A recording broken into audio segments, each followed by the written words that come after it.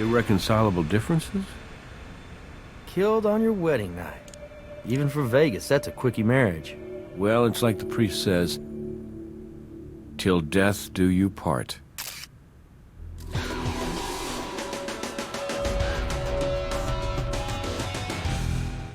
This that new hotshot they hired to replace you? Hotshot? Yeah. Replace me? Come on. Nick Stokes.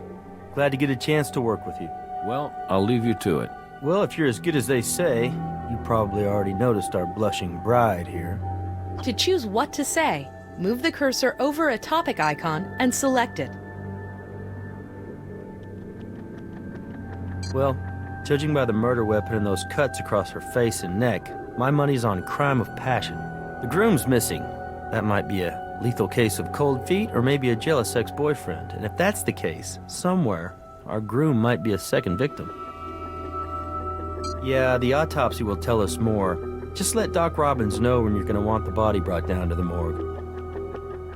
She's just Jane Doe for now. I didn't find a purse, an ID, or any luggage in the room. We could be looking at the trifecta: kidnapping, robbery, and murder. So, right now we need to find out who this girl is. Because if this is a crime of passion, then our victim knew her killer. Not specifically. Let's get back to it. Hey, do me a favor, will you? Could you finish up the interview with our witness over there? Then you can help me finish processing the scene. It's a busy night. We're short-handed. Oh, and Jim left us a copy of the 911 call. It might be worth a listen.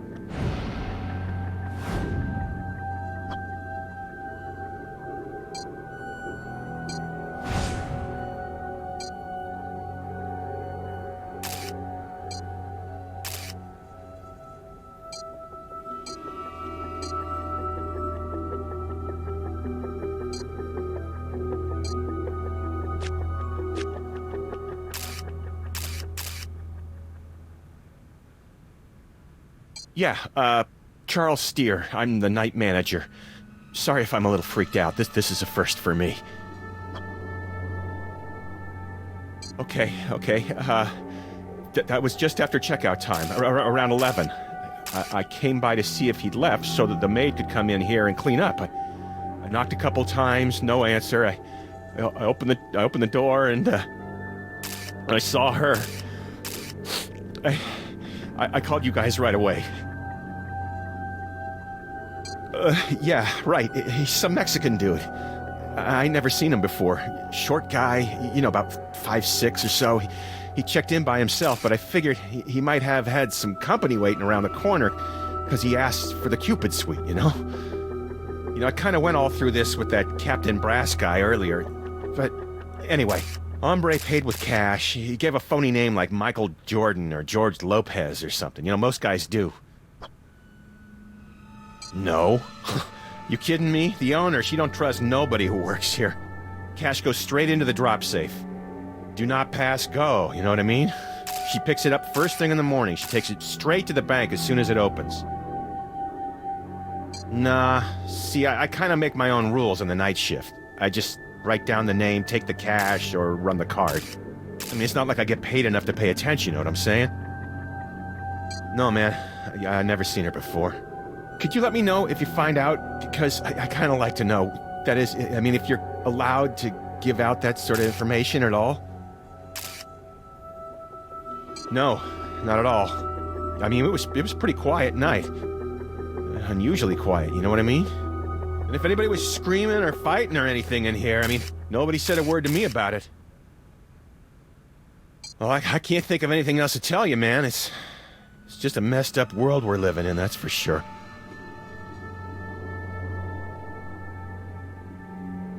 Good catch. The carpet does look a little bleached out in that spot.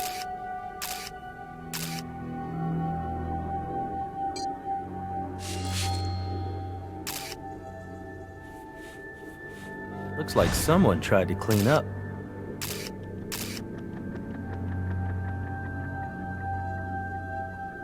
Empty. If anyone used the hot tub last night, they took the time to drain it.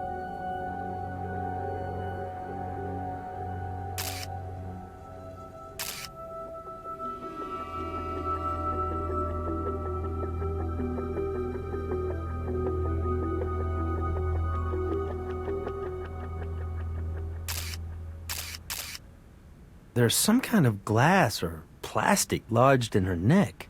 Could be the COD, but we'll need Doc Robbins to make that call. We'll want a closer look at it after he takes it out.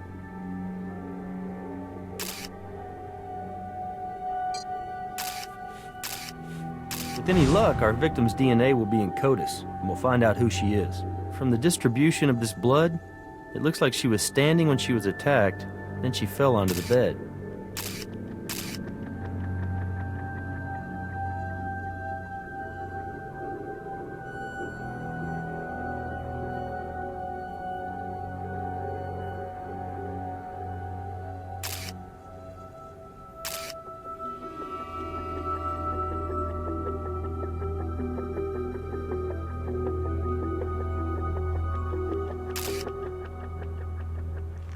This broken piece resembles the piece of glass that was used to stab the victim. Somehow, maybe in the struggle, it wound up all the way across the room here.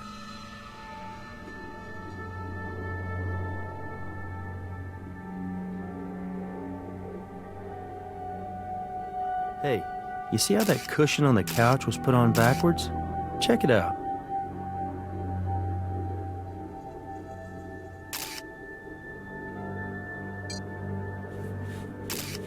Blood could be from either our perp or our victim. All we know is somebody didn't want us to see it. When you're done processing, we'll head back to the lab. But I'll have Brass hold the scene, just in case we need to come back for anything. Be sure to finish up with our witness.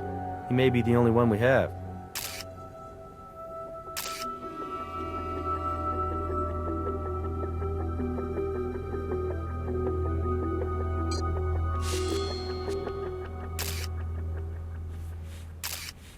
Lots of blood in this sink. Makes sense. That much blood spatter, the killer would have been a mess. Great job. Pays to be thorough.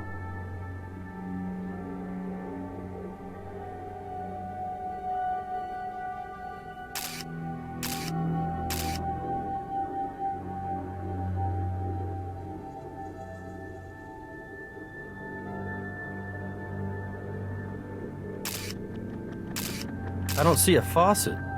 How do you fill the... Oh, I see. Cute.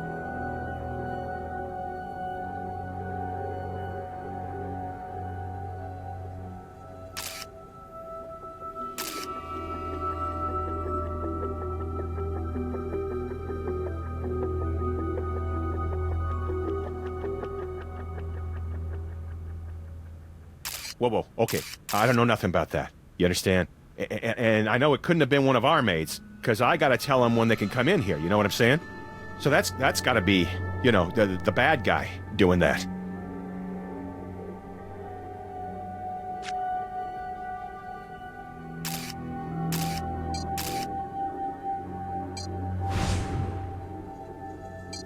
I'll call Doc Robbins down in the morgue and have him send someone out for the body.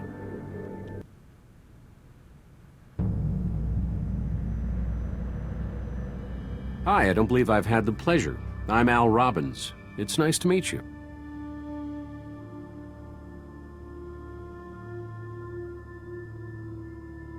No, in fact, the marriage was not consummated at all, consensually or otherwise. Well, at least not last night. Have you met Henry Andrews in tox yet? Very nice fellow. You'll like him. Well, anyway, according to the tox panel, your victim's blood alcohol level was .09. She was definitely inebriated. But even if she held her liquor well, I would imagine there had to be some kind of complication with the 1.9 milligrams per liter of benzoyl methyleconine in her system. Still, that could be considered by some to be a fairly recreational level of cocaine ingestion. I'd say your victim's been dead about 8 to 9 hours, which I suppose would put the murder at around 3 in the morning. A broken heart. Seriously, I removed a shard of broken glass from what looks like it could be a heart-shaped plate or ashtray. It severed the victim's carotid artery, which led to her cause of death being technically exsanguination. But where's the poetry in that? The shard is right over... Oh, here you go. Yes, I have them right here for you. Well, I haven't completed my examination, so I might find out something else. Please feel free to poke around some more now, or you can come back anytime.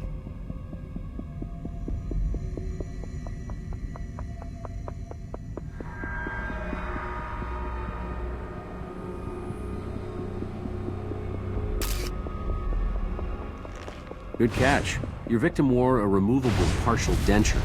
It's pretty nice bridge work, actually. But you ask me, this girl's too young to be losing her teeth.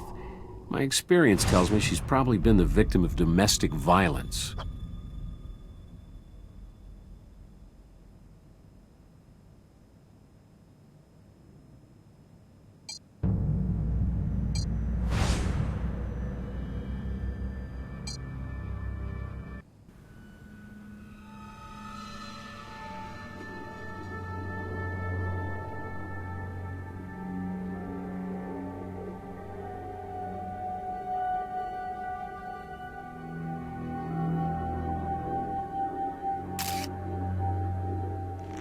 That's another piece of broken glass that looks like what was used to stab our Vic. Let's find as many of these broken pieces as we can, and then we'll try to put them back together at the lab.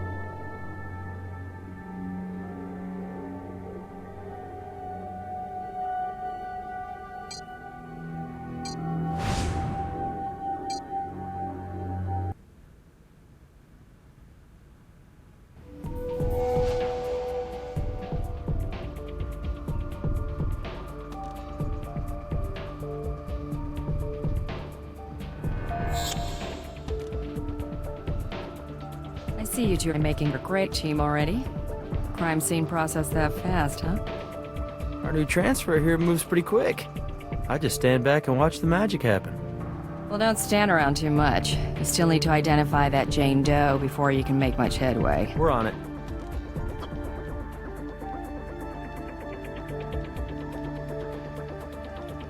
We're gonna want to match up all the pieces of glass we can find.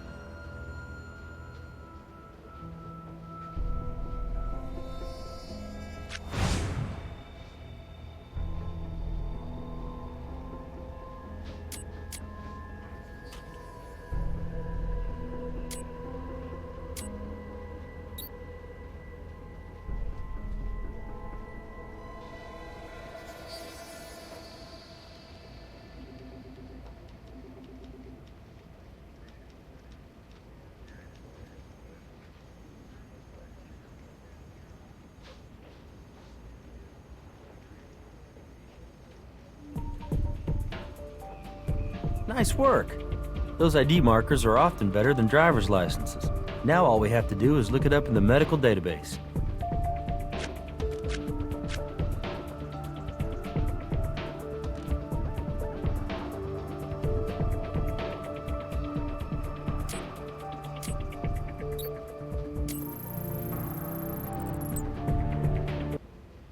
Jackpot. Says here our corpse bride's real name is Lynn Bowder, and she isn't a newlywed at all. She's been married for over a year to a first lieutenant in the Marine Corps. Yeah, but get this, under spouse's employee contact information, Lynn lists a military FPO address, a fleet post office box. It's good for another 2 months, which means her husband's still deployed overseas. Which begs the question, if Lynn's husband is out of the country, then who's she honeymooning with?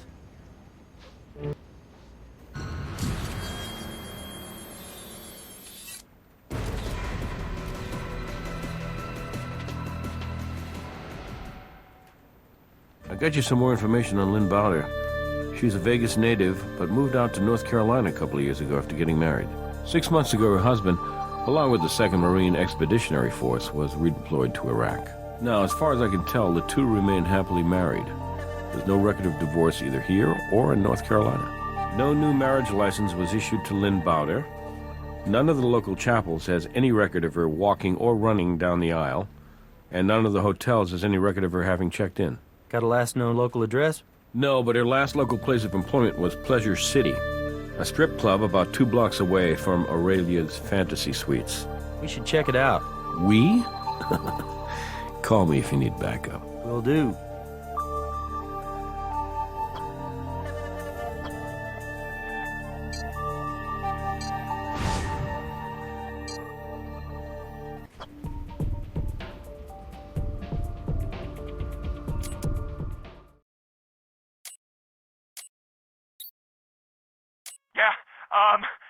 My name is Charles Steer, and I'm calling to report a murder. I'm the night manager at Aurelia's Fantasy Suites over on West Alexander Street. Please hurry. Sir, is the victim a hotel guest? I don't know exactly. She's in there in the Cupid Suite. Jeez, there's just a lot of blood. Look, I really need the cops to get here as soon as possible. I'll wait for them in the parking lot, okay? This is really freaking me out. Sir, if you could please stay on the line with me a while.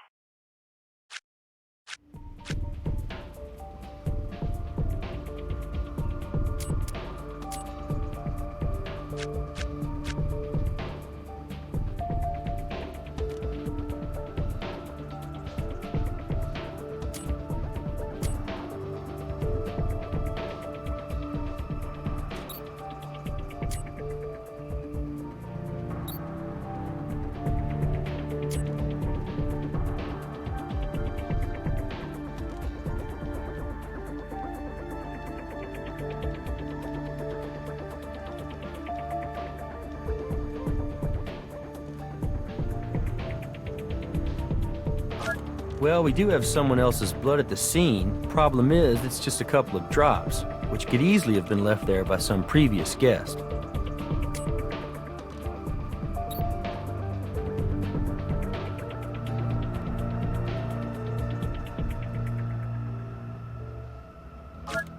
Blood from the couch cushion is not a match to our Jane Doe, and someone tried to clean it up. So, if we go with our crime of passion theory, our victim struggles with the assailant, but she gets a piece of him. And obviously, he doesn't want to be identified, so as best he can, he cleans up after himself.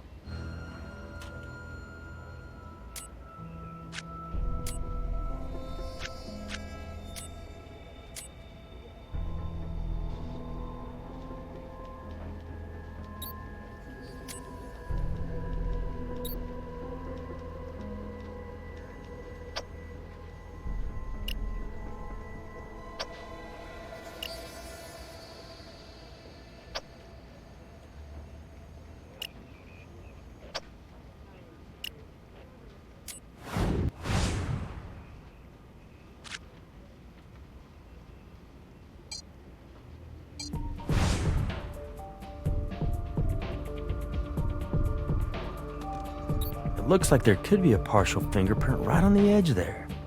Nah, too small. If we can find all the parts and put this thing back together, we might find an identifiable print.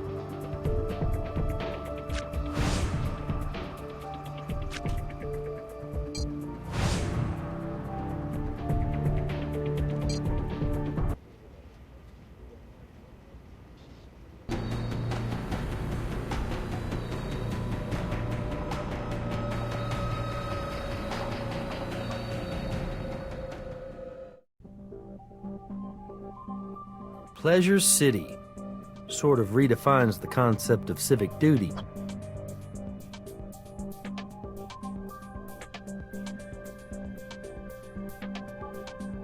Hey, sorry, we're closed. Ma'am, we're here from the Vegas Crime Lab. We're here following up on a murder investigation. Kathy Bird. You said murder. Who got murdered?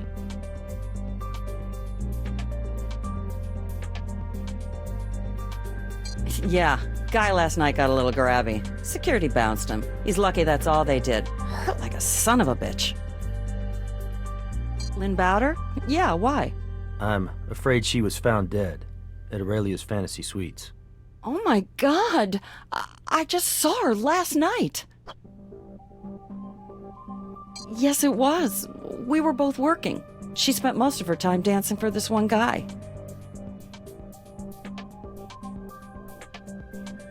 Not real well. I mean, you know, she used to work here a few years ago. We used to hang out some, but then she got married to a real loser and left town. Anyway, I didn't hear from her until 2 weeks ago. She called and came by the club. You know, she said she wanted to work the pole here for a few nights, make a little quick and dirty cash. Well, yeah, we were kind of close back then, and she really wanted to move back to Vegas. Her marriage to the Marine hit the rocks. She finally got smart and left the son of a bitch. And it's like I said, she wanted to come back here and make some money. She thought I could put in a good word for her with the management, and I did. Did she have any enemies? A jealous ex-boyfriend, maybe. Lynn? She was her own worst enemy. No, I mean, Lynn was a really cool person and all, but she wasn't always the most reliable person, if you know what I mean. Well, I didn't get a real good look at him because the club was busy and it was dark as hell and I was working. I think he was Mexican, though. Not real tall. And she was like grinding all over the guy. I mean, he must have had some serious cash on him. Like I said, I can't remember exactly, but I think she was in that chair over there. The one turned away from the stage. She liked to have room to dance. Wow. I'm gonna guess midnight? They left together sometime around midnight, but I'm not 100% on that. Me? Are you kidding? No frickin' way. I wouldn't set foot in that dump. That place is pathetic. Not even last night. Look, last night I was here till, like, dawn, and then I went straight home. I was exhausted. You try serving drinks all night in 6-inch heels. Married? I really don't think so. I mean, she was still married to Buzzcut in Baghdad, and that was a total train wreck, so I can't really see her going all big love on me and taking home husband number 2. No, not really, but, you know, if I remember something, I'll be sure to give you guys a call, okay? Good luck with everything. We appreciate you taking the time to answer our questions.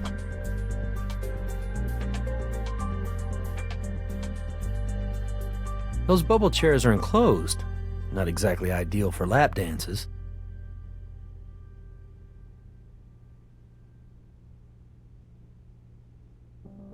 There are probably plenty of prints on those poles, but they're not the ones we want.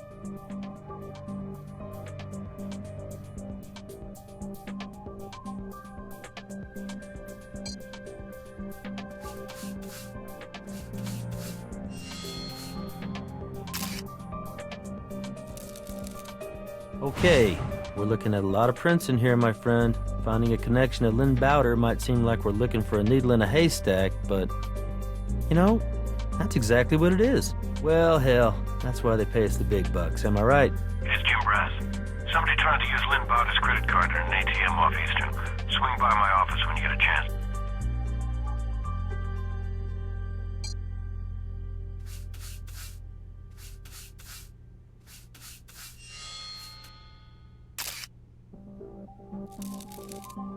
Got one. Lots more chair to search, though.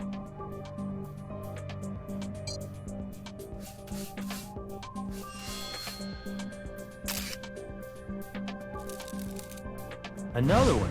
Great. Keep going. We have to check the whole chair.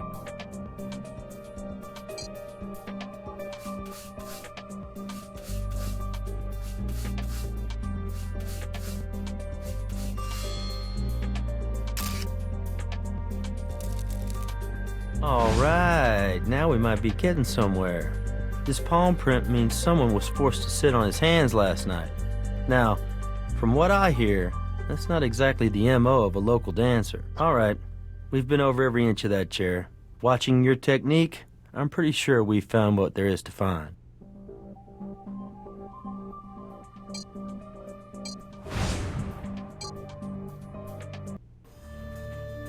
What do you need? Yeah, one of the homicide detectives from day shift is having a retirement party tomorrow. I got saddled with picking up a gift from night shift. That's Lieutenant Briggs, right? Hasn't she been with the force for something like 35 years? Almost to the day. And when the first female African-American detective in the department retires, you better believe they're making a big deal out of it. There you are. Let me know what you find.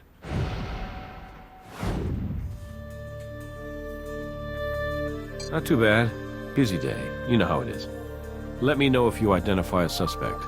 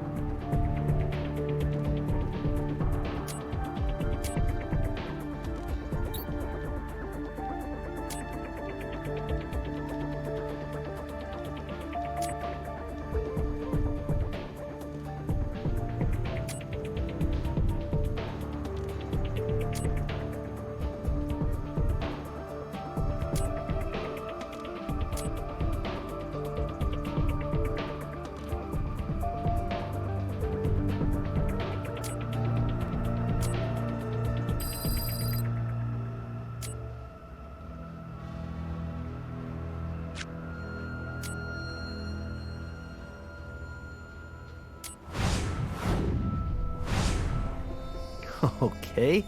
Well, what the patrons of Pleasure City don't know can't hurt them, I guess.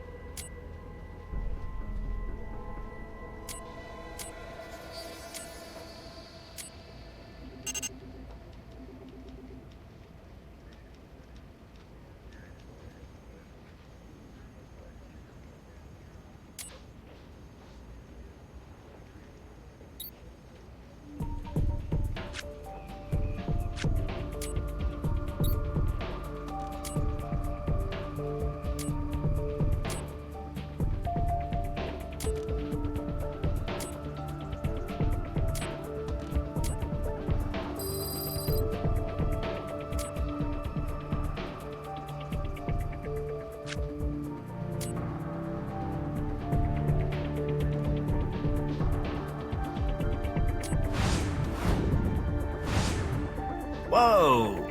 Hello! An 82-year-old stripper? Wow, man, I think somebody really needs to think about hanging up the old G-string.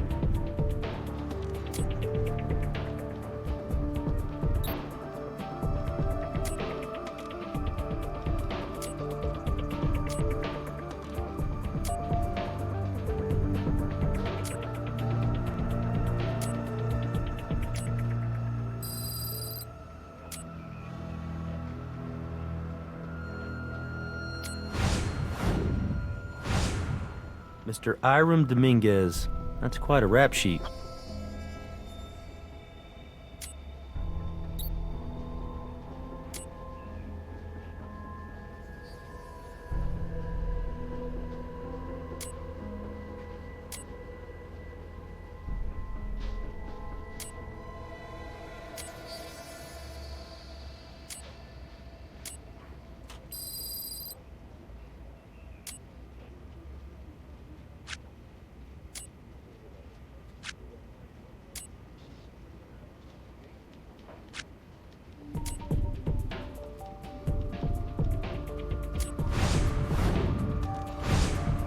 Charles Steer? Looks like our hotel manager has some splaining to do.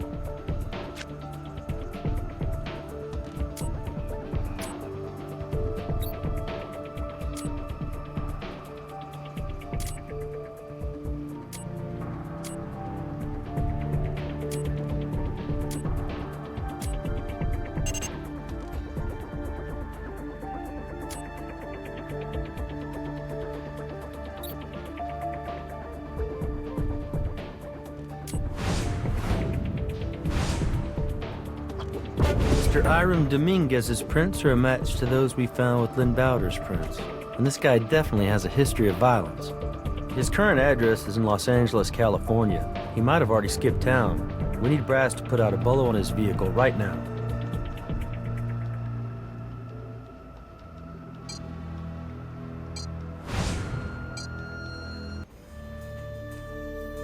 Hey. What evidence do we have?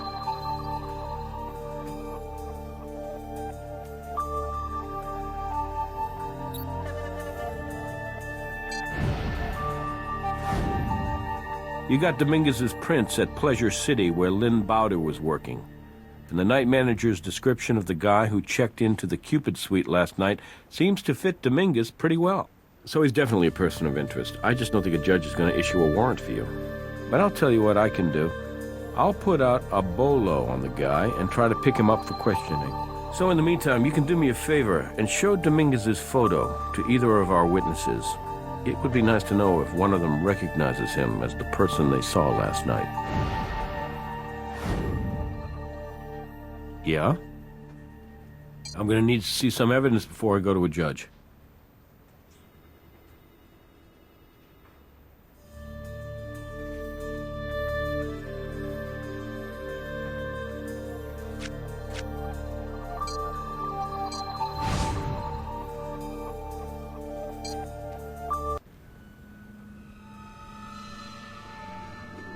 You still here? Huh? Oh, yeah. I'm just thinking, you know, what a thing to see.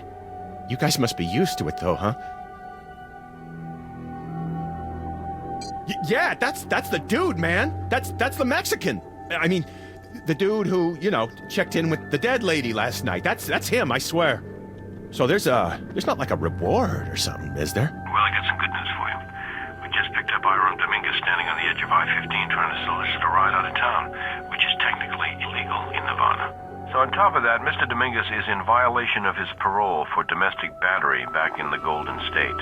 So he'll be staying with us for a few more days, if you'd like to come down and have a chat with him. Brass has Dominguez in custody? Score one for the bolo. Now we ought to be on the lookout for a way to tie him to the murder. Let's see what he has to say for himself.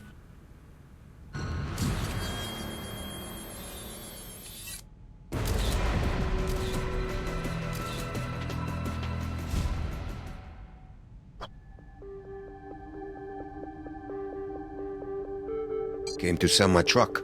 How much you get for it? Couple G's, I guess. Not bad. It buys you a pretty good night at Pleasure City. Pleasure City? Yeah, sure. You trying to ask me if I was there last night? Is that a crime, officer?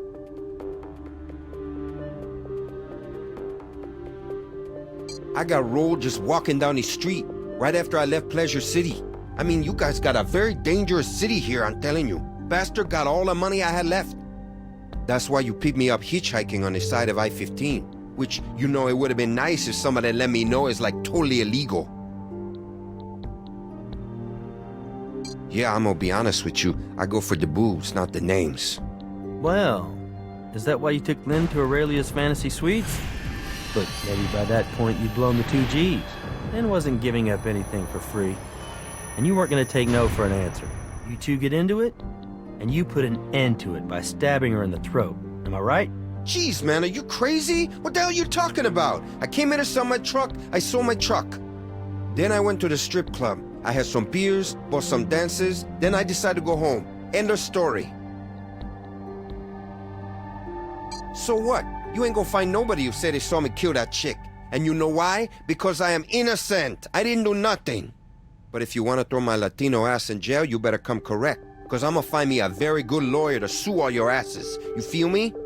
Mr. Dominguez, with or without a lawyer, your hitchhiking arrest lets us take your DNA. Open your mouth, please.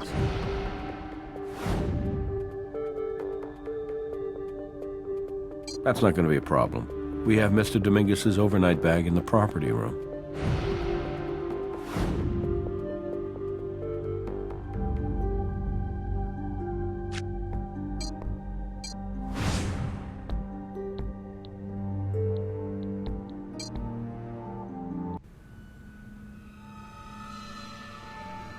You still here? Huh? Oh, yeah. I'm just thinking, you know, what a thing to see. You guys must be used to it, though, huh? What? Really? Oh, yeah. Okay, well, okay.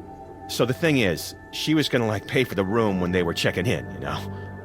And so she gave me the card to run, but then the guy, he like, pulled out a wad of cash and said he wanted to pay, so, you know, of course, I let him. I didn't. Yeah, no, I didn't. That's right. I didn't, cause I wasn't really thinking good at that moment. And I was gonna call you guys back, you know, to tell you that I'd been pretty much up all night working.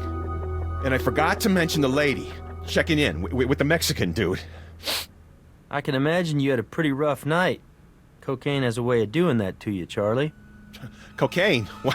What? No, man. I mean, I used to, all right? But no, not now. I don't do it, no.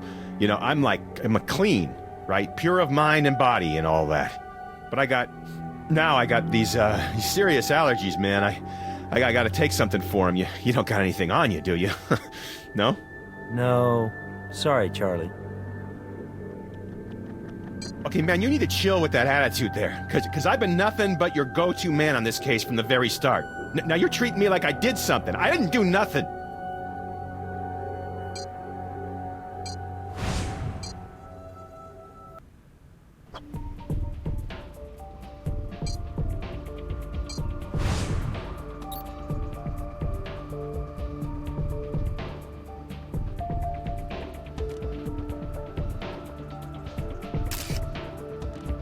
Piece of glass stuck to the shirt.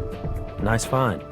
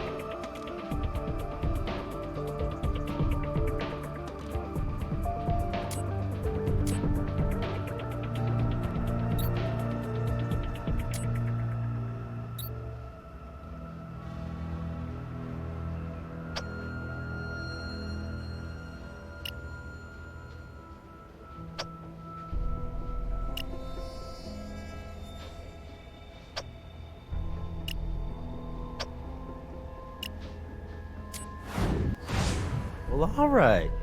Hiram Dominguez's DNA matches one of the blood samples we found at the crime scene.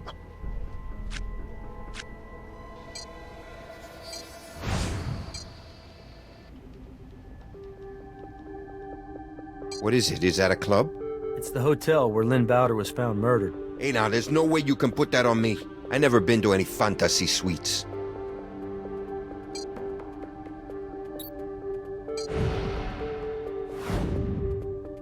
We found your blood at the scene of the crime. You lied to us. Care to revise your statement? Jeez. Come on, man. I didn't kill her. I don't know what happened, okay? Yeah, I took both ladies back to the fantasy suites. We got a room, we got it going on. There's just no way, man, that I could have killed her. Yeah, it was the redhead's idea. She said they was roommates or something, said they like to share. Like I'm gonna say no to that. Kathy Bird has red hair. Did you hear any names? For the blonde, I didn't, but I think she called the redhead Cat. I guess the cat is out of the bag. I'm gonna find Kathy Bird's address. The wedding dress? Oh man, it's stupid. It's like I told the girls I was getting divorced. That's why I was selling my truck and spending all the money. Cause I promise you, I ain't giving that nagging bitch one dime. Anyway, the redhead brought the wedding dress over to the hotel, even got a tux for me. She said they were gonna give me a divorce party I'd never forget. It was pretty sweet for a while. Yeah, well, it's all fun and games until someone loses their life.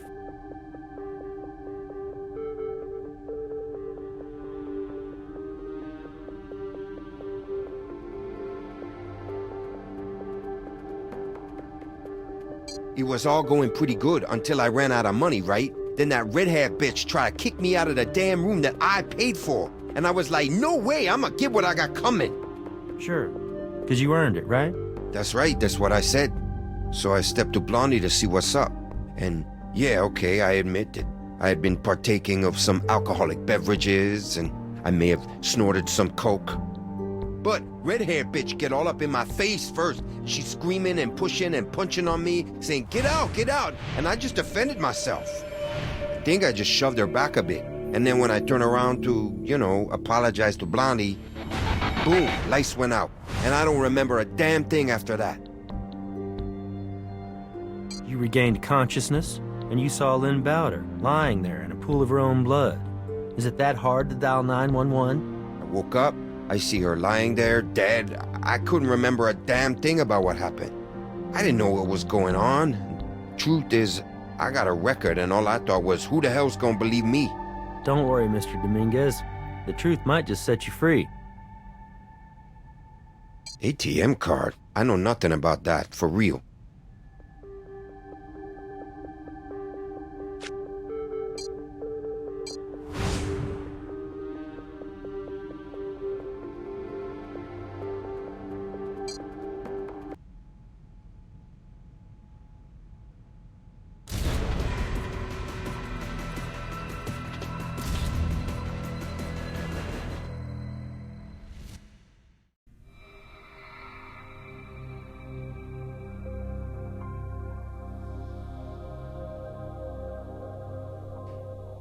Kathy Bird, this is Las Vegas CSI.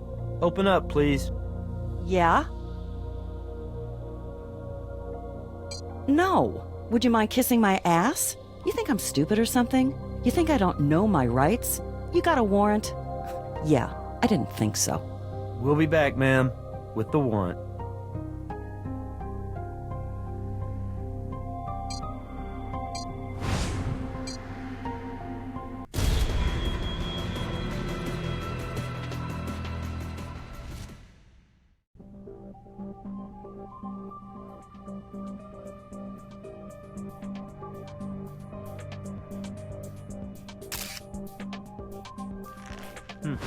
We may be able to get some DNA off that.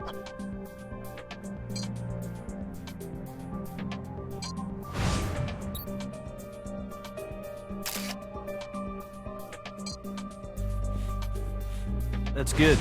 Let's get it back to the lab.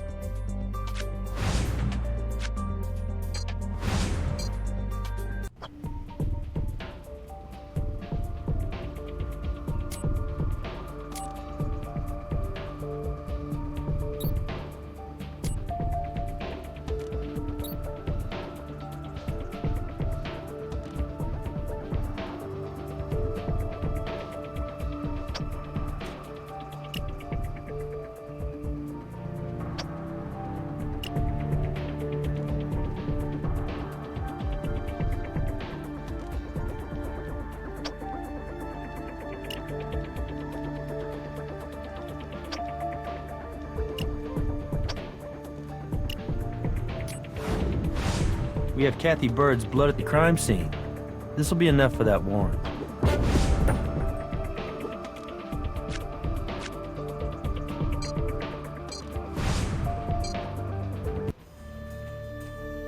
Hey. Do you have enough evidence?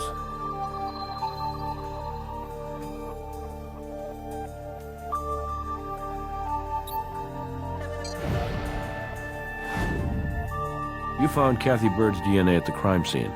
Means she lied. And that's the probable cause we need to get a warrant to search her apartment. And if we find anything there that ties her to Lynn's murder, we know where to come for the arrest warrant.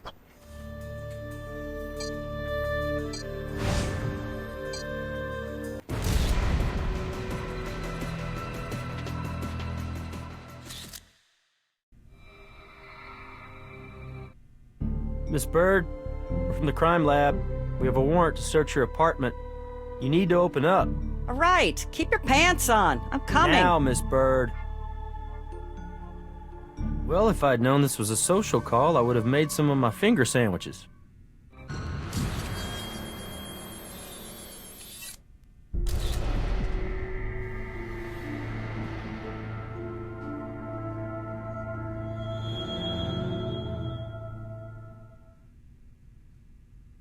Hey, yeah. It is a very small world, yes it is. Well, I don't want to get in your way here, so, I should go. Hey, see you later, Cat. Call me, huh?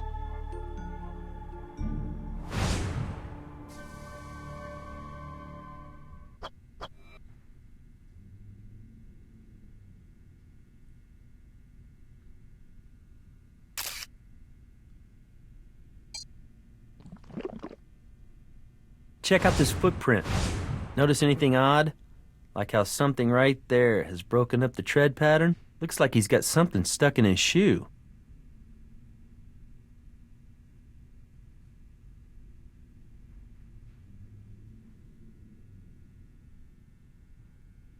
It's like he said, we're friends. That a problem? Why would I visit him at work? I don't know about you, but my boss gets pissed if I socialize when I'm on the job. No, Lynn wasn't staying here. Who told you that? I have no idea where she was staying. You know, I've done nothing but cooperate with you. And now, I think it's about time you take whatever it is you're gonna take, and please just leave. That plant might be more healthy if the window wasn't boarded up.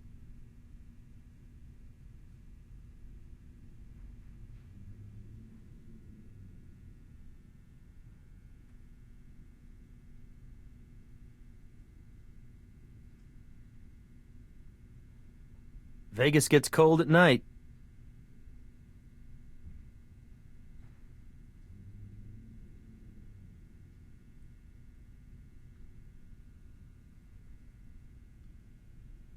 Wow, I've met junkies with cleaner apartments.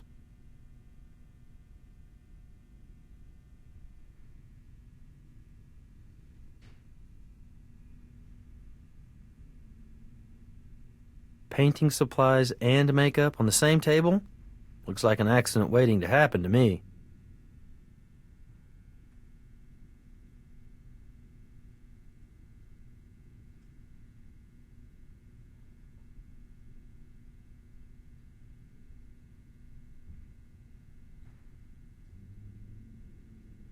Somehow I thought there'd be more shoes.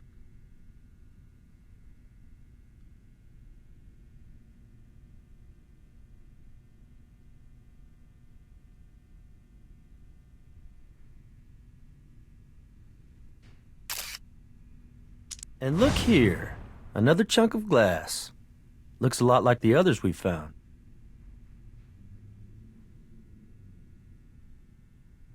I don't think I'd brush my teeth in the same sink I used to clean my paintbrushes.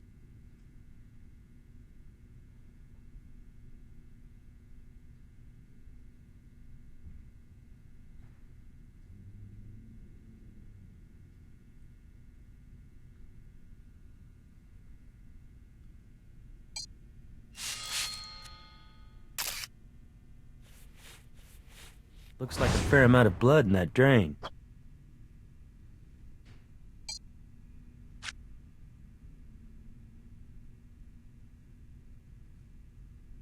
Well, let me guess. This is my apartment, so I'm gonna go out on a limb here and say it's mine. How's that? Look, I'm not the only one who comes to my apartment, all right? Anybody could have dragged a piece of glass in. I didn't put it there.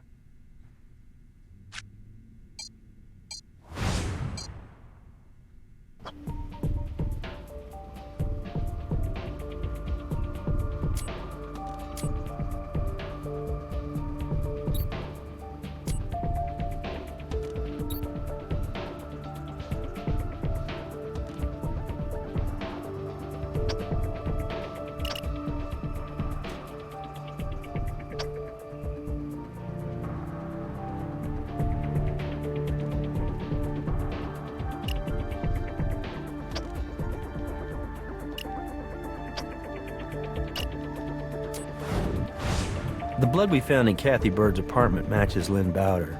You know, honestly, Lynn's blood at Kathy's place wouldn't be that suspicious if it weren't for the fact that Kathy seems to have a real problem telling us the whole truth.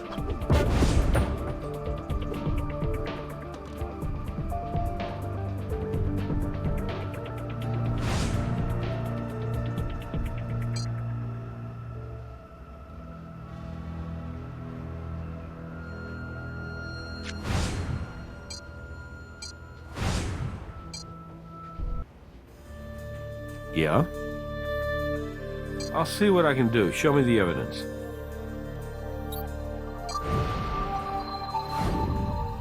Looks like Kathy Bird isn't telling us everything. I'll have the judge issue the warrant. All right, Miss Bird. We know you were at Aurelia's last night. Why don't you tell us what happened? I already told you. I worked late at Pleasure City, and then I went straight home. But somehow your DNA took a detour to the Cupid suite? Strange. Perhaps you'd care to try again. Once more. With feeling? Geez, all right, I was there. I just didn't want the hassle from you guys, but... whatever.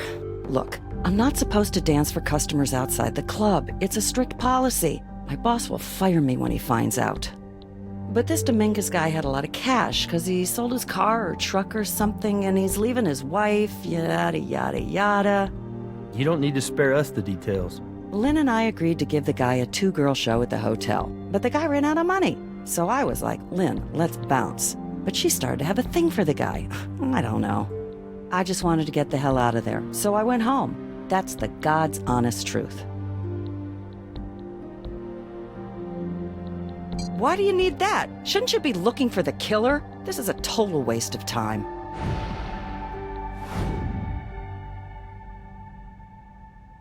Lynn was still with that guy when I took off. I left before he slashed her.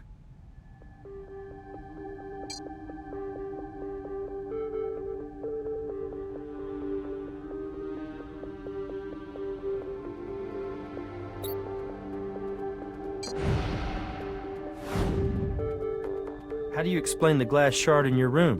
Look, I'm not the only one who comes to my apartment, all right? Anybody could have dragged a piece of glass in. I didn't put it there. Like I said, I left before he slashed her.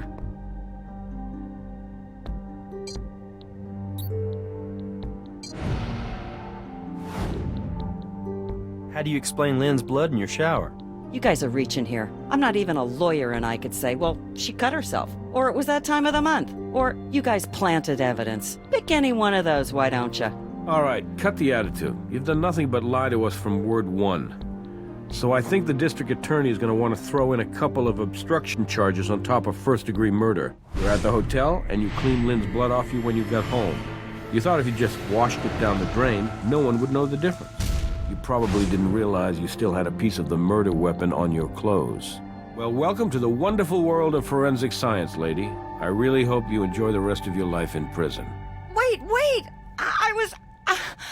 I was there when Lynn was killed, but I swear to God it wasn't me. It was Charlie. Charlie killed her. And he said he'd kill me too if I told anyone. Okay, so we're partying. But then this Dominguez guy, like I told you, he totally runs out of cash. And I'm like, party's over, dude. And, you know, I say, Lynn, let's get out of here. But dude's not taking last call for an answer, and he starts getting rough, you know? And we get into it. Then Charlie comes running in, and he hits the guy in the head with a damn ashtray. Totally knocks him out.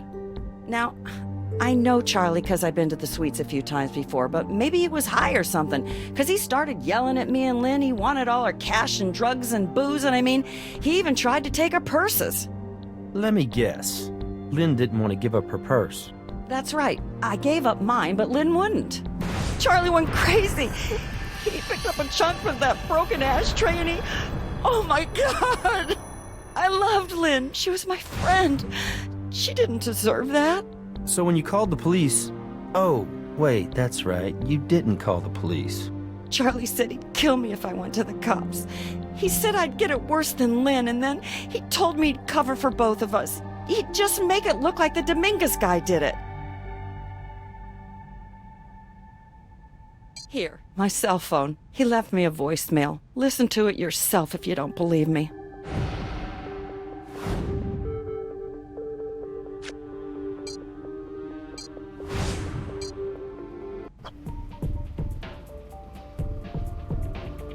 Hello there, I don't believe we've met. I'm Dr. Raymond Langston. Working on some fingerprints there, Doc? One fingerprint in particular, actually. I managed to pull a partial off a cannoli form that might be our murder weapon. But I don't think there are enough identifiable minutiae to make a match. Care to take a crack at it?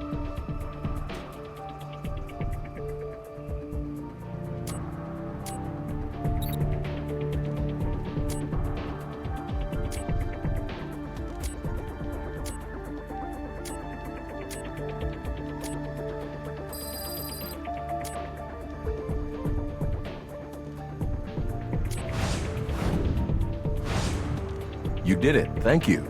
You just helped me solve this case.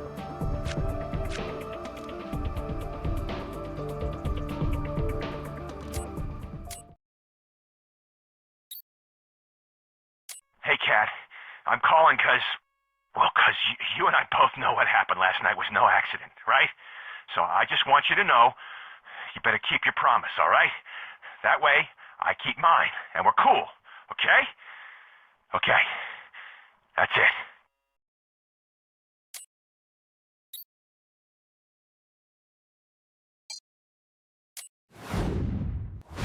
What do you think? It sounds like a threat, but I just have a hard time imagining Charlie really intimidating Kathy. I would think, if anything, it would be the other way around, but I suppose anything's possible. Let's see what Brass thinks.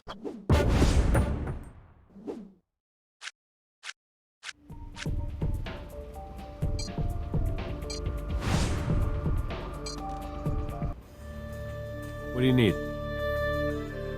Show me what you've got.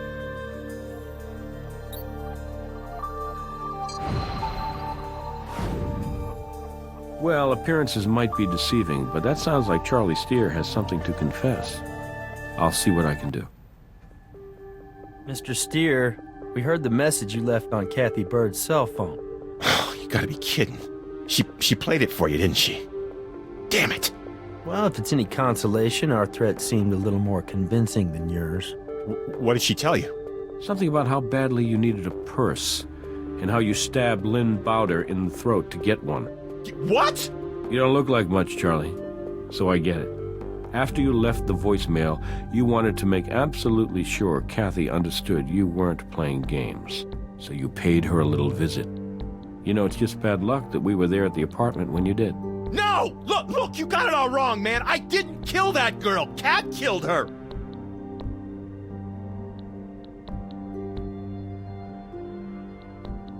I just wanted to talk to her. Jeez. But she blows me off, then you guys show up. I step right in the mud. My what? You know, your limos, your kicks. Isn't that what the kids are calling them these days? Hand them over, Charlie.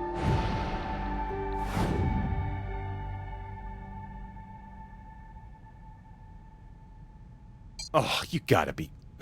Okay, fine.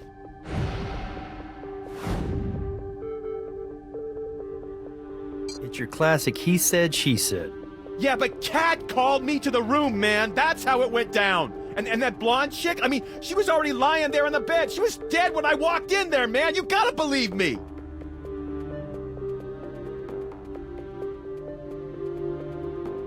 Manipulating evidence isn't usually what you want to do if you're innocent. What are you talking about? I didn't clean up the crime scene.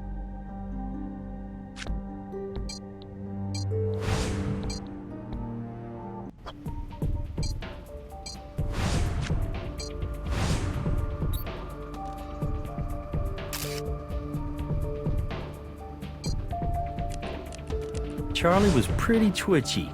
I wonder if he dropped some of his stash.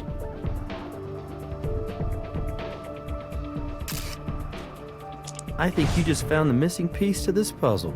Nice work.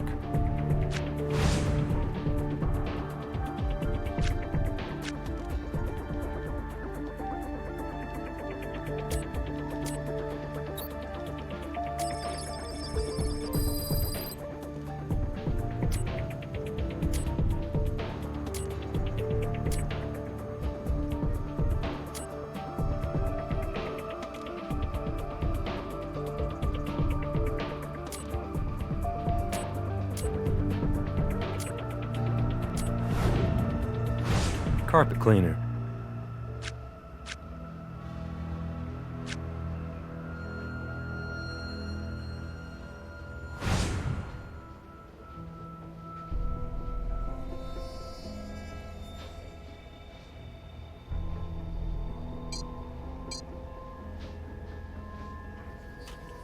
We should be able to get that print now.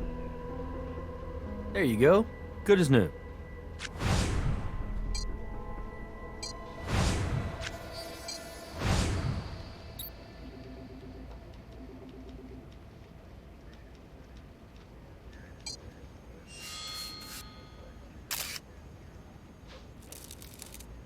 You gotta love it when you pull a fingerprint off the murder weapon. Now, let's hope we get a match.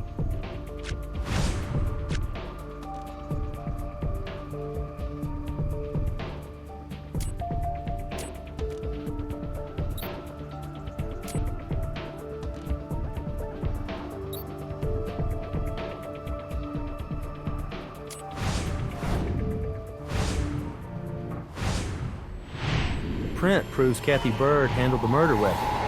We got her.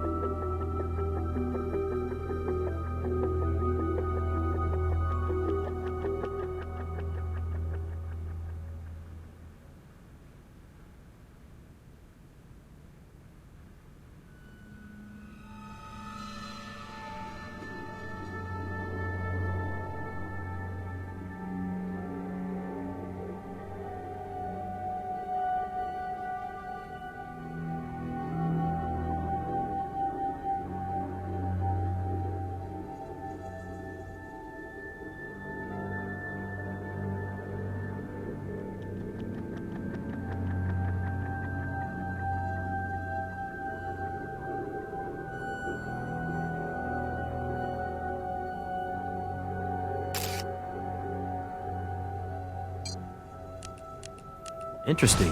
We'll take that back to the lab and see what trace analysis can tell us.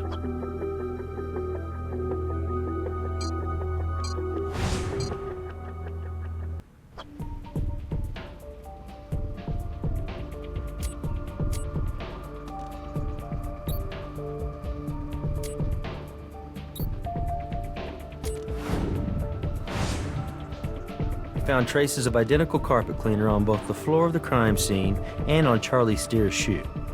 I thought he said cleaning was the maid's job.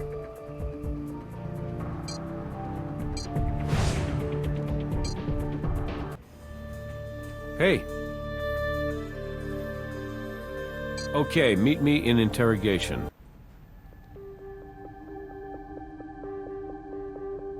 What are you talking about? I didn't clean up the crime scene.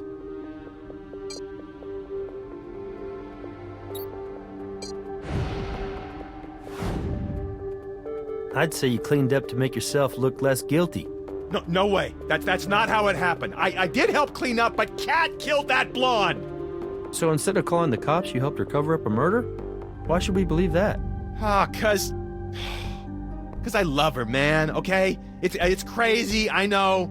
Kat comes to the hotel all the time with all kinds of dudes, and we have this kind of, well, arrangement. I give her the room off the books, and she kicks me back some cash from her dates. Sometimes she even gives me, well, You know, like I said, we have an arrangement, man. So that's why Dominguez didn't have to register? Yeah, I'll admit it. I confess, I stole from the hotel. Great, but I swear on my grandmother's grave, I did not kill that chick. I'll take a lie detector. I'll do whatever it takes. You know what I'm saying? If you love Kathy enough to cover up a murder for her, why threaten her? It's pathetic, right? I'm in love with her, and she just laughs at me, man. But what can I do? Last night, she calls me, right? And she says she needs me. I go in the room, and oh my God, all that blood. And Kat's standing there, right? And she's just a mess. Completely helpless. And I get to be her Superman. I mean, who wouldn't want that job, right? I could save her. I say I'll clean up. I'll clean it all up. I'll pretend I never saw her, and I'll make it kind of look like the Mexican did it, you know? So she says, what would I do without you? You see, the deal was, we'd cover for each other, okay? But I always knew. I knew she wouldn't keep her word. In the back of my mind, I knew. You know what I'm saying? That's why I called her. That's why I showed up at her place. I knew. I knew she'd never keep her word. I was just hoping. Oh, I don't know what I was thinking. Yeah, I took it, and I tried to use it. Damn. I needed to get high to try to forget the whole thing, you know? I don't know. I know that this Lynn chick, I guess when she came to town, I didn't see Kat for a while. Then, like, out of nowhere, man, I see Kat with this chick and this Mexican dude at the hotel, and it's, you know, it's like the normal routine. And she says, hey, Charlie, give him the special.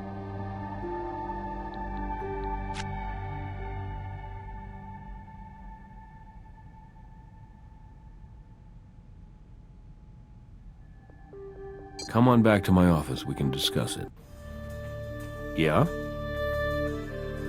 Okay, meet me in interrogation.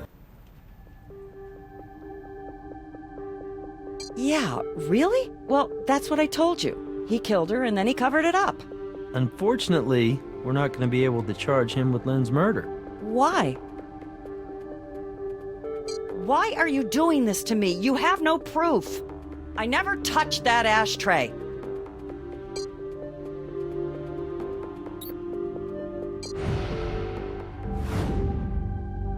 Because your fingerprint is on the murder weapon, Kathy. You killed Lynn. I just wish we could go back. 2 years ago, Lynn and I were together. I loved her so much, and I know it wasn't easy for her to be open about us, but I could never understand why she left me for that idiot. I mean, she even married the guy, and then he ships off to the Middle East for forever, and she can't take it anymore, so she comes back here. I was just hoping we could be together again. That's all. But it didn't work out that way. No, but she said that's what she wanted. She wanted us to get back together again, and then she changed her mind again. Suddenly, she didn't want to be with me. She wanted to go home. She wanted to wait for her husband to come home. She said she wasn't being fair to him. Wasn't being fair to him? What about me? You wanted to pick things up where you left off. Living together, working together. Is that why you two took Irem Dominguez to the fantasy suites? Yeah, I convinced her to come out. I even got her the wedding dress. It was stupid, but that dress was real, you know? I wanted her to wear it when we got married. So you two danced for Dominguez and then he runs out of money, right? Yeah, and when I tried to kick his ass out, he got pissed and tried to take Lynn. I tried to stop him. The guy was short but strong. He threw me across the room. I got up and I hit him with the ashtray. It shattered all over the place, but I knocked him out. You saved her. She looked so fragile, so helpless, lying there on the bed. I told her I would always protect her. I would always take care of her, and I reached out to her to take her into my arms. She pushed me away. She pushed me away. And I don't know why, but I couldn't take it. I just couldn't. She was so cold. How could she? She broke my heart. She broke my heart. Do you know what that's like? Yes. Yes, I do. It's like mourning someone who died. Oh, Lynn, why? DA's filing a second-degree murder charge against Kathy Bird. Charles Steer is going to be charged with accessory after the fact. Good job on this one. I gotta say, this one really belongs to you. Great work. We're lucky to have you on the team.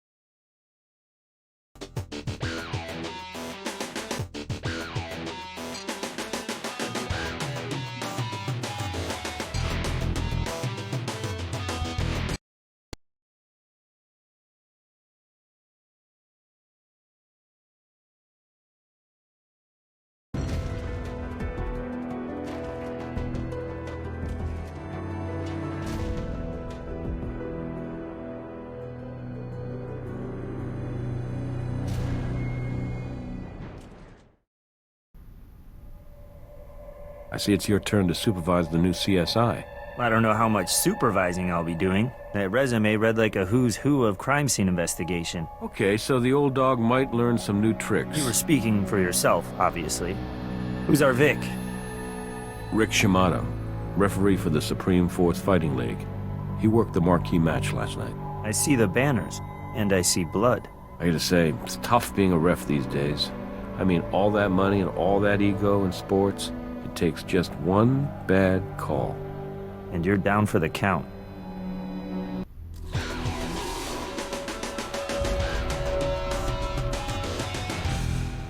While there was no rumble in the jungle, I'm told this fight was the championship match between Hank Hackett and Tito Tiger Valone. According to the program, the two guys are Japanese-trained fighters who put on a real show. They whip out their swords to rally the crowd, and I do not mean that figuratively. They really use swords. Last night was the first time that these guys faced off in the ring to determine who was the King Blade of Supreme Force Fighting. So, who won? Let's just say it wasn't Hackett. Apparently, our dead referee made a controversial call that stripped Hackett of his belt and the Intercontinental title. Where's Hackett now? He's cooling off in the locker room. You'll probably want to talk to him and the ring girl over there. She found the body. All right. I think we got it from here. Look around the room carefully for evidence. If you see something interesting, if the cursor changes to a toolbox, if you find Catherine or another, once you're ready, you can select the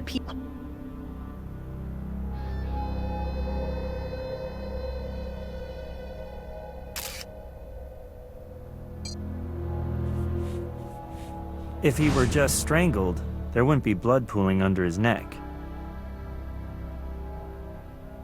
I've seen a lot of strangulations, but this may be the first death by Mike.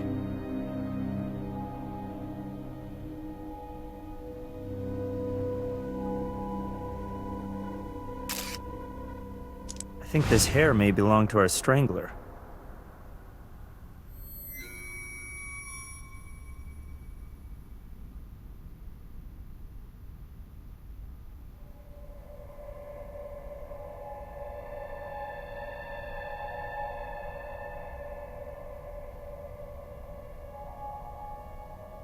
Hello, we're with the Las Vegas Crime Lab.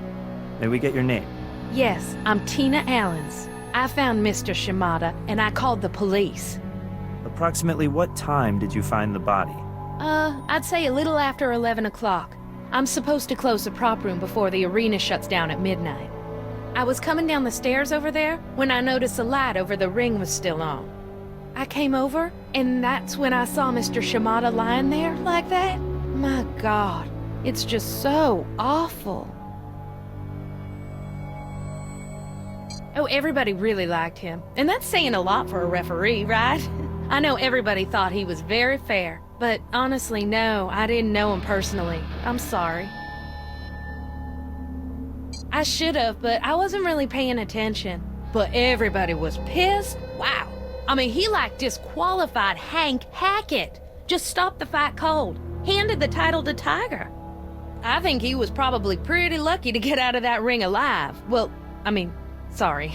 That was a really poor choice of words. I would try the locker room. I know they were having a hell of a time locking up down there since all these reporters were still jammed in around Hank trying to talk to him about the match. Gosh, I bet it's an even bigger zoo now. Upper platform, up there. Like I said, I locked it up a couple of hours ago. I'm sorry, but why do you need props for a fight? Well, it's not just props. It's like these big cards that say, you know, like round 1, round 2. I'm the one that gets to strut around in the bikini holding up the signs between rounds, looking totally hot. Your basic sexy ring girl, right? You must be very good at your job. Sure, but that's just how I got my foot in the door. You know, Supreme Force Fighting plans to start a women's league. I've already started to train. And so by the time they pull all the sponsors together, I'll be ready to roll. I got my eyes on the prize. Champion of the world. Sounds pretty cool, right? No, I don't. Sorry. I put away the props up there, but the door locks automatically when I close it. Horace has the only key. Who's Horace? Horace Willingham. He owns the league. I called him and told him to come in right away, so he should be here soon. Sorry I couldn't be of more help to you. Good luck.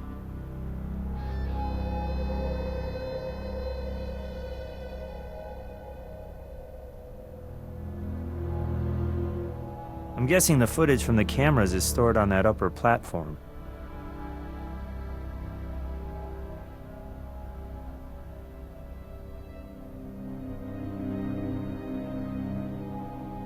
Wonder if one of these posters is Hank Hackett. We're gonna need a key to open this.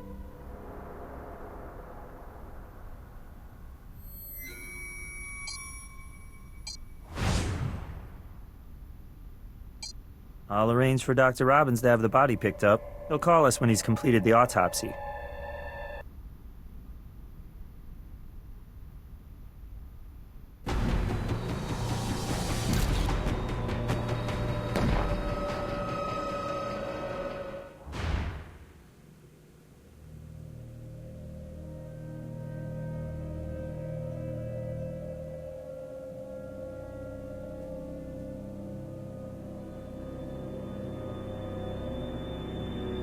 I think I'll let someone else pick up the soap.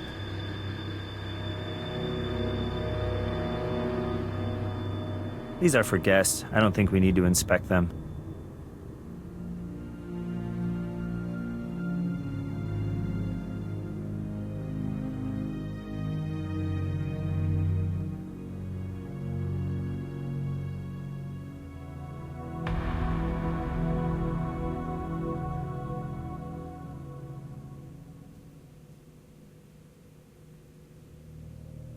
Hank Hackett, we're from the Las Vegas Crime Lab. You mind if we ask you a few questions? The League finally called 911 because I was robbed. Son of a bitch, Shimada. I'm telling you, he is either totally freaking blind or taking some big money from somebody. You hear me? I do not cheat, and that guy calls a misconduct and disqualifies me? Yeah, it's crap. So you tell me what you need from me, and I'll help you nail Shimada and whoever else the bastard's in bed with. Actually, Mr. Hackett, we're here to investigate Rick Shimada's murder. Murder? What the hell are you talking about?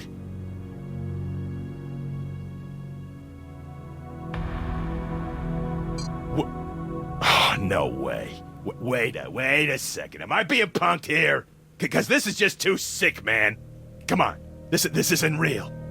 This isn't real, is it? Jeez, I can't believe it. Well, I can't say he didn't have it coming. What? I'm just being honest here. Oh, great. Now you're gonna think that I did... Fan-freaking-tastic. Yeah, I get it. Innocent until proven guilty. What did you do after the match? I came right back here. What else could I do?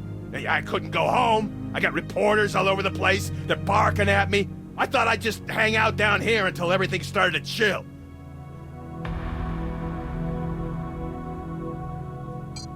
Yeah. Now, look. Let me clear up that particular scenario for you guys, because I know you got the wrong idea. So this is it. I climb into the ring, and I got my katana in my hand, okay? I wave it around, do a little show for the crowd, because, hey, that's what I do. Okay, so the fight starts, and I'm taking it to Tito. But, okay, there's this moment where Tito gets me against the corner. So I throw a roundhouse to his balls. Now, no ref has ever once had a problem with that move before, I'm telling you. But suddenly, last night, Shimada decides to call a technical and stops the fight. Well, say I lost my I was very angry. But come on, I had a reason. The guy stole my belt! Yeah, not a problem. Whatever you need, I'm here for you. Hey, I've completed the autopsy. I'll give you the full report next time you happen to be in the morgue.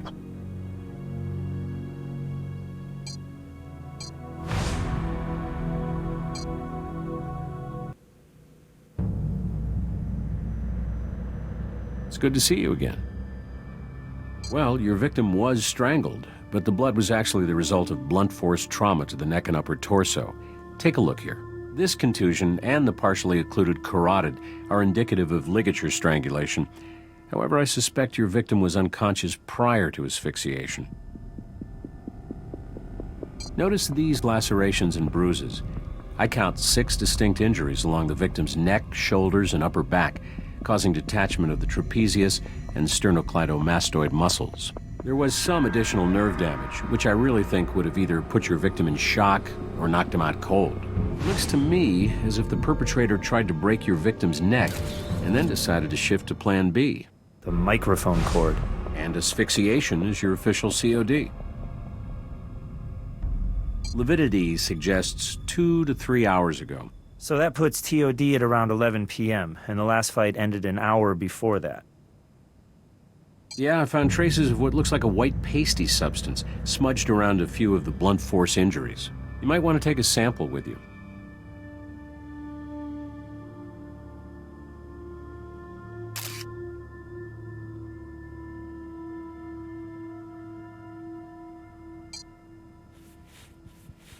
It's certainly quite possible that this pasty substance was transferred from the blunt force object used in the attack.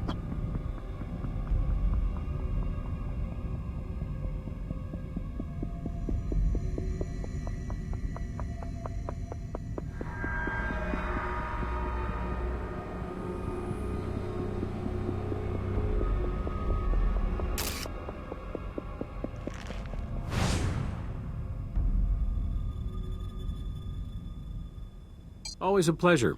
Let me know how it all turns out.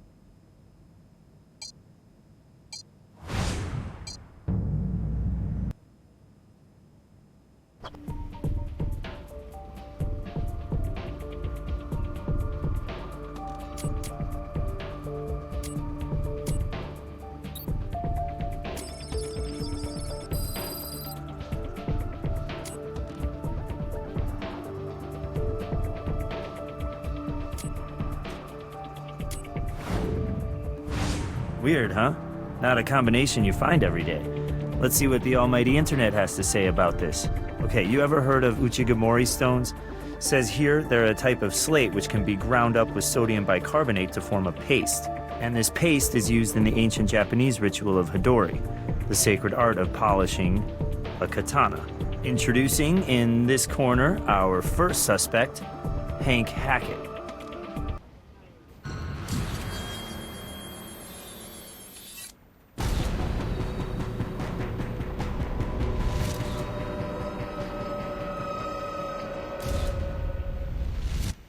Hold on a second. Let me get this straight. This ref has what kind of paste on him? Toothpaste? It's a paste made from what are called Uchigamori stones and sodium bicarbonate, and it's used to polish samurai swords in an ancient Japanese ritual. Okay, but according to the coroner's report, Shimada was beaten and strangled. He wasn't stabbed with a samurai sword. No, he wasn't, but I'm thinking, what if the blade on the sword was dull, and the perp used it to beat Shimada? It'd practically be the same thing as working him over with a jagged metal pipe. Maybe so, but until I see that katana, it's still not enough to go on. Well, then let's hope it's still at the arena. By the way, Horace Willingham, the league's owner, called a couple of minutes ago. He's waiting for you in his office.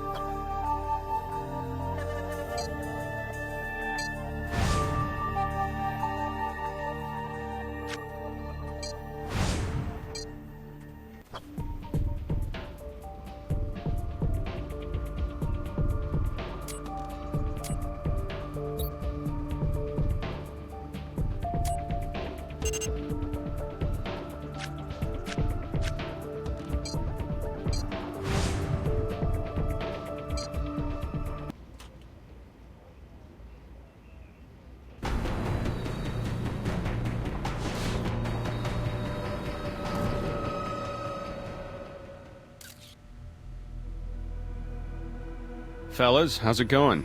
What can I do for you?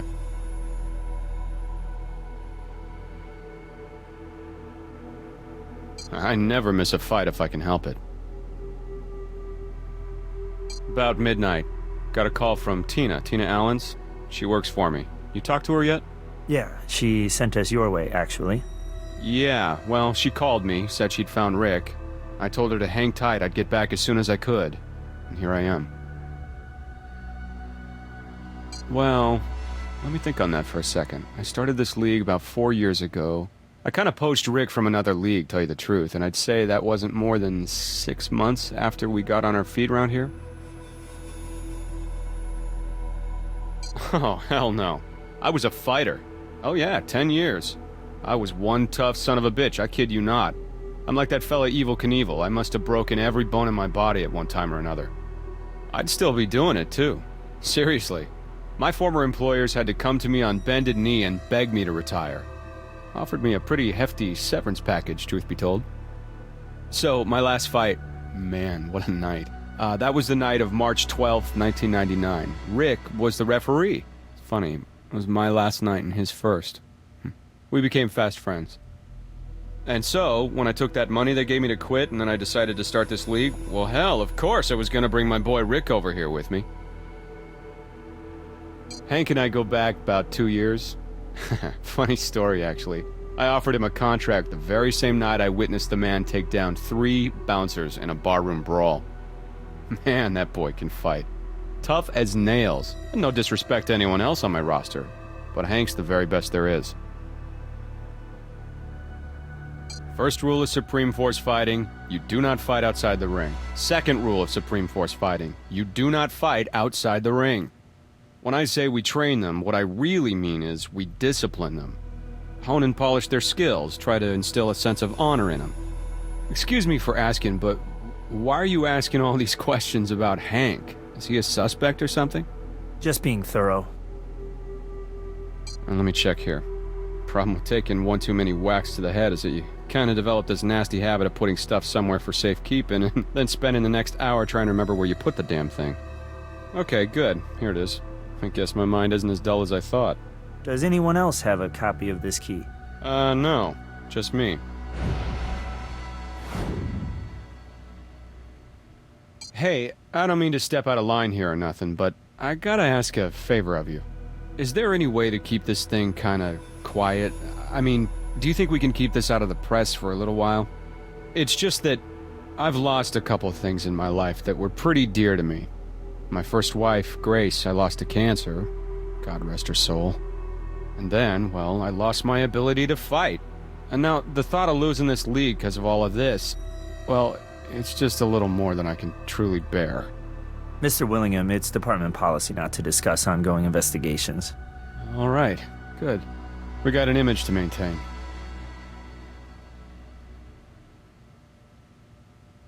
Nothing out of the ordinary here.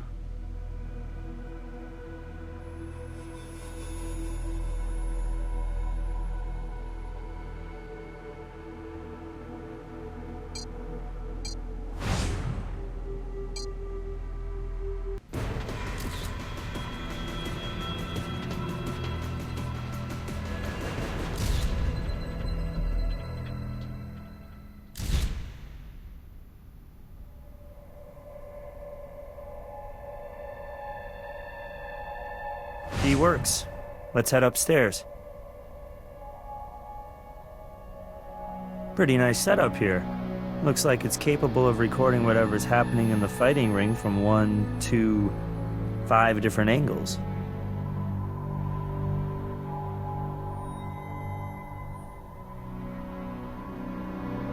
That VCR isn't connected to the mixing board.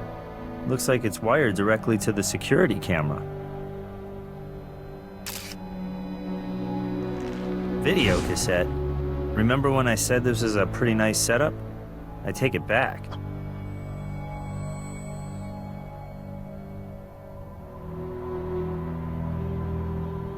This must be the prop closet. Well, there's only one prop we need.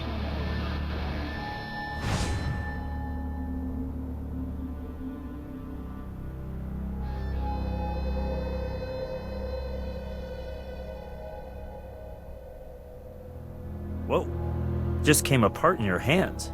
I'm gonna guess it didn't do that during the show last night. It looks as though there was a piece of wood that held the blade in. Somehow it broke. I wouldn't worry about cutting yourself. Blade's too dull.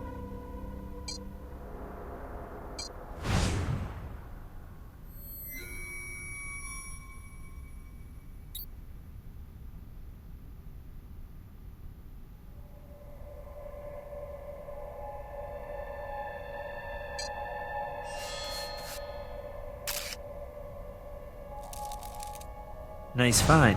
A beautiful copy of Willingham's fingerprint. You are good. Well, what do you know? Initials H.H. Well, it doesn't quite spell it out for us, but I think it's a pretty good bet this sword belongs to Hank Hackett. Unless Hugh Hefner is even better with the sword than we realized.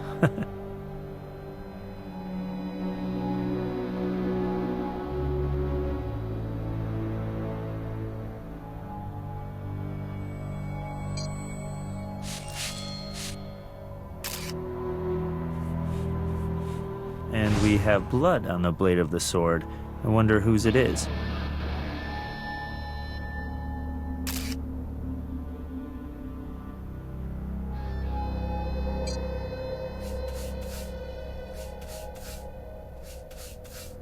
No prints there.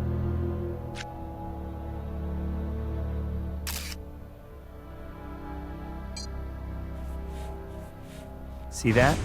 It's some kind of oily residue. And it's all over the blade.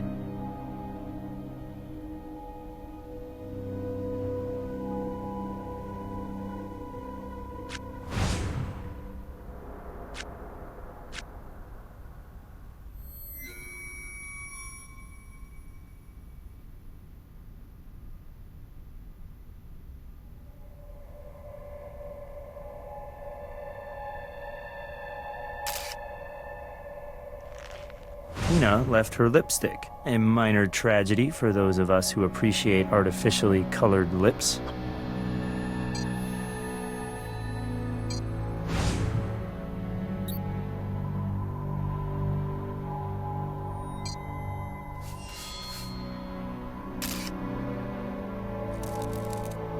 Now we've got Tina's prints for our file.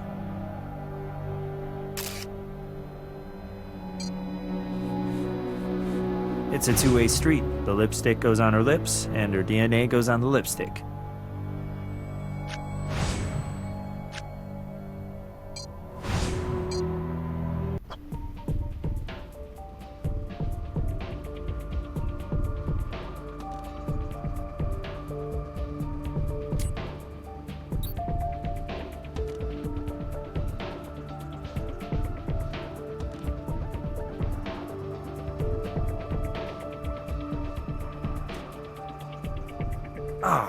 Tape ran out just when it was getting good. I guess the tape cuts off for every camera when the main recording is stopped. Well, one thing's for sure, Hank lied to us. He did have a few words with Shimada after the fight, a few pretty angry words it looked like.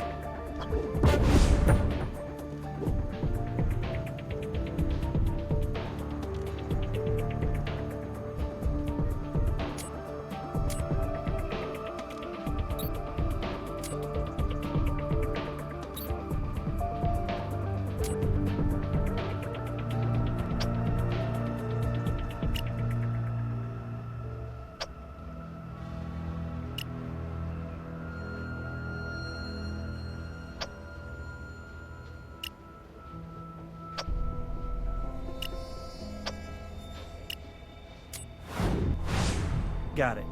Blood on the sword is a match to Rick Shimada. Probably broke during the attack, then the killer used the microphone cord to finish the job.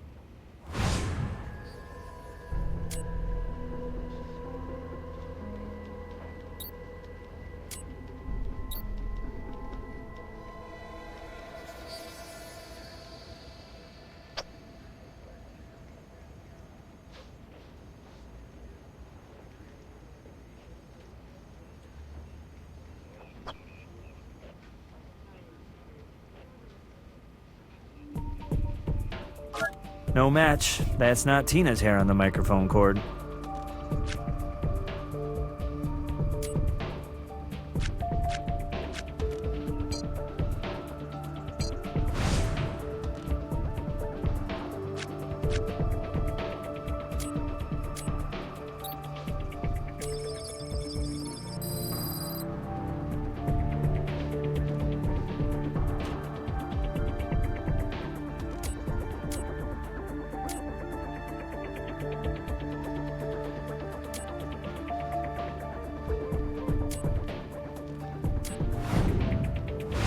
Dimethoxymethane. I've actually seen it before. It's an acid-base hydrocarbon, pretty common in metal cleaners. Perfect for removing fingerprints and other trace evidence from a metal surface.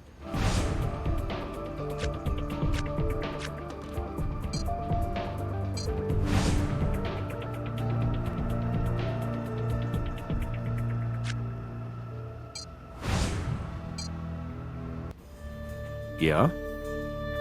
Show me what you got.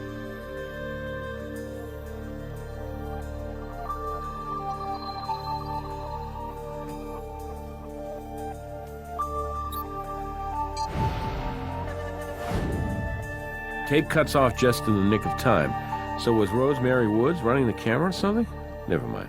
Are you sure this tape wasn't manipulated in some way? No, it's totally clean. I had Archie double-check our work.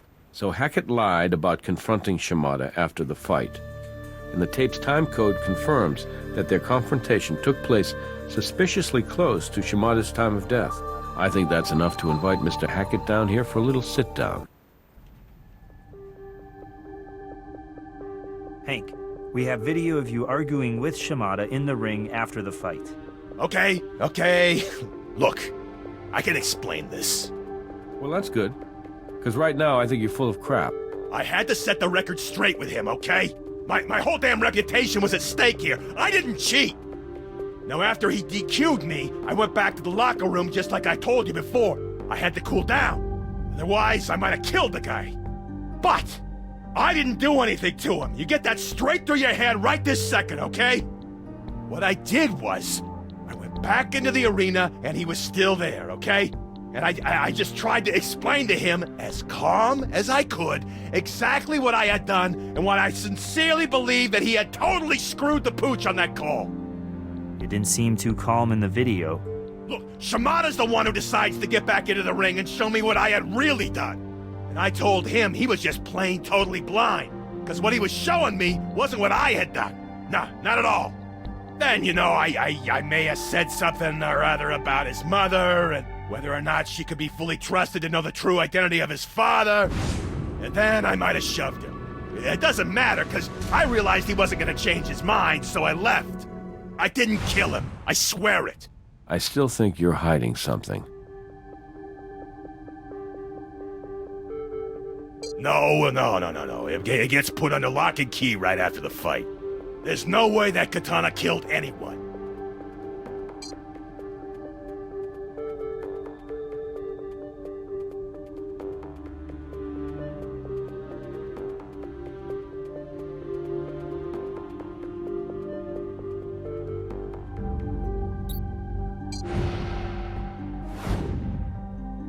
Hank, can you explain to us why we found Shimada's blood on your katana? What? No, that's not possible! I'm telling you, Tina locked that thing up in the prop closet right after the fight. I know that room was locked when I left, and I don't have the key. What aren't you telling us? Damn it! This ain't right! It ain't! I'm a good fighter! I don't deserve this! The only way we can help you, Hank, is if you talk to us. You have to talk to us. It's all a fix, all right? The whole thing, every single one of my fights. Just like wrestling. Horace would pay the refs to make sure I came out on top. That's why I was so surprised when Shimada kicked me out tonight. Oh, I really should have seen it coming, though. Yeah, Shimada was old school, you know? And this was his first fight with me. He wasn't about to take a bribe, not even from Horace and his buddies. So if Shimada exposed the truth, that would be the end of your career, right? You weren't gonna let that happen. Look, did I want to end the guy? You bet your ass I did. But for the first time in my life, I decided to take Horace's advice to me. And I walked away, okay? I figured Shimada was gonna do whatever he was gonna do. It was out of my hands. I went back to my locker, made a call to a buddy of mine doing time in Maui. You don't believe me? You're welcome to check my damn cell phone. If the call was made to a correctional facility, I should be able to get a tape of the conversation. But you still could have called him from the arena. Yeah, no way, man. You can never get a signal in that damn arena. Check it out for yourself. All right, Mr. Hackett, wait here. It should be a simple matter to check the phone reception in the arena, and if your story checks out, you'll be in good shape. Well, get ready to come crawling back, because I'm innocent.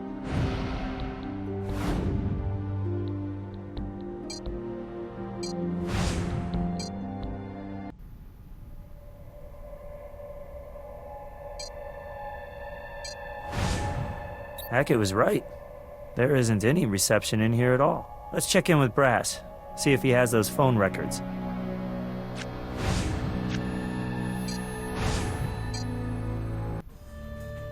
Hey. Yeah, the prison emailed me their recording of the call. I gave it a listen, and it was definitely Hackett on the phone.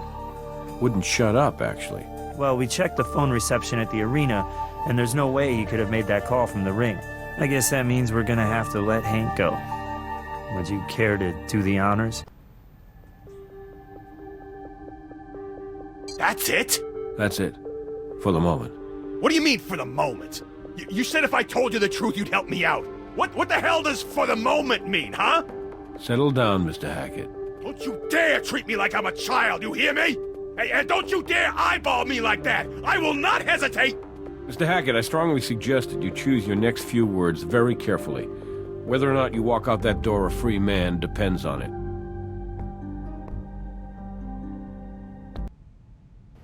Hey guys, did you hear we had to let our primary suspect walk? Hackett? Didn't his katana have the victim's blood on it?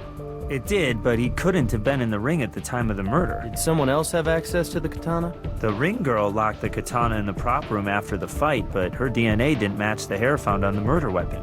Who has the key to the prop room?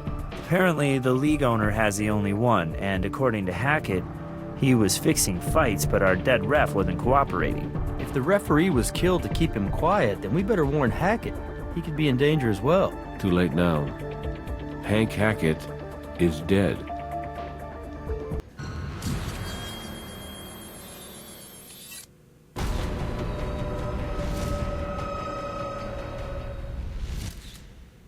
Were there any witnesses? None. Dispatch received an anonymous tip. Looks like steroids. Can't say I'm surprised the way he stormed out of the interrogation room. Might be a suicide, might not. If not, then someone's committing murders faster than we can solve them. Better get moving then.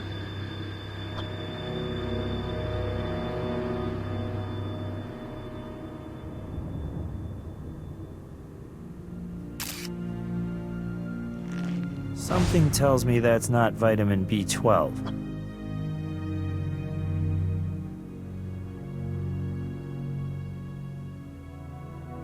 Weird how that syringe is just hanging there like that.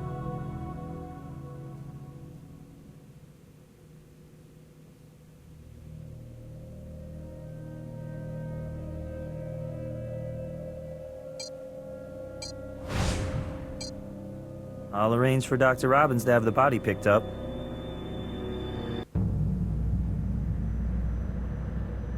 I can't say for sure, but what I can say is this. You see how pale the skin surrounding the needle is? His heart had already stopped pumping blood. This syringe was injected post-mortem. However, I did find a couple of wounds which suggest earlier injections. Cardiac arrest, brought on by a toxic exposure to dimethoxymethane, probably injected.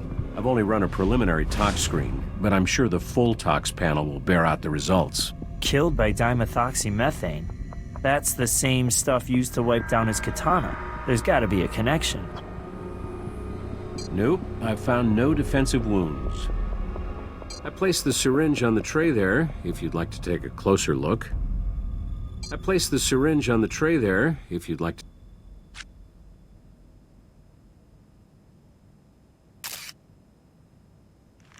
We're racking up murder weapons at an alarming rate.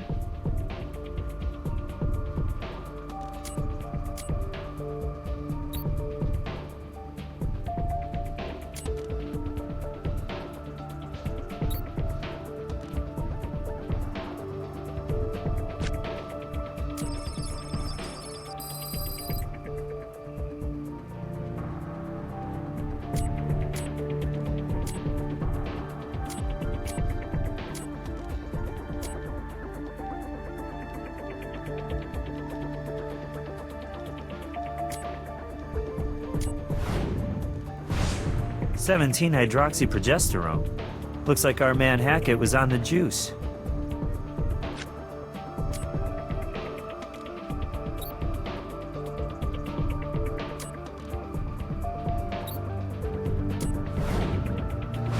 Dimethoxymethane. That's the metal cleaner that was found in Hackett's system, all right.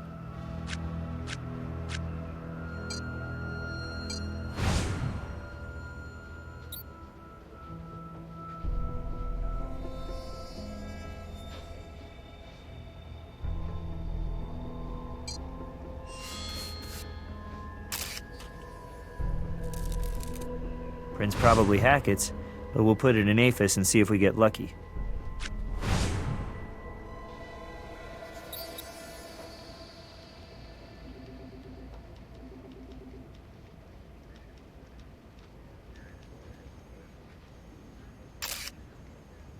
Another hair. Could be a strange coincidence, or we could have a killer who's shedding.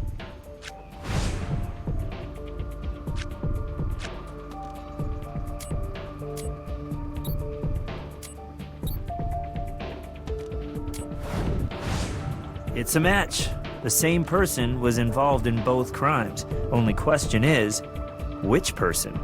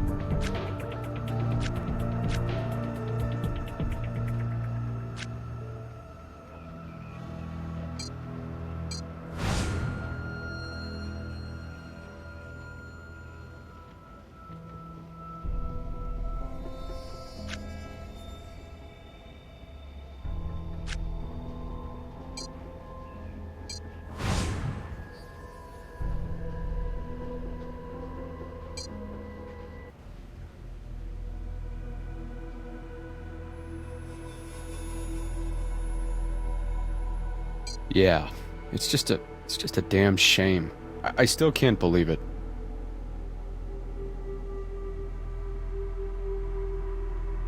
He said what? No, normally I'd vouch for Hank, but I gotta think he was trying to save his own skin, spinning lies like that. Hell yeah, I mind.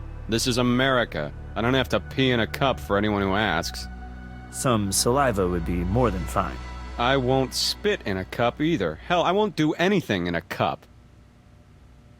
Okay, let me know if I can help.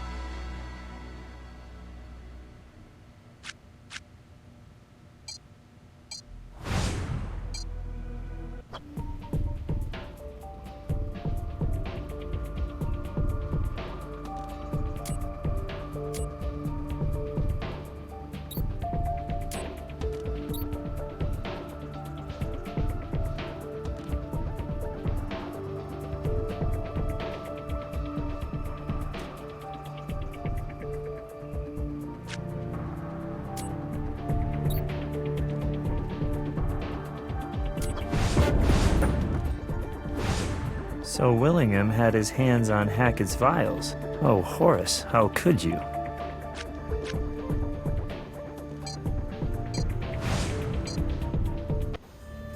What do you need? What evidence do we have?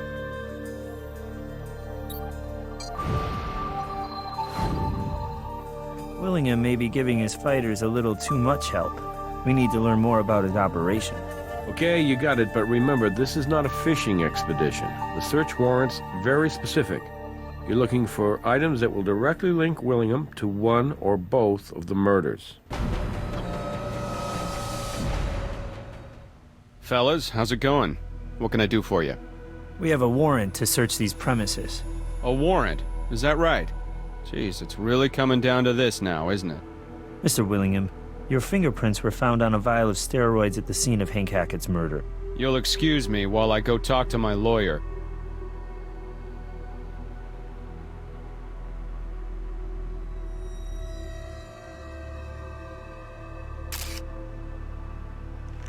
What's in this exactly? I'm not sure, but hey, that's why they invented the lab. You have to knock out a whole lot of guys to get this many trophies.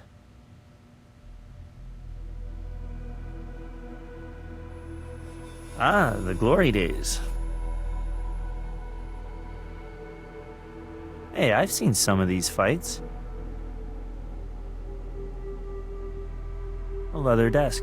Classy.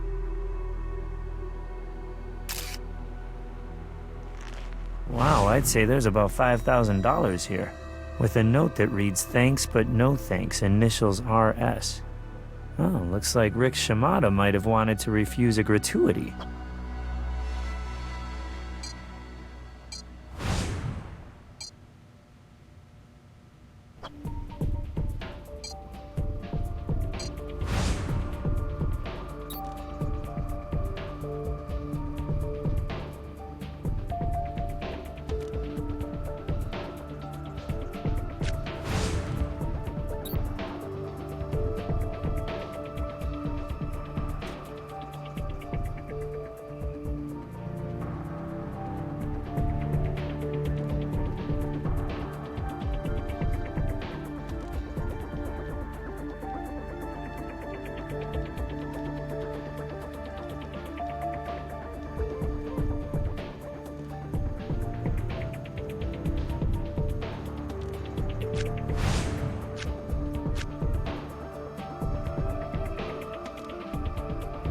Hi, we haven't met yet.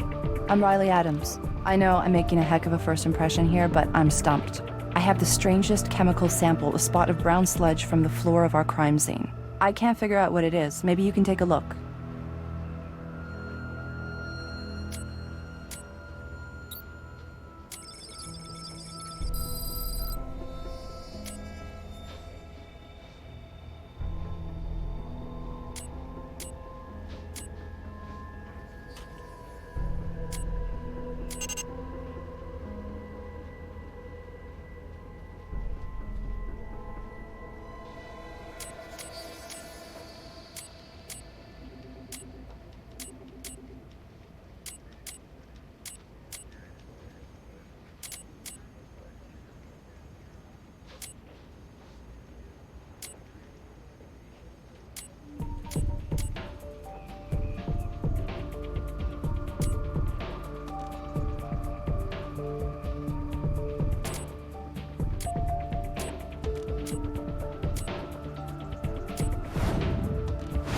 Crude oil, seawater, seagull guano, and chewing tobacco. Nick did say one of our suspects had been a longshoreman. Thanks, you've been a huge help. Oh, and nice to meet you.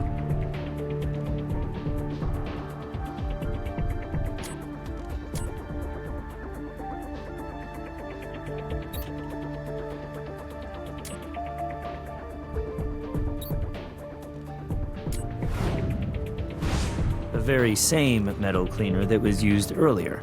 This is not gonna look good on Willingham's permanent record.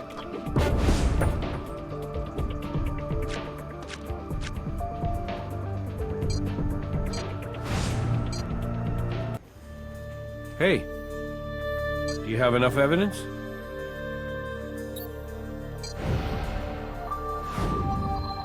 All right, let's see what Mr. Willingham has to say for himself now. Well, Horace, care to explain why you have the same metal cleaner used to kill... You know what? Save your breath. I'm ready to talk. So here it is. After the fight, I overheard Hank arguing with Rick, and then Rick said he'd go to the press, tell everybody about how it was all a fake, how it was all one big ripoff. Truth was, I was juicing that night too. You believe it? Old habits dying hard and all that? Suppose it was the roid rage that got the better of me. After Hank left, I grabbed that sword and snuck down into the ring. I didn't cut him. I just beat him to hell with it. But the stupid thing broke in two, so I grabbed the microphone cord and strangled him with it. And then Hank gets blamed for the whole thing. Well, I knew he couldn't keep his damn mouth shut, so I did what I had to do. I tell you, it was pretty easy, too. Hank hated needles, so I was the one who usually gave him his medicine. I filled his syringe with that metal cleaner, and then gave Hank his last injection. I deeply believe I have a moral obligation to fulfill here. A moral obligation to the truth. And to certain people, the League. I don't want to hurt them any longer. It was me, and me alone. I take full responsibility. I, Horace Willingham, killed them both.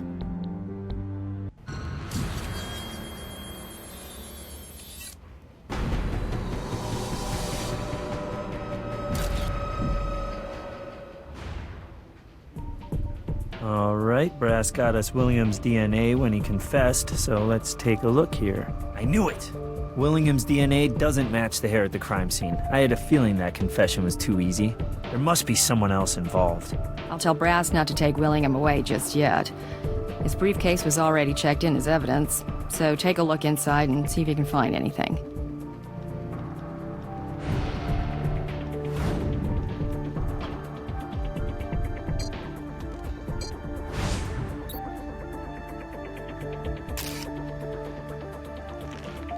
Check this out. Supreme Force Fighting's request for a $50,000 loan to expand into a women's league was just turned down. Oh, and look at the co-signer on the loan, Tina Allens. Funny, she never mentioned she was a part owner. It's a bet for $10,000 on Hackett to lose last night's fight. He was a heavy favorite, so this slip is worth 50 grand, except the bet wasn't made by Willingham. It was made by Tina Allens. Now, why would she trust him with this? And how'd she know Hackett would lose?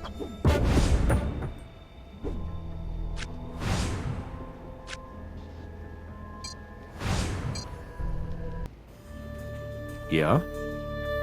Willingham already confessed. You guys find something new?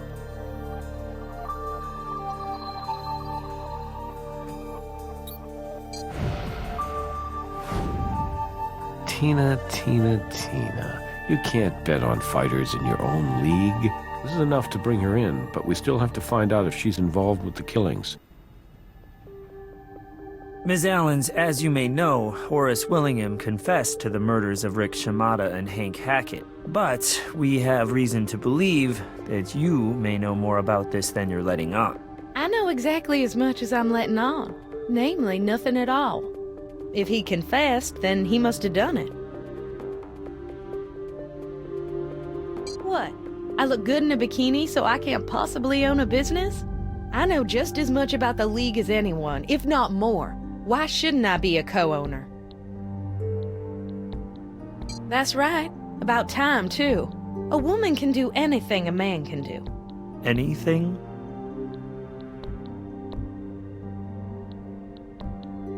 Look, this is Vegas. If you call someone in for questioning every time they make a bet, then I can understand why we've got so many unsolved murders in this city. All right, and what were you planning to do with your winnings? Start that women's league? What if I was?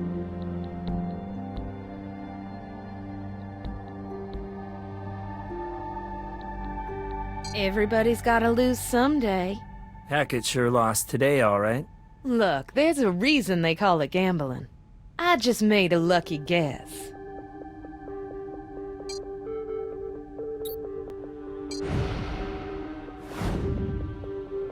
If there was any fight fixing going on, I certainly never heard about it. I have no idea what Horace was up to.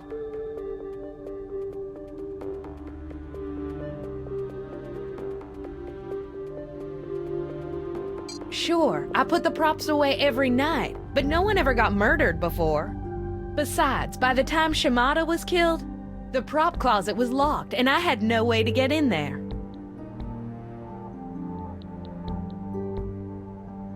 He did. I hate to see Horace go to prison, but this mess is his own fault. No, I never came near Shimada or Hackett.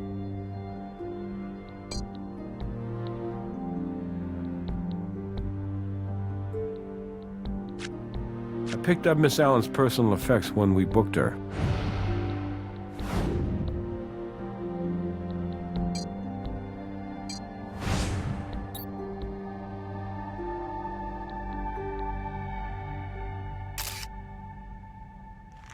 Some odd kind of prescription medication.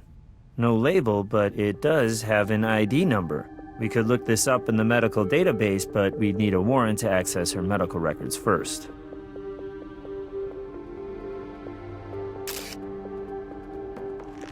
I wonder what this could be a key for.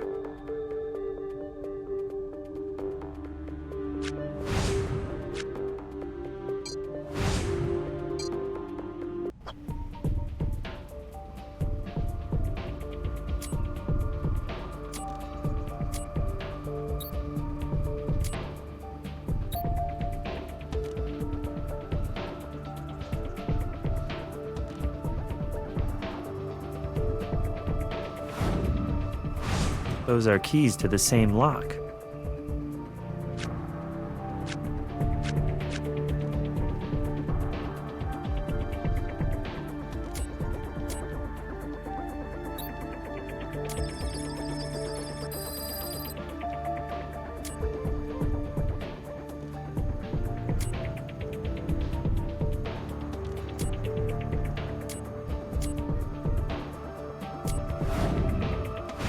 What is that? Prednisolone, an immunosuppressant. Why would she need that? Well, we could always ask her.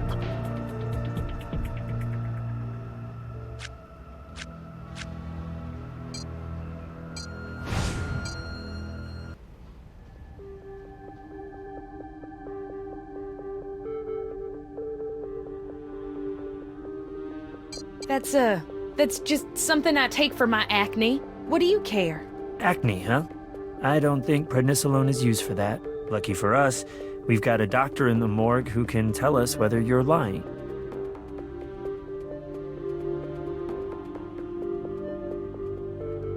The prop closet was locked, and I had no way to get in there.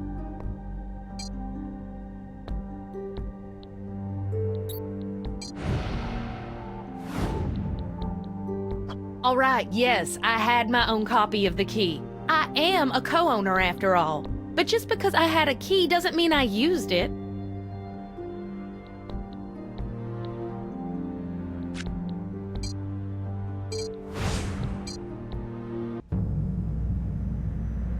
Prednisolone?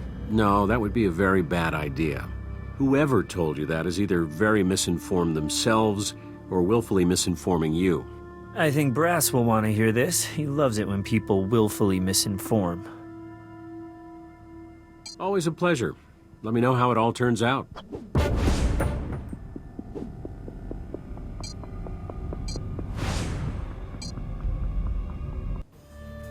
What do you need? What in her medical history has any bearing on this case?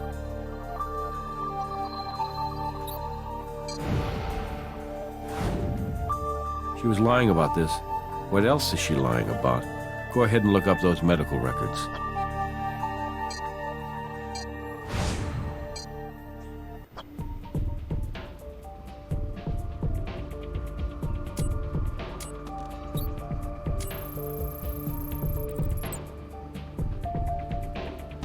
Let's see here. Apparently, Tina had an artificially high androgen level, which caused severe premature hair loss. The prednisolone was prescribed as an immunosuppressant for an experimental hair transplant procedure. But get this, They couldn't find a suitable spot on her scalp to get the hair follicles, so they transplanted follicles from another person entirely. Which means the DNA in her hair doesn't match the rest of her DNA. We've been comparing the hair at the crime scene to the wrong DNA all along.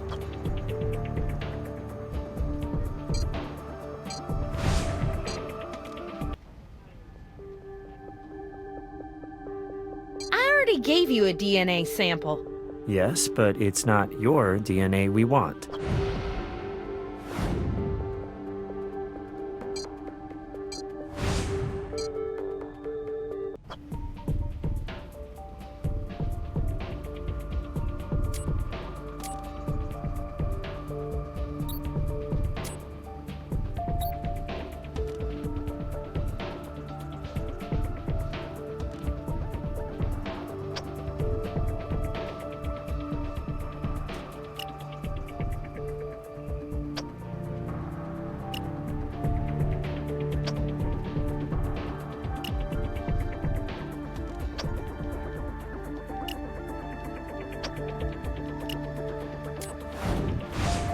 Finally, it was Tina all along.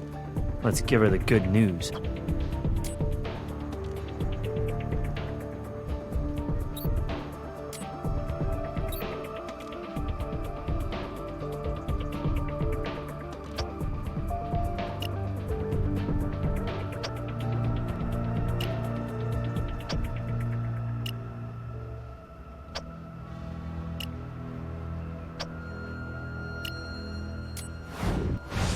Finally, it was Tina all along. Let's give her the good news.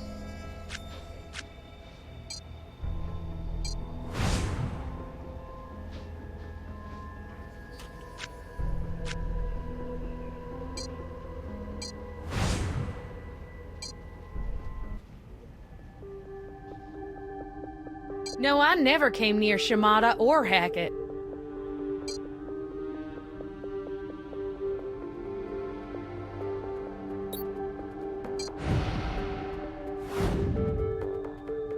You were at the scene of both crimes. William copped to it. But it was you who overheard Shimada say he was going to the press. You who grabbed the katana and attacked him with it. And you who strangled him with the microphone cord when the katana broke. And then it was you who injected Hackett with a toxic chemical to keep him quiet. All because you wanted that woman's leak no matter what the cost.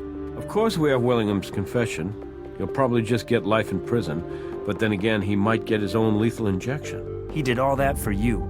You're not just business partners. He must really love you. Are you gonna let him fall on his sword like that? You were pulling the strings the whole time, weren't you? I bet you even coached Willingham on his confession. Are you really that good? It was me and me alone. I take full responsibility. I, Tina Allens, killed them both. Hey, great working with you on this case. Can you believe it? 2 murders, 2 confessions, 1 killer. I could say they'll get easier, but I'd be lying. Good job, you two. Case closed with minimal overtime. Just the way the taxpayers like it. Now go home and get some rest. You've earned it.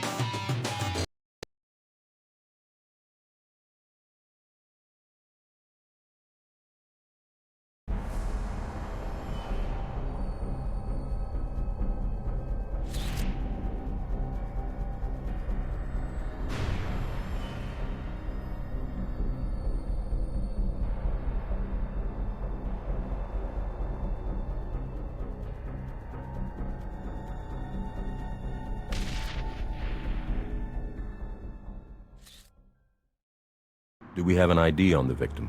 Seriously? You don't recognize her? Clorinda Jackson? Host of Rumors. It was on for years. Rumors?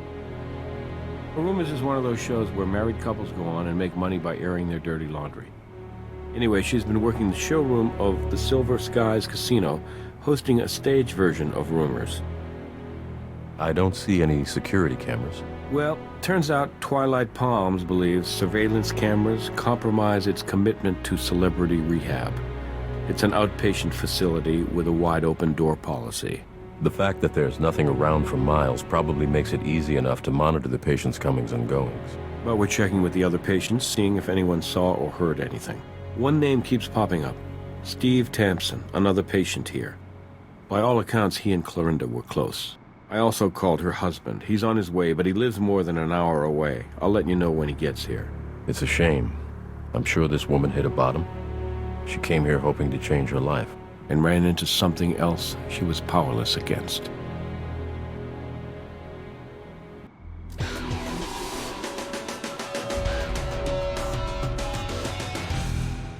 Hey, good to see you.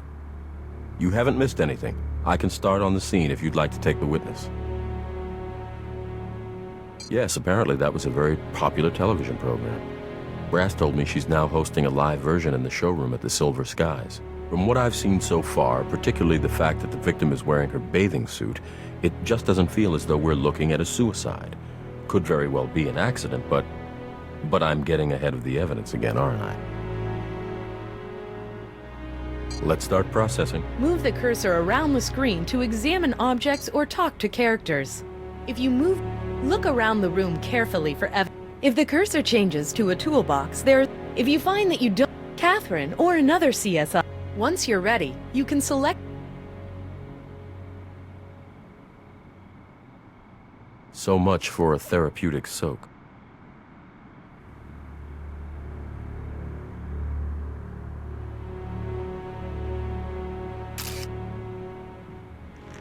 That ring has a tribal pattern. They're popular for tattoos.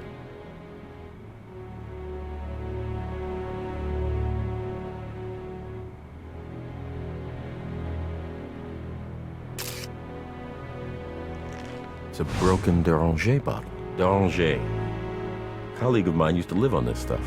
It's citrus soda with a French flair, he said. I never tried it, but he swore by it.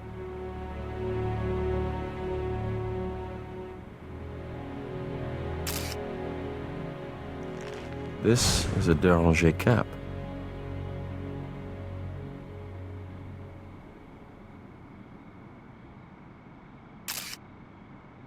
This is interesting. I haven't seen any plants around here with foliage like this. It looks familiar.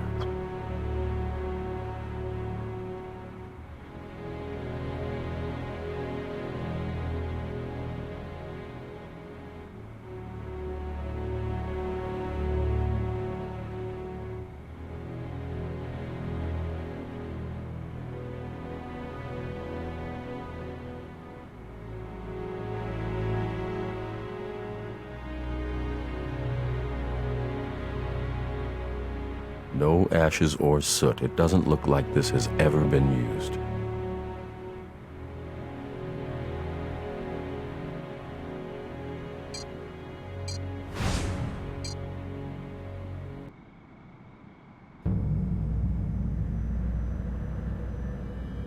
No problem. I'll have David come by for pickup as soon as possible.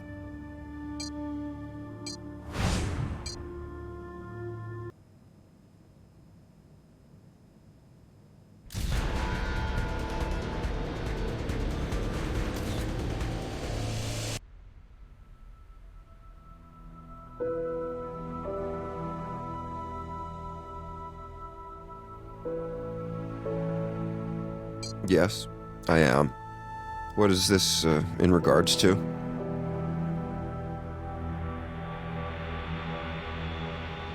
I understand. I heard there was an accident in the spa. We're still investigating the circumstances of Ms. Jackson's death. We'll find out if it was an accident soon enough. Clorinda? Well, we've been going through this rehab thing together, you know? We were friends. Man, sorry for the shakes. It's just hard thinking she's dead. No way. I mean, she wasn't thrilled with her marriage, but she was here to turn things around. She was on her way up, not down. Hey, that's tight. No, I've never seen it before. Sorry. Yeah, okay, I will. Hey, the victim's husband just showed up. I'm done taking a statement, but I'm sure you'll have some questions of your own. We should arrange for Miss Jackson's body to be taken to the morgue. I'll call Dr. Robbins.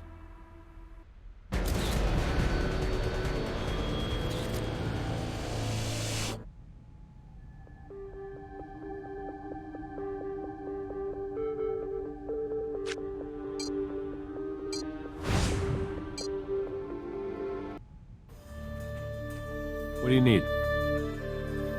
Thankfully, no. Yeah?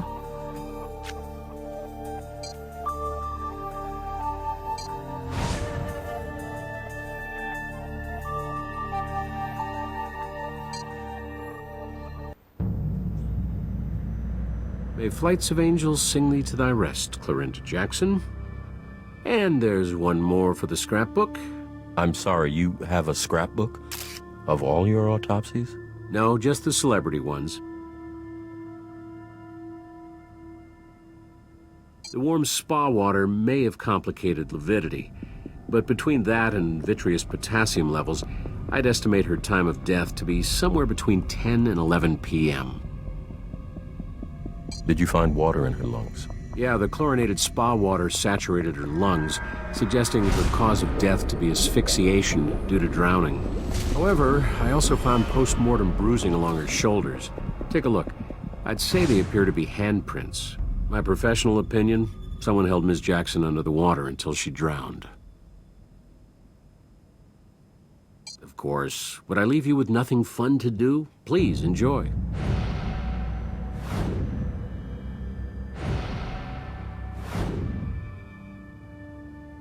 Haven't had a chance yet to send the samples over, but I did run a prelim tox.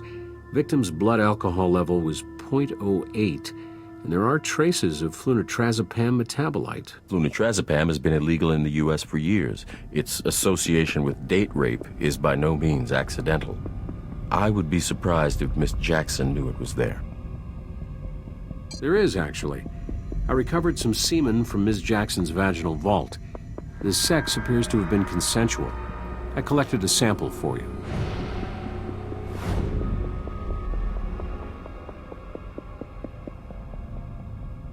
Take a look at the left hand print. The deeper bruising around what would be the base of the ring finger. Our killer may have been wearing a wedding ring. I want to get a shot of that.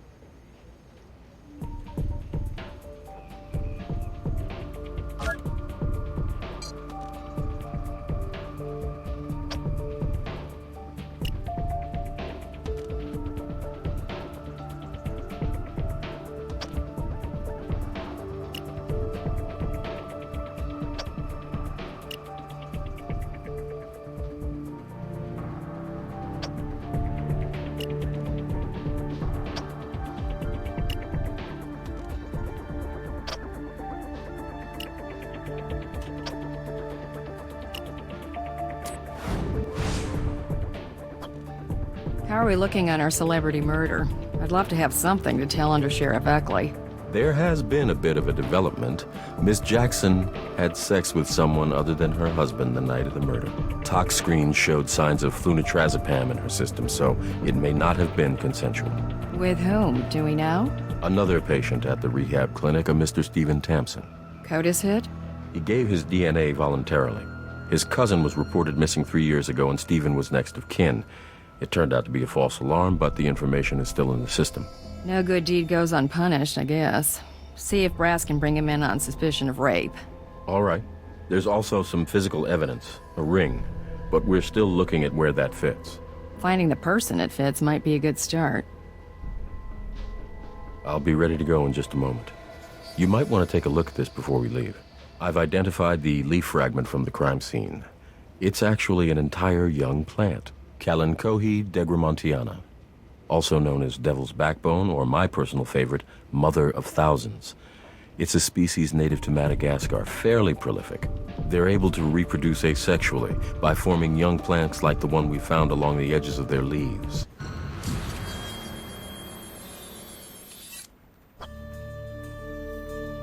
Hey. I'm gonna need to see some evidence before I go to a judge.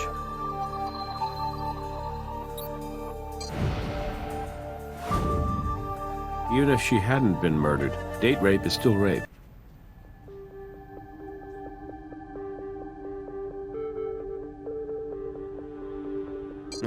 I wish. Would you try it on for us? On your left ring finger, please. Like a wedding ring, huh? Sure, I'll try it on. It's a little big for me. I've always had skinny fingers. Look, it's a nice ring, but it ain't mine. Not only did you have intercourse with the victim, but she had roofies in her system when she was murdered. Wait, murder? Roofies? What the hell? I don't know anything about that. Not when you ask like that. Look, yeah, we had sex pretty much every day this week, but she was a married woman. It's not the kind of thing you just blurt out.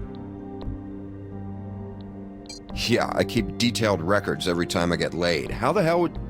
Wait, yeah, maybe. We both got STD tests on the same day. I can give you my medical record number or whatever. You guys can look stuff like that up, right? I don't know what Clorinda's was. Dr. Robbins, our coroner, can provide Clorinda's medical records to us. Write your number down and we'll look it up on the medical database. No problem.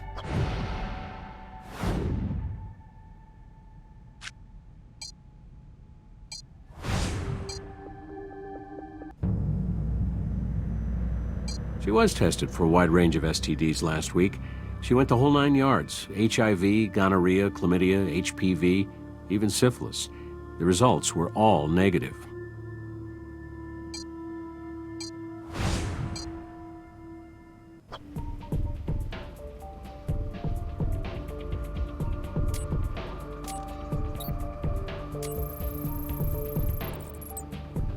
Stephen did get tested for sexually transmitted diseases, just as he said.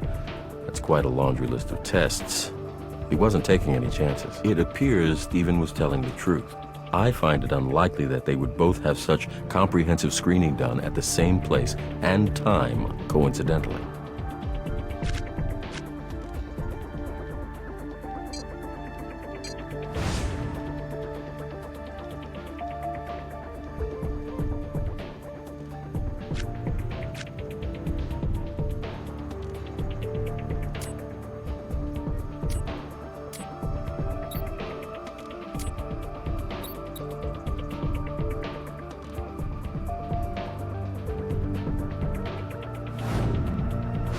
When the murder was committed, Clorinda's killer was wearing the ring we found.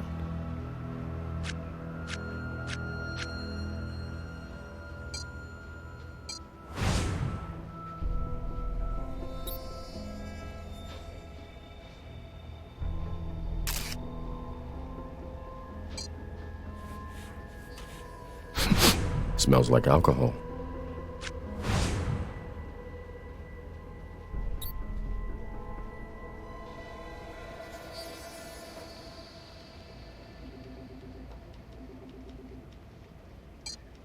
Nothing we need to collect.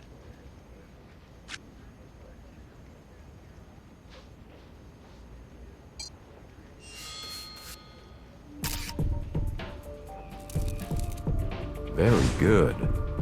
I'm actually a little surprised this print survived the humidity near the hot tub.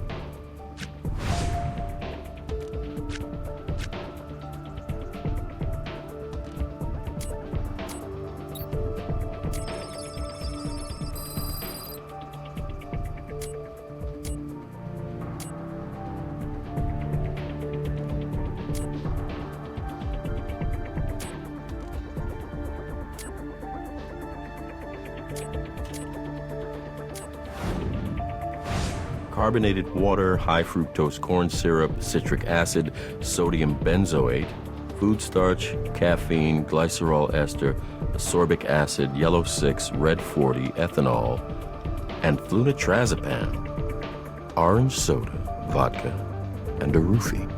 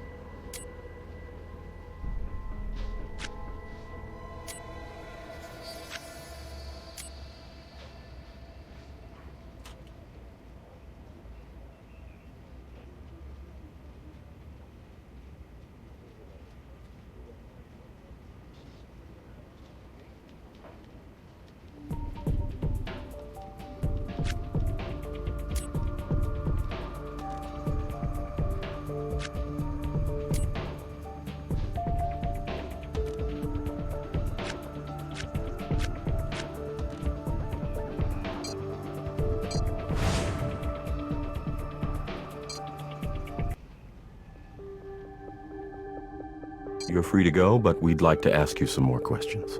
Hey, sure. Somebody murdered my girlfriend. I want to help. I don't remember her saying anything, but she used the spa quite a bit.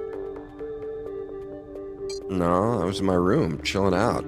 Clorinda and I had just, I was resting. Like somebody that would kill her? No, she never mentioned anything like that. She did gripe about this guy from work, though. Jack Shell, I think his name was. I don't know all the details, but I guess he and Clorinda had this rivalry going. And her marriage was pretty messed up, obviously. Probably. She left him a message last night. Oh, God, you don't think... That crazy bastard. Mr. Tamsin, I understand your feelings, but take it from me, it does not pay to get ahead of the evidence. We'll find Clorinda's killer. Rest assured. Can you think of anything that might help us find Clorinda's killer? I don't know what else to say. I don't think I really had a chance to know everything about her life yet. I believe you're free to go. Hey, thanks. If you need me, I'll be back at the rehab center. If I ever needed to be surrounded by shrinks, it's now.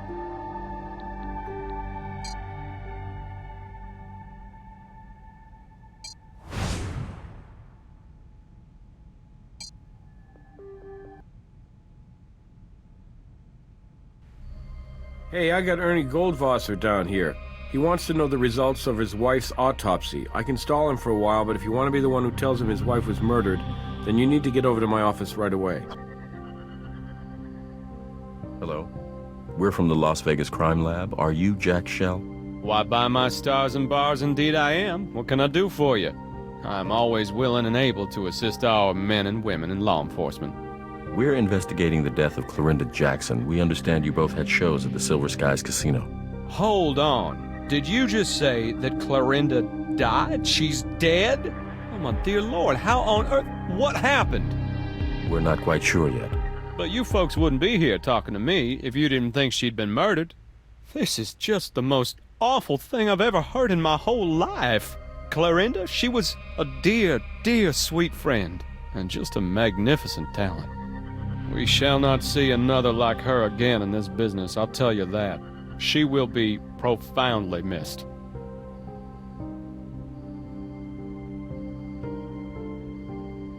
You considered Miss Jackson a close personal friend, but might there have been a certain amount of professional rivalry? No. Well, if anything, I'd call it sibling rivalry, pure and simple. We both grown up together in show business. Had our share of ups and downs, let me tell you what. And then, by chance, we found ourselves here in Sin City, both with shows at the Silver Skies. Her show'd come in right after mine in the, main showroom. You see, I play the lounge. But anyway, we still share some crew and some staff, and even some audience, I'd say. There was a certain amount of competitiveness, sure, but why would you ask a leading question like that? Did someone say something? Mr. Shell. Now, please, call me Jack. My friends all call me Jack. Now, did someone say I had it out for Clorinda or something? 'Cause that most assuredly was not the case. And I definitely have to say that person is lying to you.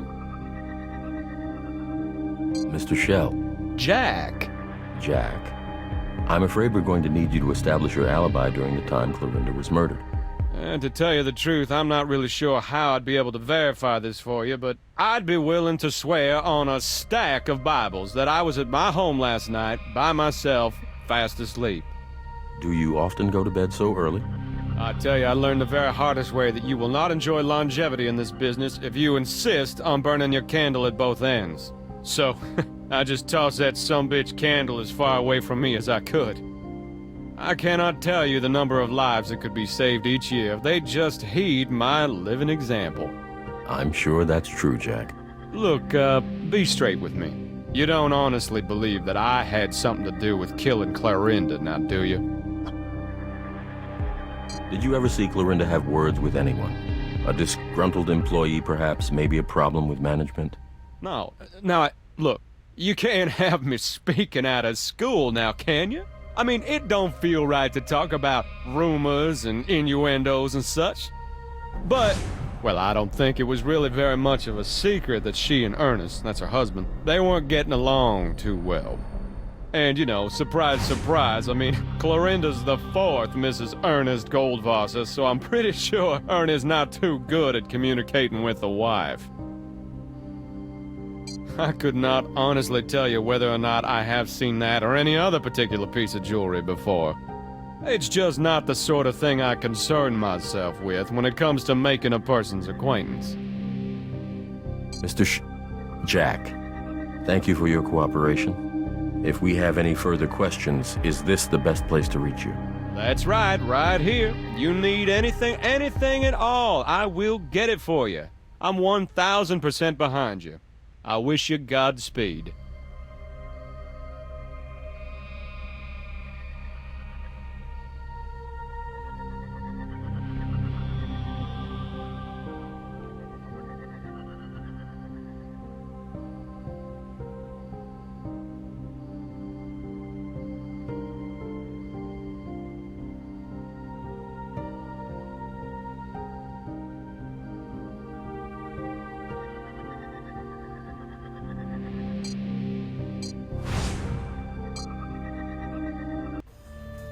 Yeah? We got him down in interrogation. He walked off with his wife's purse, so we're holding him for interfering with a crime scene. That sounds like an honest mistake from a grieving husband to me. Me too, honestly. But it is what it is. Let's go talk to him.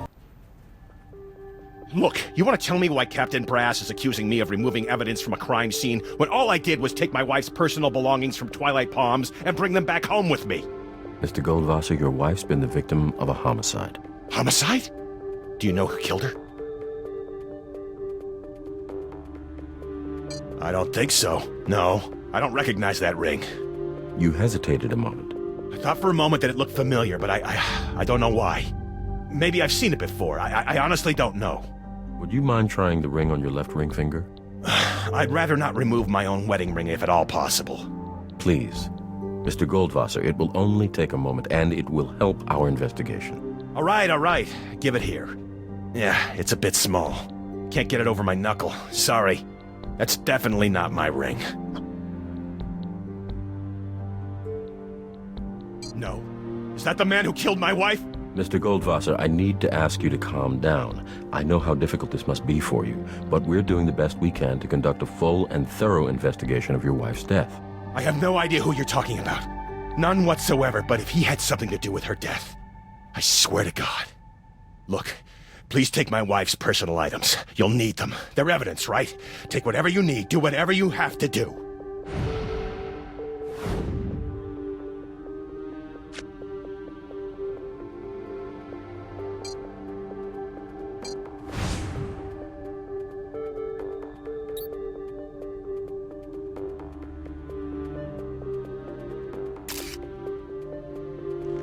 In the last few days before Ms. Jackson's death, Mr. Goldwasser called her cell phone several times. Well, no surprise there.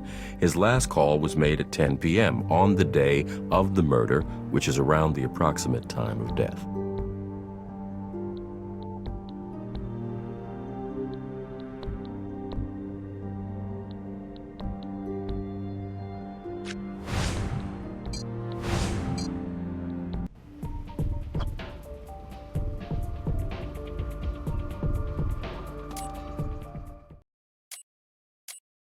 Wait a moment, there's some kind of trace evidence on that phone.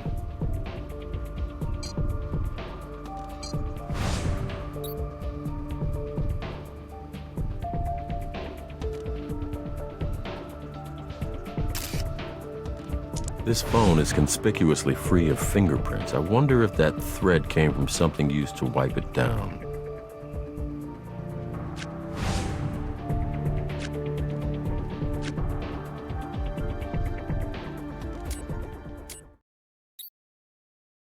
Cheating bitch!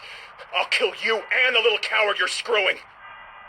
That call was made at 10 p.m., but the last call on the phone was to check voicemail at 10:15.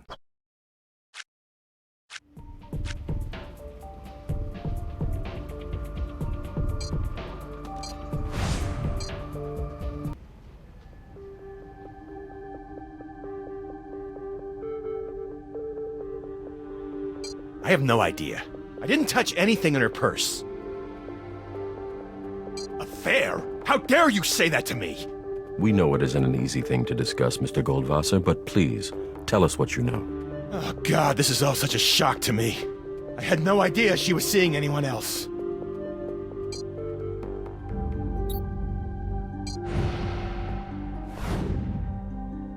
Cheating bitch. I'll kill you and the little coward you're screwing. I see. Yeah, that sounded really bad, even to me. But you have to understand, she just left me a message telling me that she was sleeping with someone. I would never have actually done anything. So when they found her dead in the hot tub a couple of hours later, that was just a big coincidence? Yes, damn it! I was at home. I got home from work at about 9:45 and I heard Clorinda's message. I had to calm down a little bit before I called her, so... You left that message after calming down? Yeah, I thought I had myself under control, but I heard her voice on the voicemail and I flipped out all over again. That was right at 10. I remember because the whole time I was talking, the stupid bell from the church up the hill was ringing. I think I do remember hearing a faint bell in the background when we were listening to the message through the audio processing suite. It might warrant another listen.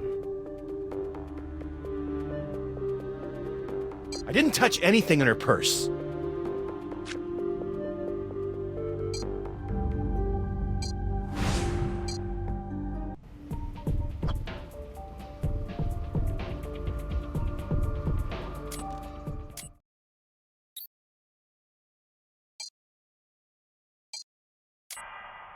Now I know why that bell sounded so familiar. I remember that church.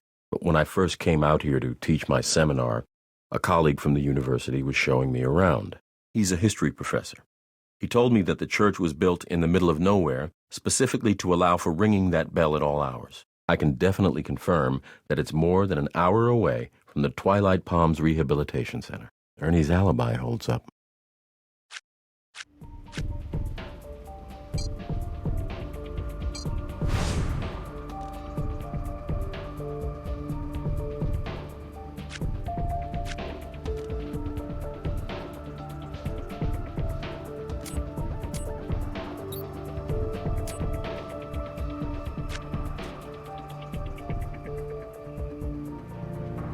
Nothing interesting there. Nothing there.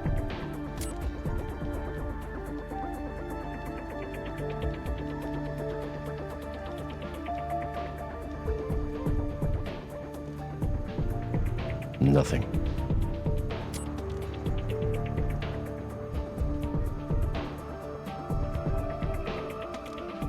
Nothing interesting there.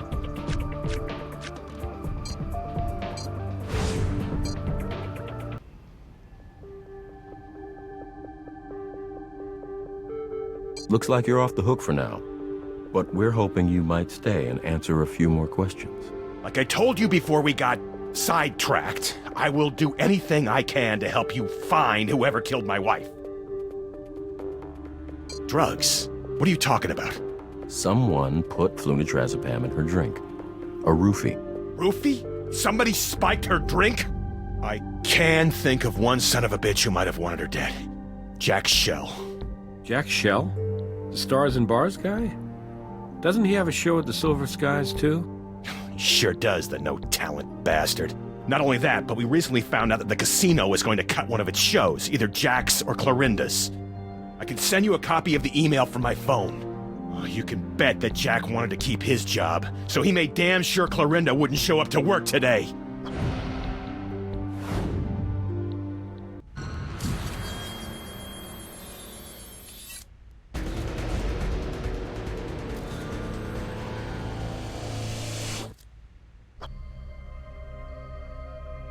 Hello, Jack.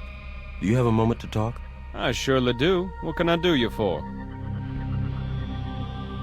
We have an internal email from the casino stating that either your show or Clorinda Jackson's would be canceled. Were you aware of it?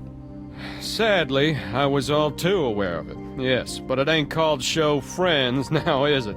This is a business, and apparently, according to the accountants here, the entertainment wing of the operation wasn't flapping too strong. Of course, I disagreed with their evaluation. I see myself affecting people in ways that cannot be measured in cold, hard cash. But in the end, wasn't my call to make. Jack, you ever pay Clorinda a visit after hours? Perhaps between 10 and 11 p.m. last night? Now, it's my nature to offer myself completely to those who protect and serve our community, but I truly cannot accept the tone of your question. There is an insinuation in it that I simply will not tolerate. Now, if you please, my dressing room is my very special place. It's sacred to me. Now, I take to the stage momentarily, and I need to focus myself sharply, so if you please, we must continue this discussion at some further point. I wish you a very pleasant day.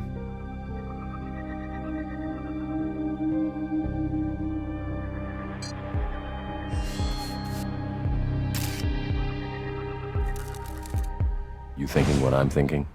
The prints are in plain view. Don't need a warrant.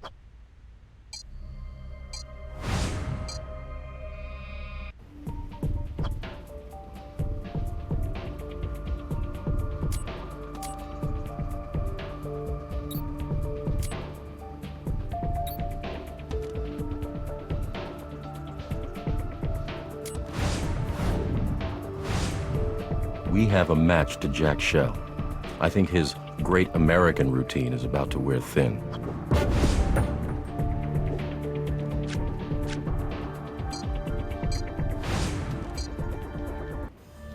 What do you need? I'll see what I can do. Show me the evidence.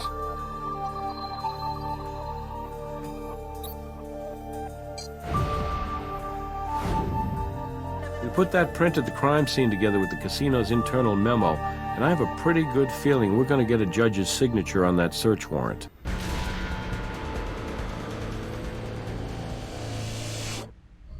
Jack, we have a search warrant to examine your dressing room. How dare you, sir? Have y'all lost your damn minds? Jack, simmer down, okay? We have your fingerprint on a bottle of Deranger, which was left behind at the scene of Miss Jackson's murder. There've got to be at least 20 bottles of that stuff in the break room fridge. I must have touched that one before Clorinda took it. That's all that is. It means nothing. Nevertheless, we have a warrant, so please, let us in. I have never been so humiliated in all my life.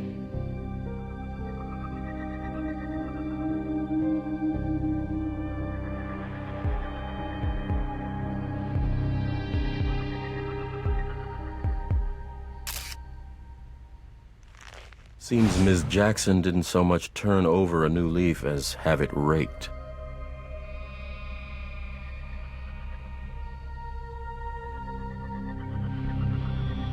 Ah, the mother of thousands.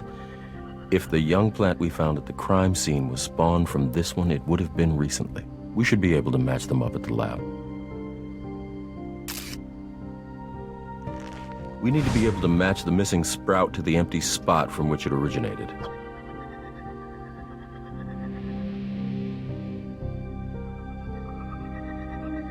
Is that spinach or mold?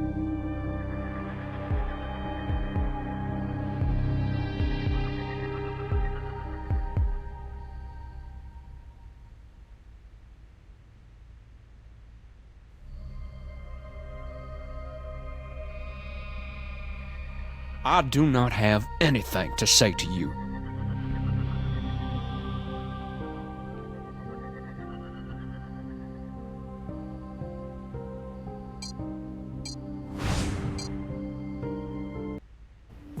I understand. I would want the same thing in your shoes.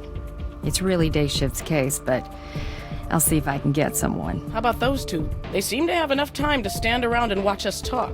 Maybe we can put them to work. Actually, ma'am, we... Lieutenant Briggs. At least until I get this case wrapped up. Then I can get on with my retirement. I'll leave you to it. Good luck.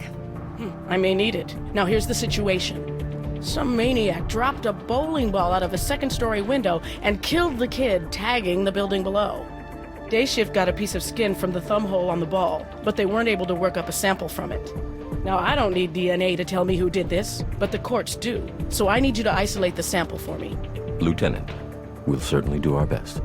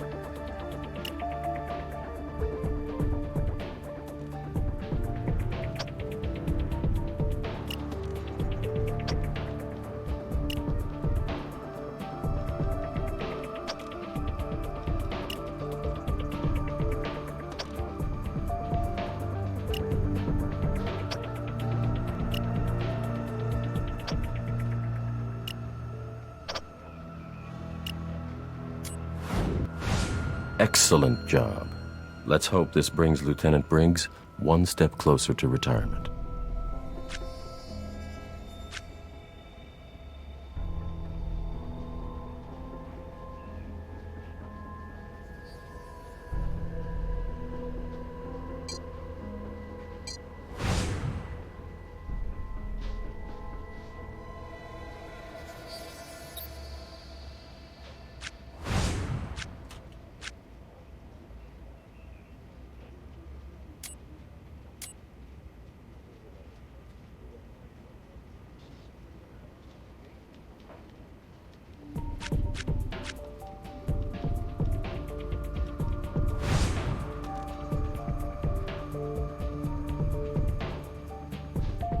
And so we reunite the mother of thousands with one of her children, which isn't good news for Mr. Shell.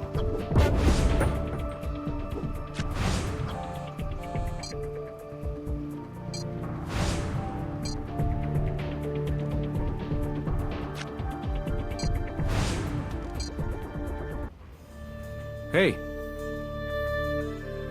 What evidence do we have?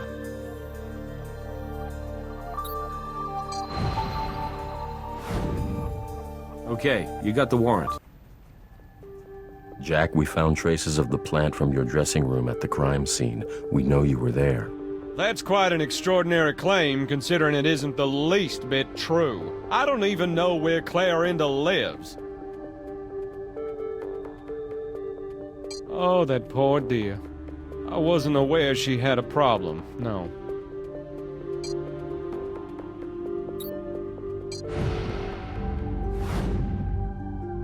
You had a confidential memo that specifically mentions Clarinda's alcohol problem. You lied to us, Jack. You gave Clarinda that bottle because you needed her out of the way. Well, you just know it all, don't you? I suppose there's no point in continuing this ruse. Yes, I knew about Clarinda's proclivities, and yes, I did pay her a social call last night. I just wanted to give her enough rope to... Let me choose my words carefully here. I just wanted to provide her with the opportunity to drink her way right out of rehabilitation, thus ensuring my continued employment. But you listen to me. I couldn't possibly kill a woman. So, you draw the line at getting an alcoholic drunk and ruining her career. Your point is well taken, sir. It was not what I would call my shining moment, but believe it or not, I do have the self-awareness to realize that if I lose my little second-rate show at that little second-rate casino, my career is over. I would never even consider killing somebody, but there can come a point when your future is on the line that you stop worrying about what will keep you proud and focus on what's going to keep you fed.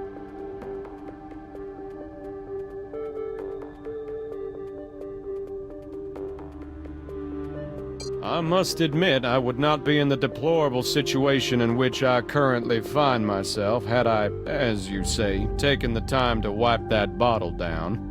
But the truth is, I didn't have the time. Right as I was about to leave Clarinda to her hot tub and the booze fest that I could only guess was about to ensue, some fool walked in on us. Yes, a champion dullard casually strolled in only to sneeze all over my lucky sweater.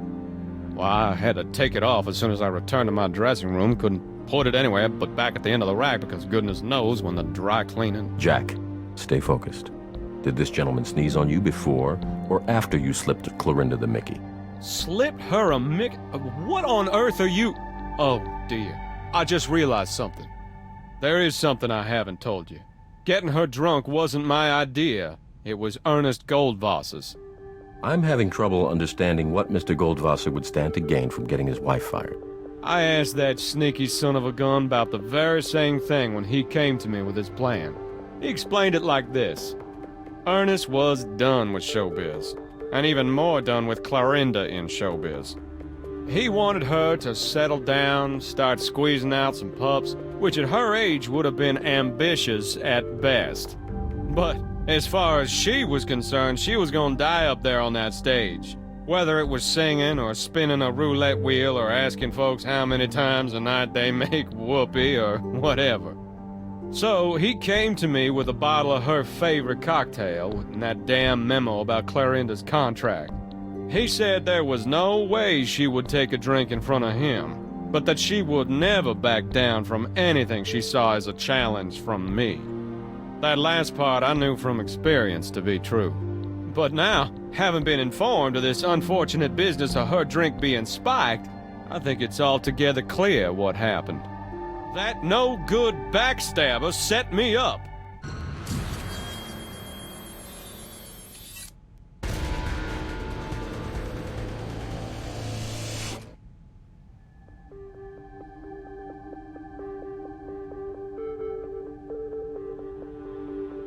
Mr. Goldwasser, according to Jack Shell, you wanted to sabotage your wife's career and sobriety so that she would come home and make babies for you.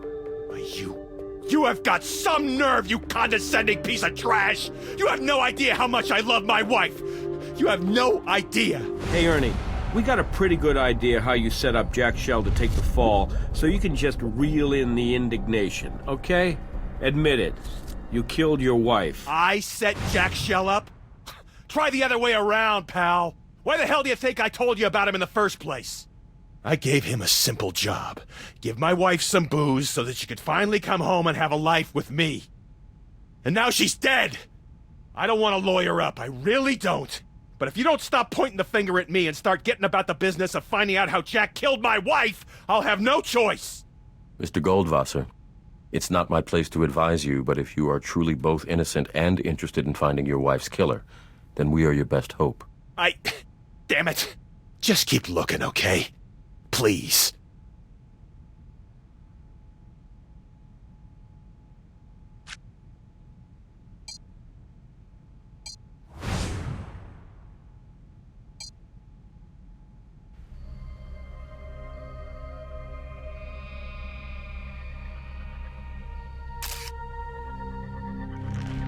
This looks exactly like the sweater he has on now. In fact, all of these sweaters look the same. I wonder how he knows which one is the lucky one.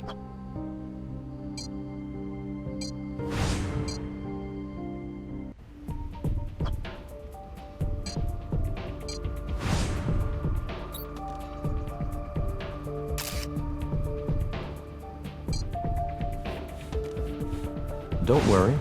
A cold virus generally only lives for 5 or 6 hours on a contaminated surface. That said, it couldn't hurt to wash up and get a new set of gloves.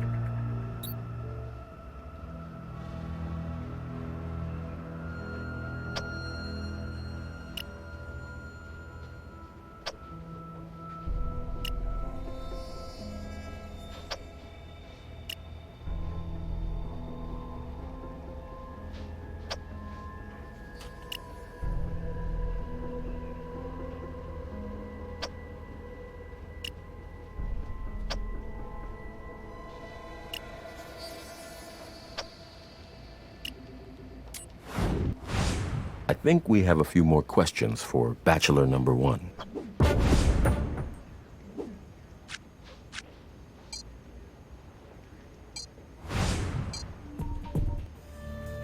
Yeah? Do you have enough evidence?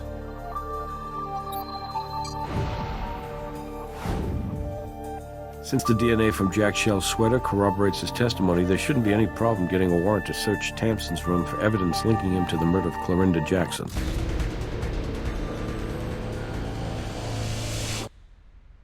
Is there a problem, officer? Mr. Tamson, this is a warrant to search your room and possessions. If you wouldn't mind stepping outside, please. If I didn't know better, I'd think this was just another ordinary hotel room.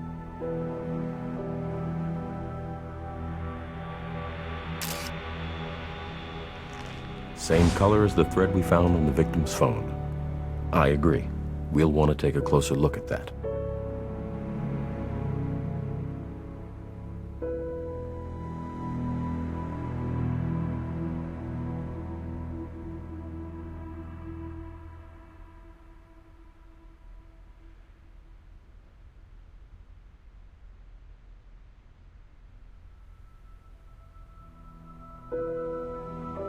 How is that possible?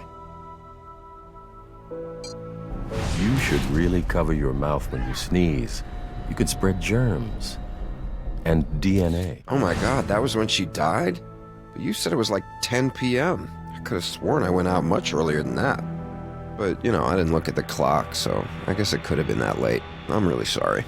That guy was Jack Shell? I got nothing.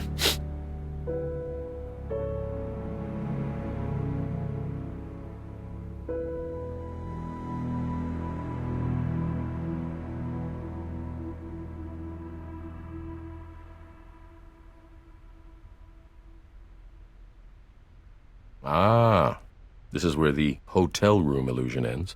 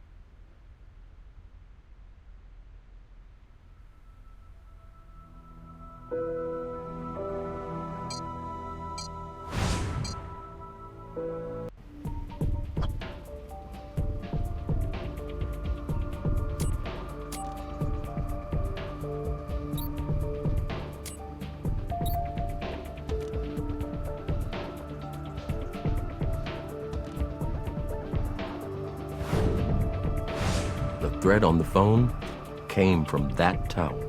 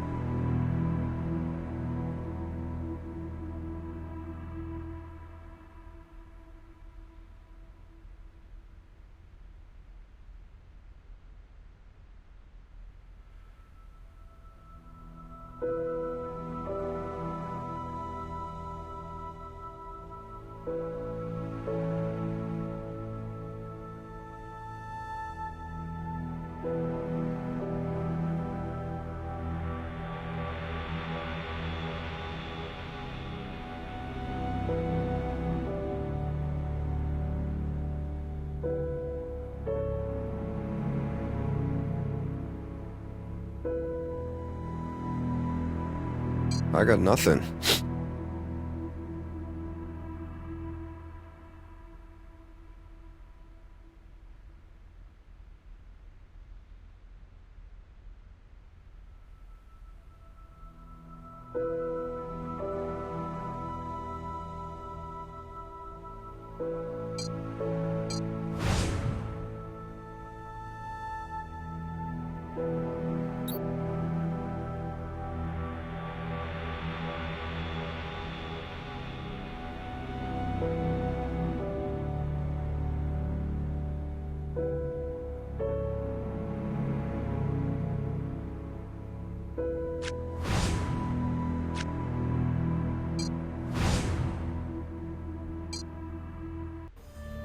Hey. Show me what you got.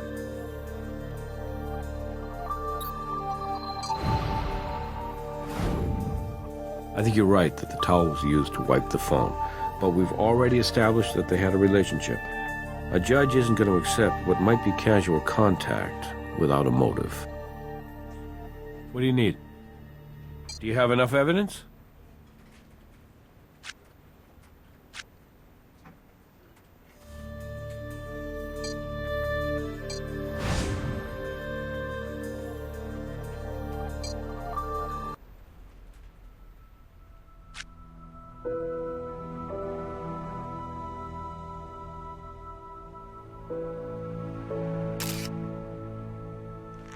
These look like divorce papers from Ernest Goldwasser and Clorinda Jackson. The names are handwritten over what appears to be some sort of correctional fluid.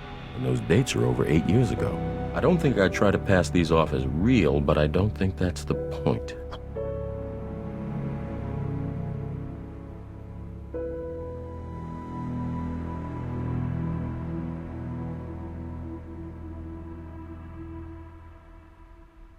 Hey, look, I wanted to replace something ugly from my past with something a little more hopeful, that's all. Did Clorinda see these? No. Those are all about my private hopes. We had a good thing. I got nothing.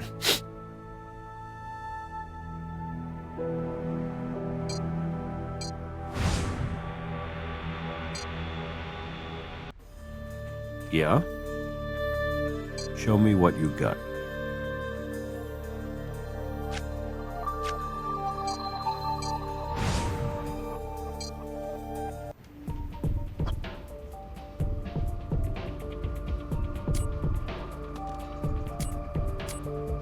The light can't get through the correctional fluid. We'll have to figure out some way to remove it.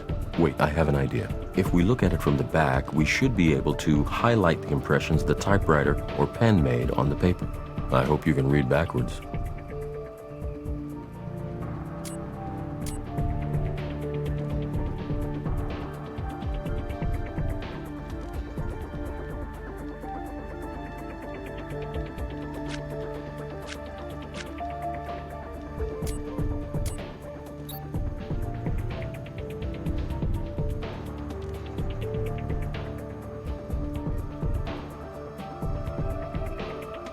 Steve Tamsin covered the names on his own divorce papers with correctional fluid, then wrote Ernest and Clarinda's name on top. Maybe we have a revenge motive.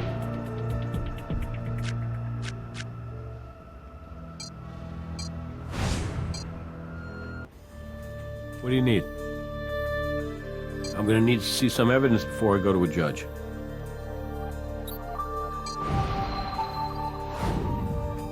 The problem here is I don't see how these things are connected.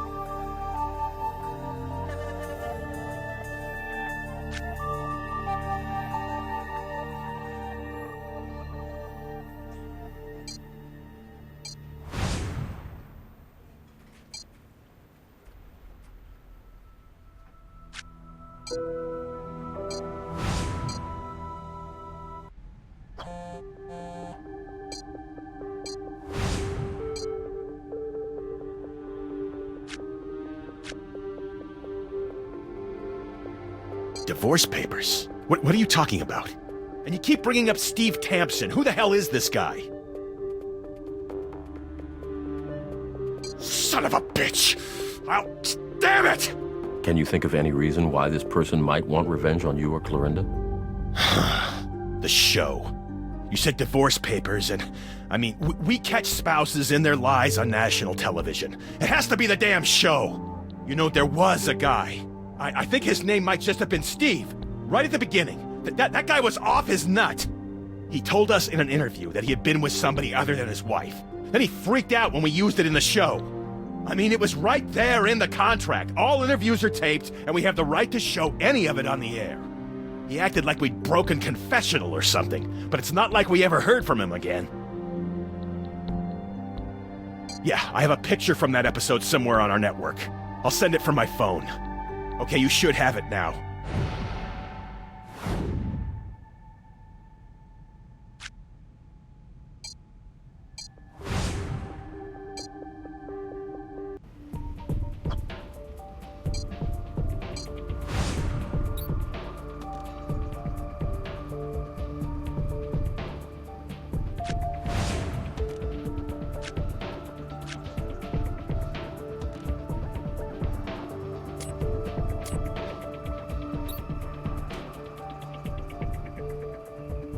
Nothing there.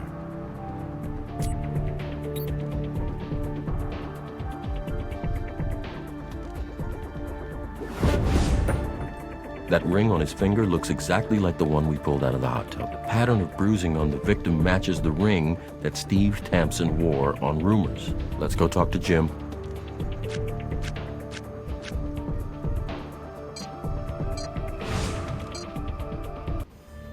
Hey. What evidence do we have?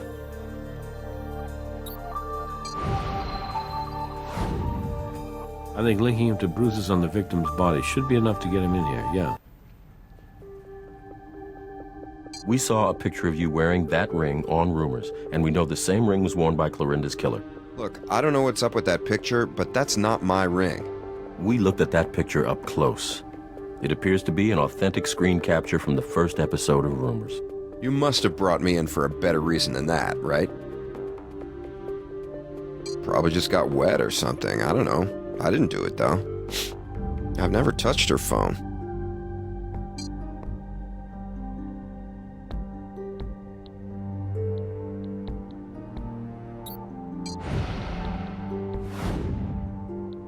If my girlfriend wants to clean off her phone with my towel, what do I care? You can't explain away your motive. Your divorce papers are dated right after your appearance on the show. And the way that you defaced the names indicates quite a bit of rage. Did you hold Clorinda and Ernie responsible when your wife left you? It sounded like your affair was the real reason for that. Did Ernie actually remember me? I'm shocked. Yeah, I was on that show. I was kind of an idiot to talk about cheating on my wife in an interview for a TV show, but they didn't have to put it on the air. It's not like we went all the way. We just made out. I would have told her. They didn't have to ruin my life. Then Clorinda checked into the same rehab clinic as me. What are the odds, right? Did she recognize you? She did, totally. Had the nerve to act like it was no big deal, like we were old friends or something. She had no idea. So I gotta say, I really did get a kick out of wrecking their marriage, and getting laid for the trouble. How you like your little coward now, Ernie? So you got your revenge, but it wasn't enough. You needed her dead just to get right with the world. You slipped some roofies into her drink, maybe gave her a little back rub. When she started to go under, you made sure that she didn't come back up. Hey, whoa, I didn't kill her. I got what I wanted. Why would I risk it?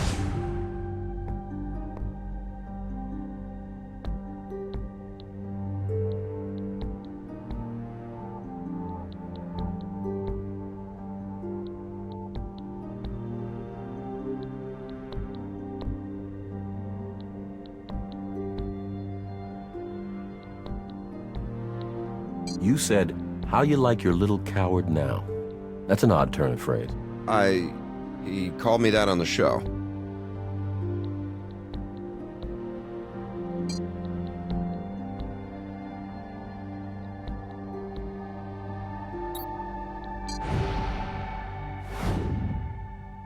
Cheating bitch. I'll kill you and the little coward you're screwing. A call was made to check that voicemail at 10:15. It was in Clorinda's purse, and there are no prints on it. Strange for a shiny phone like that. You said you were alone in your room, at least after you saw Jack. If that's true, Clorinda couldn't have wiped the phone down with your towel, and you never did explain the ring. I think you're an excellent liar, Stephen, but eventually the details fail to connect, even for the best. We all heard you say, "Little coward." We've got it on tape. Do you really want all this to go to a jury? If you're going to take a fall, don't you want everyone to know your side of it? My side? Yeah, I'll tell you my side. I had the roofies from before rehab. I was gonna get rid of them, but then Clorinda showed up. I thought I could use them to get her into bed, but turned out I didn't even need them. She wanted it. But then last night she pushed me, and I knew I had to end it. Then that idiot showed up with the booze, and I saw my chance. I slipped her the Mickey, then went back to my room to get my wedding ring. It didn't fit anymore. Why did you need the ring? I had to show her. I had to show her the love that she had cost me. You think I gave her a back rub, Captain? I shoved that bitch under as hard as I could. I left my ring with her, because I finally didn't need it anymore. And the phone call, the message. I couldn't resist checking what Ernie had to say. I'll tell you, I laughed my ass off. Stephen Tampson, you're under arrest for the murder of Clorinda Jackson. You have the right to remain silent. Anything you say can and will be used against you. Well, Steve, no more rehab for you. But they tell me prison has a sobering effect on people. It's you. I should have known all along. Ernie, calm down. I'll be with you in a second. You're that total nutjob from the pilot of Rumors! Do you know what your wife said that made me drown her? She told me she loved me. I'll kill you, you son of a bitch! Whoa! A little help here. I'll kill you! I see they got the bloodstains cleaned up. Nothing like showing up to your murder trial with a broken nose. Anyway, good job on this case. It was tricky. Steve Tampson had an answer for everything. Except the evidence.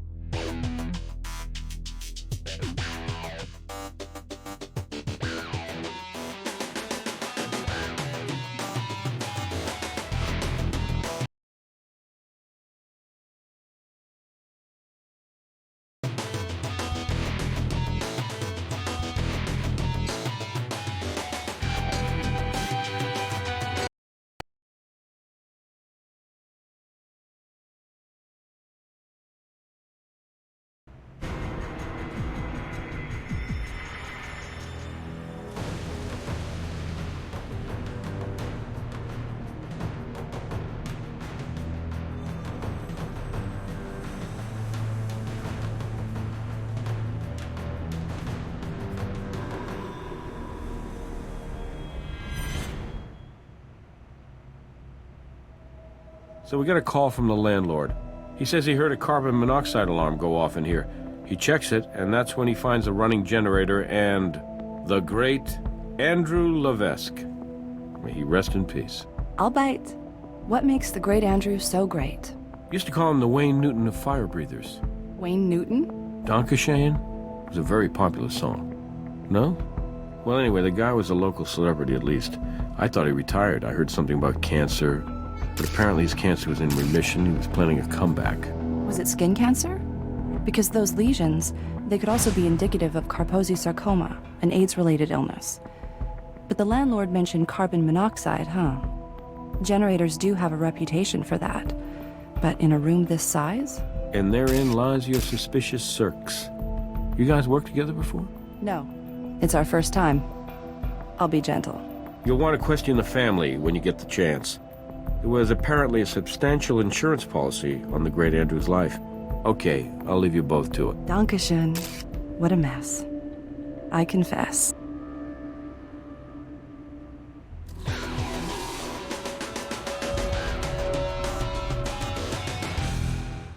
Move the cursor around the screen to examine objects or talk to characters. If you move...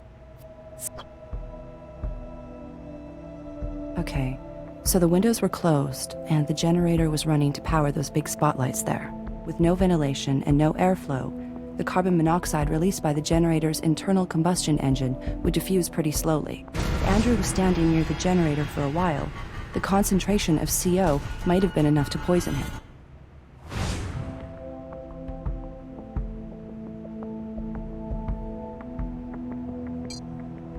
Nothing we need to collect there.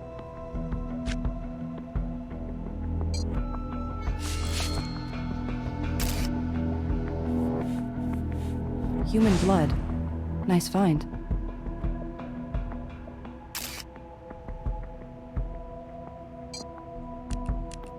Unidentified goo. Always the best kind.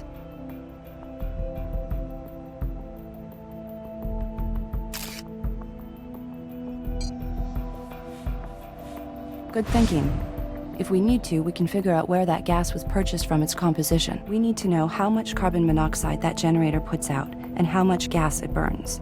Let's take it back to the garage for testing.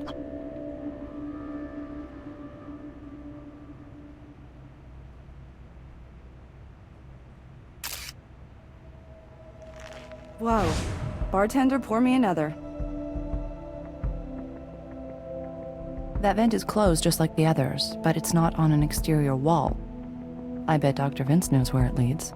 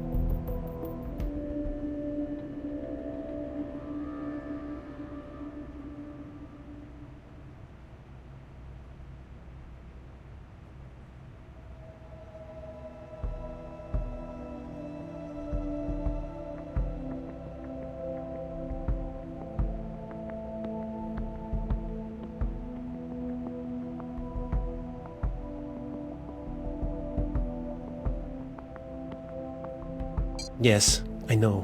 The detective told me. I'm Dr. Vicente Manotto. I'm the owner of the building. I found Andrew and called the police immediately. It's just so awful, isn't it? I'd say just about an hour ago. That's correct. Actually, I was in another unit when I heard the alarm go off. Yes, I was in another unit, assessing how much of the last tenant's security deposit I should give back. At first, I wasn't sure exactly where the alarm was coming from. Then I could hear it was coming from in here.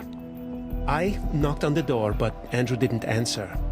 I went inside, and that's when I found him. Oh my God. No, I didn't, but I didn't smell a gas leak. Of course, I know carbon monoxide doesn't have an odor. It's just that when I saw Andrew lying there, it struck me that somehow he'd set off the alarm because of all those chemicals he ends up using.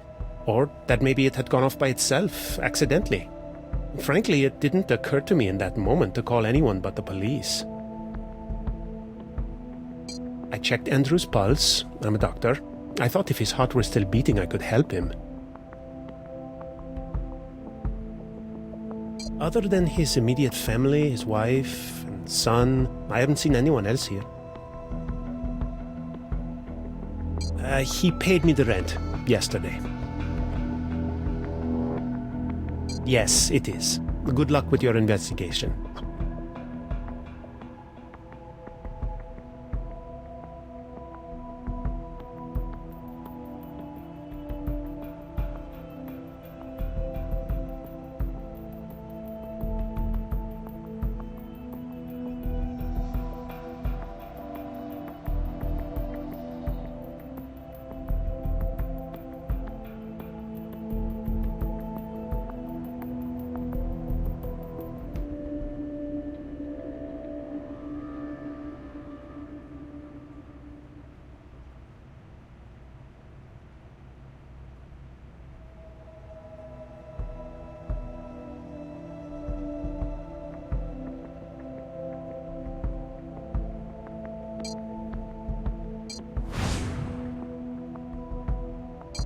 I'll call down to the morgue for a pickup.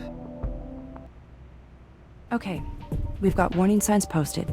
We've got our oxygen masks, and we've covered half the garage with a giant plastic bag. The conditions inside the gas tent should closely mimic those in Andrew's practice space. And the carbon monoxide detector is positioned about where Andrew's head would have been relative to the generator. All we have to do is fire that puppy up and wait. We should get a good sense of how fast it burns gasoline and how much carbon monoxide it puts out. Care to do the honors? Okay, that's good. Now come back out here where it's safe. We're gonna let it run completely out of gas. It's gonna take a while, so we should come back later.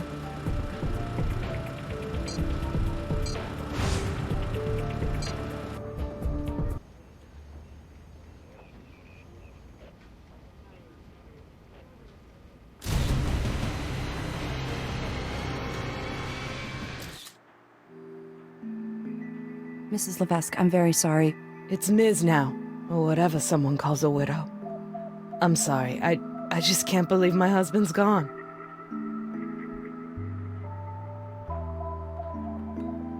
Never. Andrew was meticulous to a fault, an absolute perfectionist. On occasion, I would help him. Even Lyle would help out every now and again. Lyle, that's my son. Andrew was his stepfather. I'm sorry. What was I saying? Oh, yes. My son and I would help Andrew a bit, move things around, tell him what tricks we preferred, but for the most part, my husband worked alone. Apart from Andrew, only me and my son. Well, no, our landlord, Dr. Manoto, has a key to the room. He has a key to all the units. No, well, I mean, he was in remission for almost a year now. He had been diagnosed with an oral cancer called squamous cell carcinoma. It was just devastating. The disease, the chemotherapy. He couldn't work, and then later on, no one wanted to hire him back. It wasn't fair. Odessa's 10 days old. She's our miracle.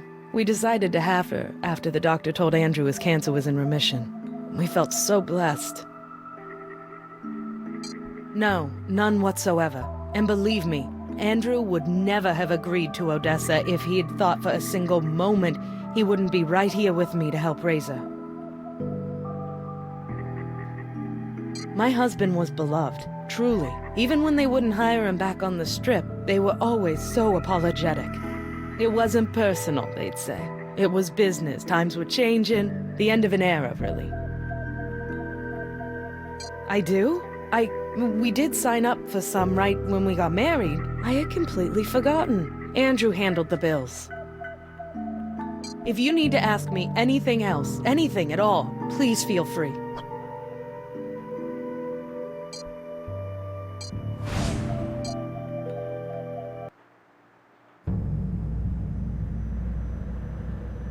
David's on his way back. I'll have something for you a few hours after he arrives. In the meantime, we can finish processing the scene. Maybe talk to our witnesses some more. Shouldn't be tough to stay busy.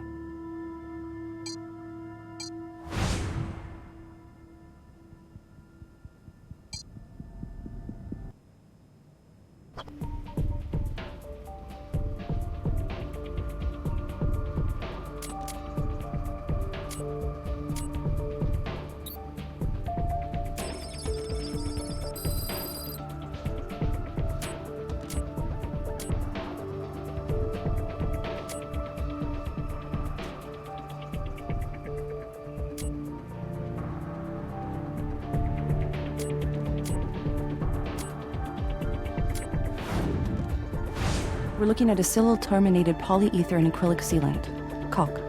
The great Andrew must have been closing up some joints and gaps in his rehearsal space. Although, I'll tell you, if it were me, I'd have the landlord take care of that kind of work. And who's to say Andrew didn't?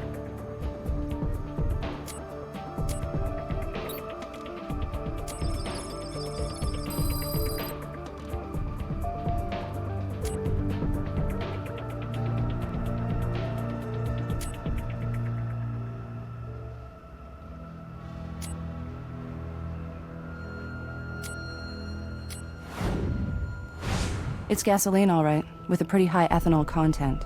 Unless I'm wrong, the diethylene triamine is from an aftermarket stabilizer. Allows the fuel to be stored for longer without gumming up.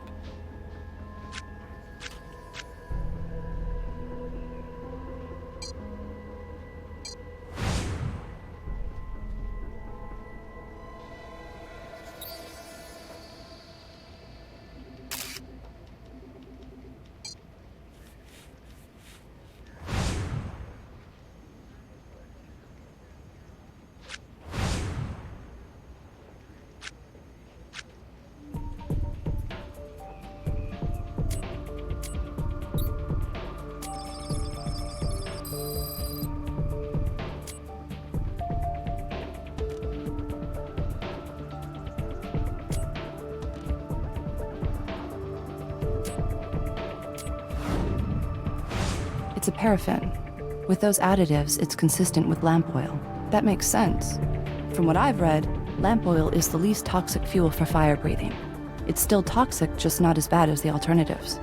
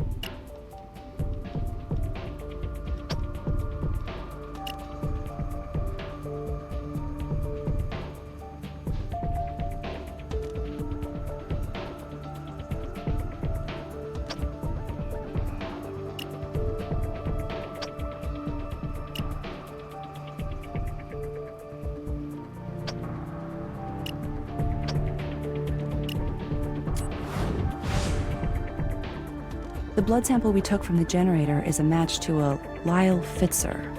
Geez, kid's 18 years old. Look at that list of priors. talk about starting early and often. But how does Lyle Fitzer know? Wait a second.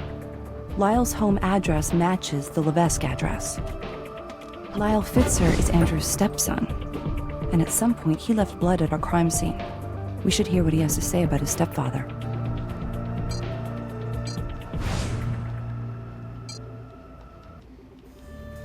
What do you need? I'm gonna need to see some evidence before I go to a judge.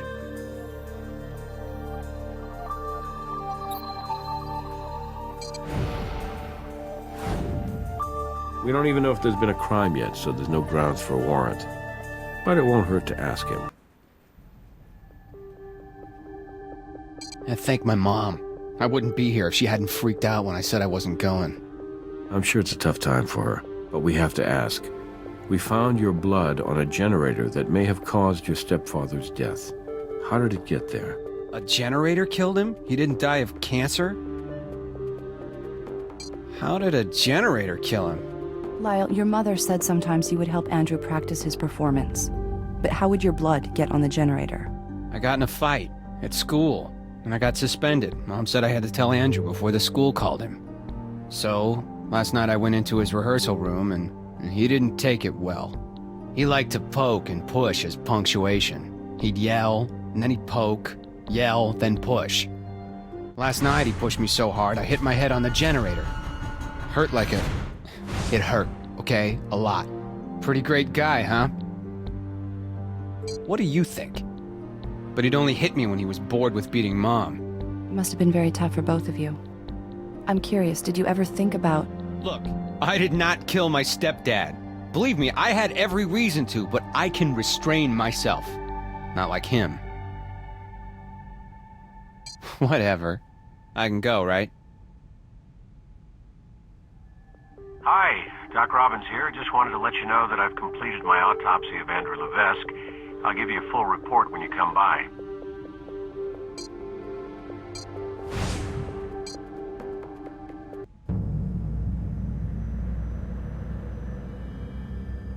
Carboxyhemoglobin saturation levels in your victim indicate that he was exposed to carbon monoxide in relation to ambient concentration of about 3,200 parts per million. Death would have occurred in about 30 minutes, but he would have experienced severe headaches, dizziness, and nausea after only 5 or 10. Who hangs around for half an hour feeling like that? Well, that's the other interesting wrinkle.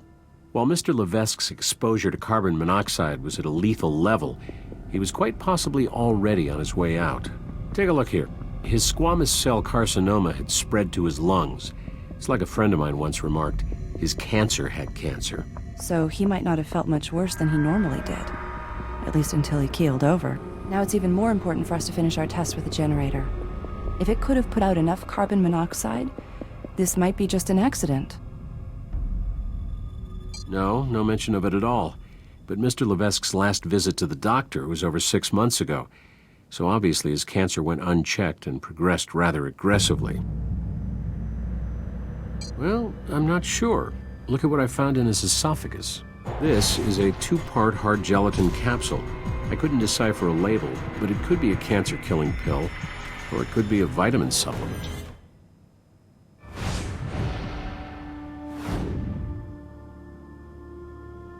Liver's set, so I'd say he's been dead for approximately 4 to 5 hours. No problems at all. Here you are.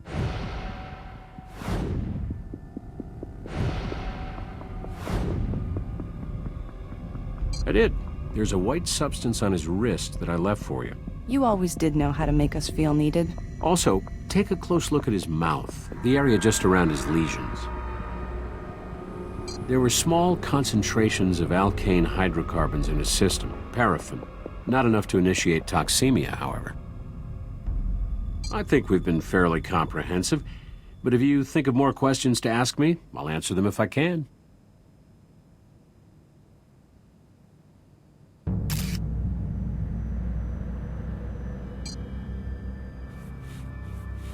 We'll have to verify it, but that looks like makeup to me. That shade's a little dark for him.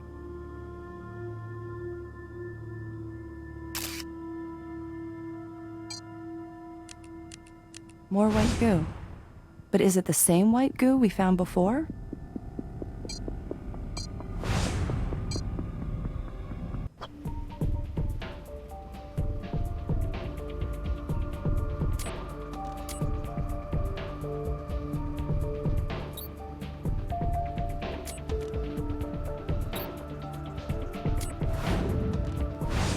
cock on the victim's wrist and the cock from the generator are chemically identical.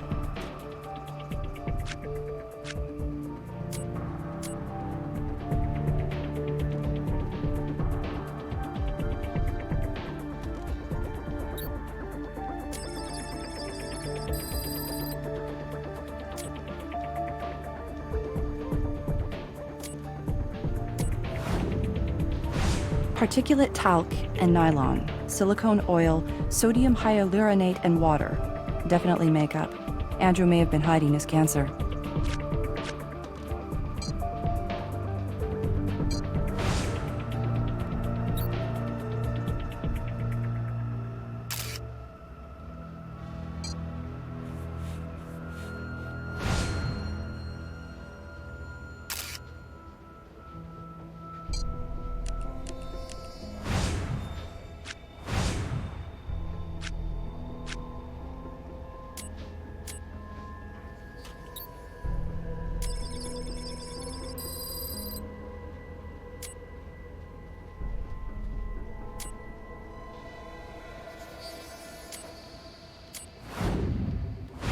Amniotic fluid? Okay, that's weird. Talk about your alternative forms of medicine.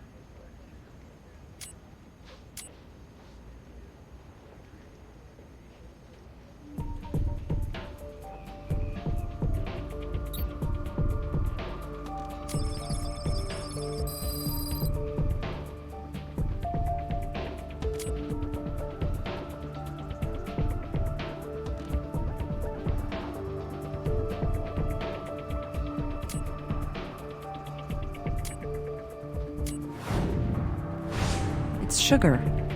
They say a spoonful makes the medicine go down, but I think they mean along with, not instead of.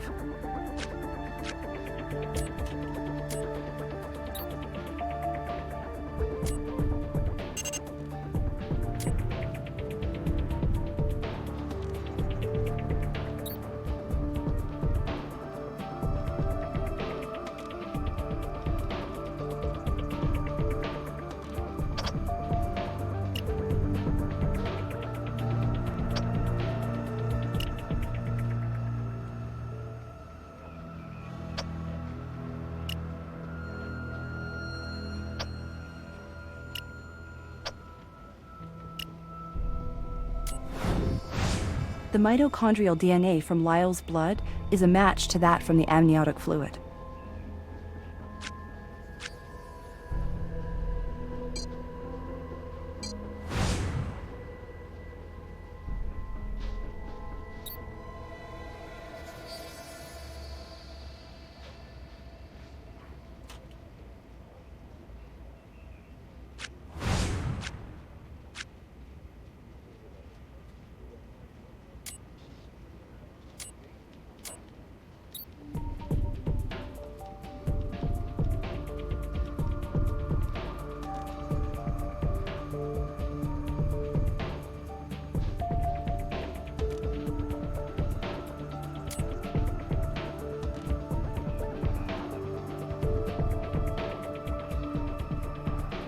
Pharmaceutical companies print out some sort of ID number somewhere on the meds themselves.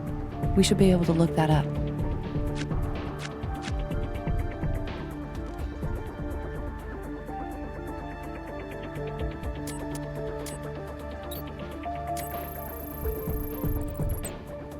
It's methotrexate, an antimetabolite and antifolate drug used in the treatment of autoimmune diseases and cancer. We've got a capsule of cancer meds, but there's no actual medication in it.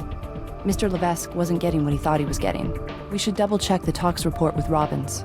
He didn't say anything about methotrexate, but we should be sure.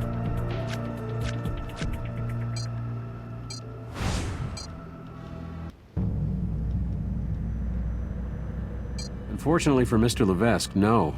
Methotrexate might have helped his condition. It's often prescribed as part of a chemotherapy suite. Andrew Levesque was killed by carbon monoxide poisoning, but somebody was trying to kill him by denying him cancer meds.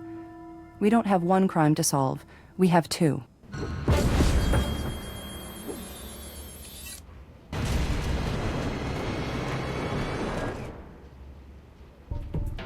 How's the Levesque case going? Did taking over the garage get us anything more than extra paperwork? It did, sort of. We know that the generator wasn't the cause of death. Negative results are still results. Is that all? Well, we're looking at 2 crimes. Attempted murder by medication denial and some flavor of homicide, negligent or otherwise. Negligent. You thinking of anyone in particular? I like the landlord for it. There are some generator-related holes in his story that don't fit the evidence. Follow that up, but get something conclusive. He's a doctor and a landlord, so he's probably ready to lawyer up if he smells trouble. Now, tell me about the medication denial. Andrew had cancer, no remission about it, and we found a fake cancer pill in his esophagus. Any suspects? We're working on it. Great. Keep me posted.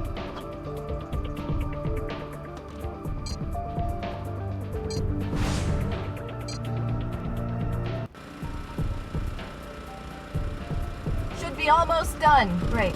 Now let's check the carbon monoxide level on the detector. 1,600 parts per million. The generator didn't put out carbon monoxide fast enough to have killed Andrew.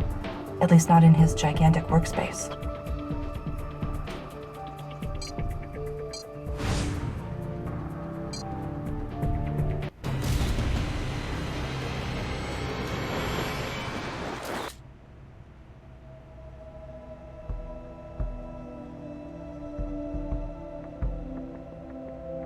It leads to the boiler room. It's centrally located between all my warehouse units. Yes, of course. Well, I don't have keys anymore. I have a key card. All the locks here are electronic now. Can you believe it? Pretty soon we'll just need to talk to the locks, am I right? No, not at all. Please follow me.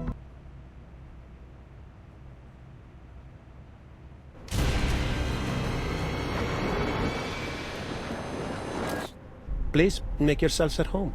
I'll be next door, as I promised. Great. Don't go anywhere.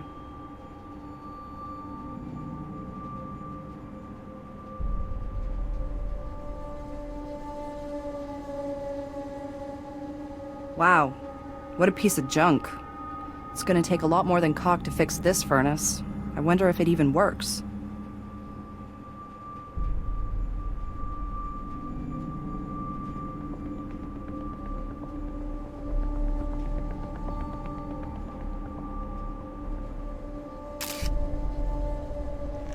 That gas can holds 5 gallons.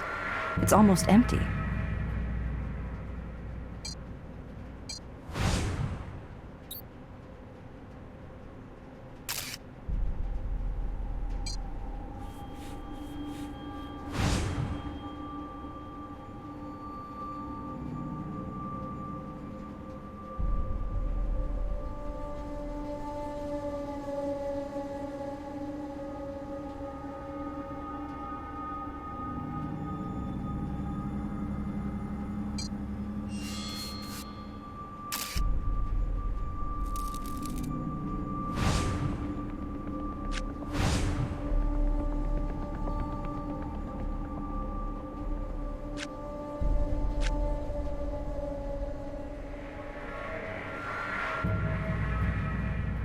Looks like one of those vents could lead right to the practice space.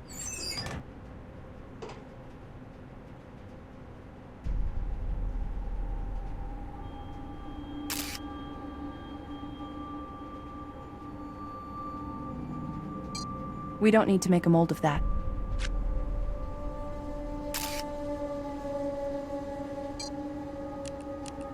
This caulk is still tacky. It hasn't been here long. The furnace still works, though. I think we caught our source of carbon monoxide red-handed. I'll have Brass contact the gas company, get him to turn off the gas. Then we'll process the pipe.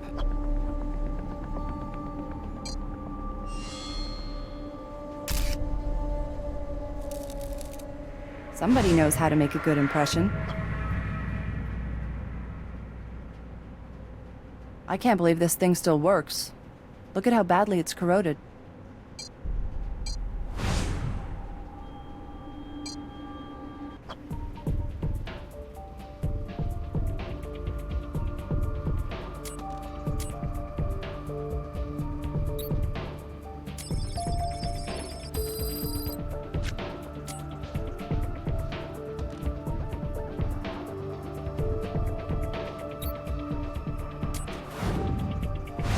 Yep, caulk.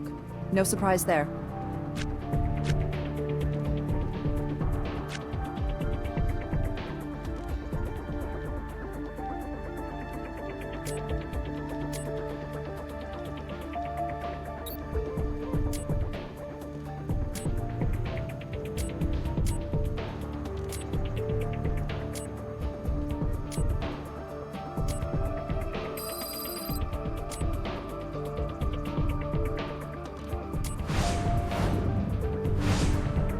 And we have a match. So we know Dr. Vince handled the gas can from the boiler room at some point.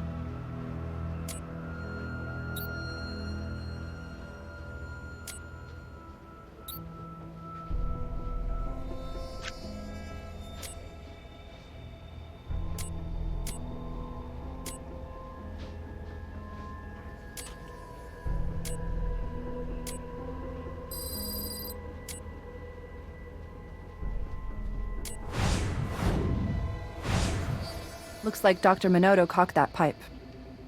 Okay, right now we have two possible scenarios. One, someone cranks up the furnace knowing that the leak in the pipe will flood the rehearsal space with carbon monoxide. Once our fire breather has taken his last breath, our perp comes in, seals the leak with caulk, and tries to tidy up the scene, but instead deposits traces of caulk all over the room, including on the victim. Or two, completely by accident, or what I like to call criminal negligence, the leak in the furnace floods the room with CO, overwhelming the great Andrew. Then someone comes into the room, sees the victim dead on the floor, and decides to make it look like natural causes. In both cases, our not-so-ingenious perp thought we'd think the generator was the source of the CO.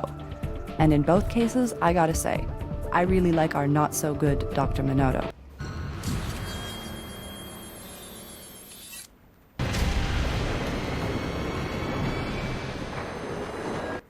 Looks like Dr. Vince has a record.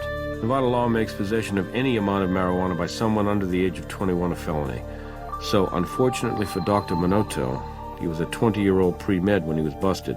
He was sentenced to 1 year in prison, 750 hours of community service, and paid a $5,000 fine. And he still got accepted to medical school, so no harm, no foul, right? However, recently the doctor did run afoul of the Las Vegas Housing and Building Commission. He was cited on several occasions for improper maintenance of that apartment building. Here, take a look. Dr. Minotto paid nearly $12,000 in building code violations. And check out his last citation. Failing to upgrade gas pipes, posing a serious threat of carbon monoxide exposure. Talk about your slumlord millionaire, who's about to be charged with negligent homicide. Yeah?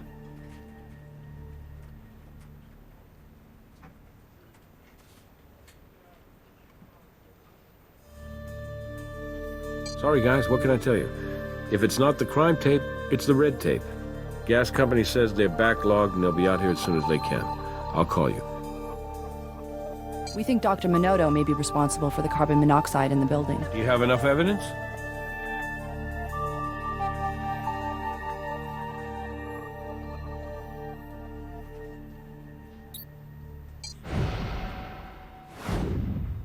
Yeah, that's what I thought. Let's bring him in. I don't think so. Those pipes were all in good working order.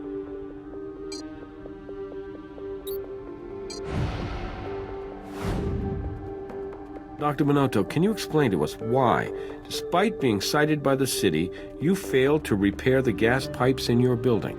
You misunderstand. I hadn't failed to repair them. I was just in the middle of accepting bids from contractors. I couldn't very well repair them all by myself, right?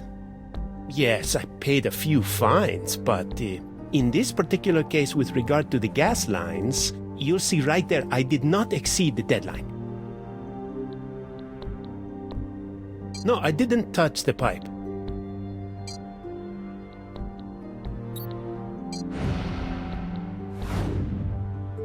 Dr. Minotto, we know you put caulk on the pipe in the boiler room. I can't explain that. I don't remember touching the furnace. But if I did, then it must have been when I was checking it. But that would have been several days ago. The caulking was wet, Dr. Minotto. It was fresh, and it was lathered on. I'd say you should have waited for a professional to do the job. Oh, right. Perhaps I did put caulk on the pipe. I'm trying to maintain the building. That doesn't make me responsible for Andrew's death. Let's get serious, Dr. Minotto. You know you were negligent and you tried to cover it up. I did not kill Andrew. He was a good man, a good tenant. The man played with fire, literally. Ran a generator in a closed room. There must be something you're missing. No, of course not. The generator was running when I arrived.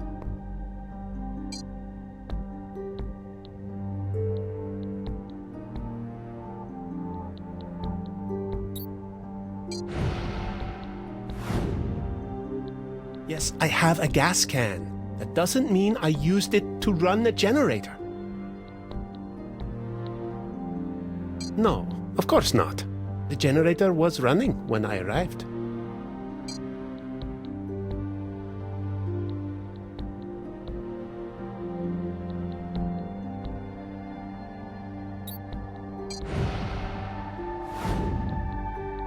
Yes, I have a gas can.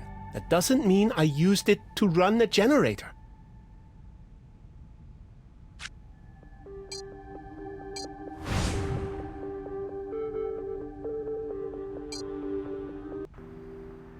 I'm sorry to keep you waiting. I had to put Odessa to sleep. What can I help you with? Ms. Levesque, were you aware that your husband's cancer had aggressively relapsed? What are you talking about? Is that why he died? We're still looking into the specific circumstances of your husband's death. No, not recently. He had gone through chemotherapy, of course, but he hadn't taken any pills for quite some time. Andrew really wanted to be healthy, naturally healthy. It's not that he would refuse to take any kind of pills if the doctor said he had to, but once the doctor said he was in remission, then Andrew simply wanted to eat all the right food and exercise every day. If you need to ask me anything else, anything at all, please feel free.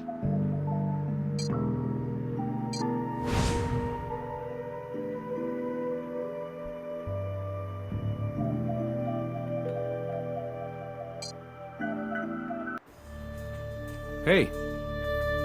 We think someone may have been tampering with Mr. Levesque's medication. What evidence do we have?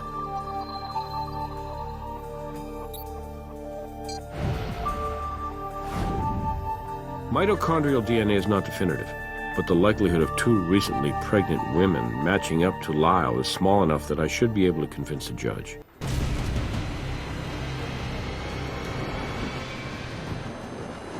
How dare you come back here? Ma'am, we have a warrant. I don't understand you people. Why are you doing this to me?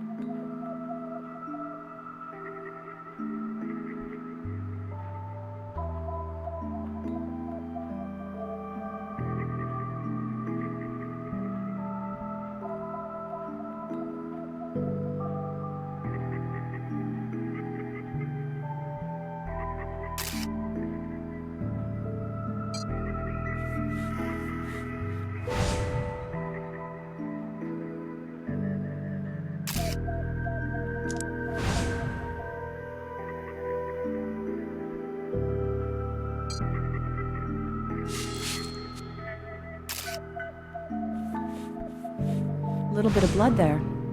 And something else.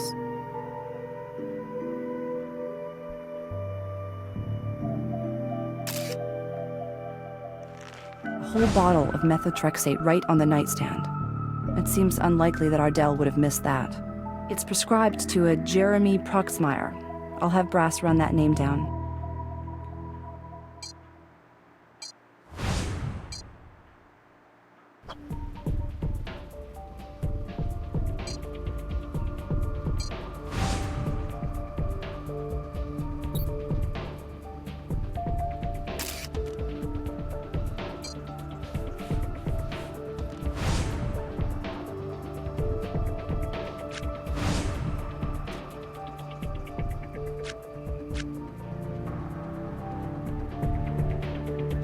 Hey, Nick.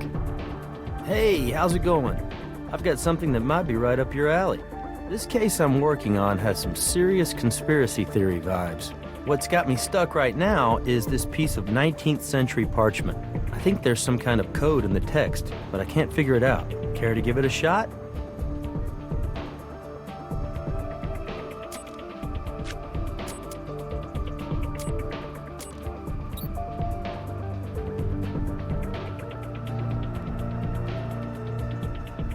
It's a palimpsest.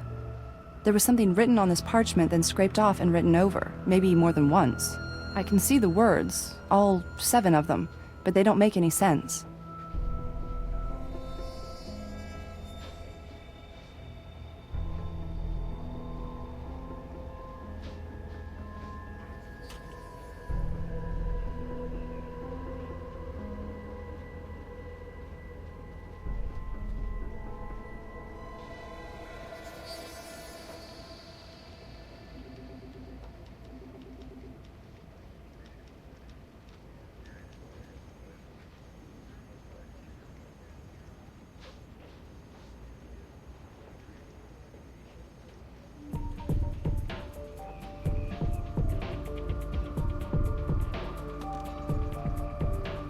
Seven more nonsense words. Nick's right, it's gotta be a code of some sort.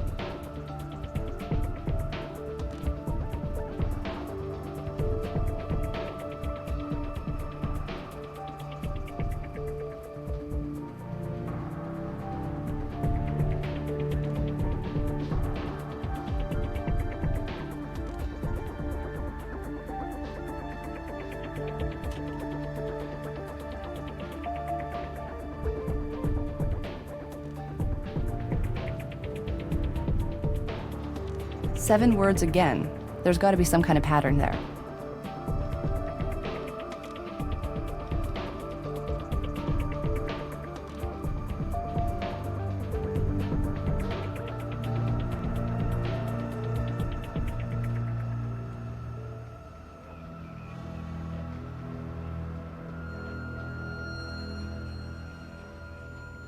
Maybe we should try the first letter of each word from each hidden page. But in what order?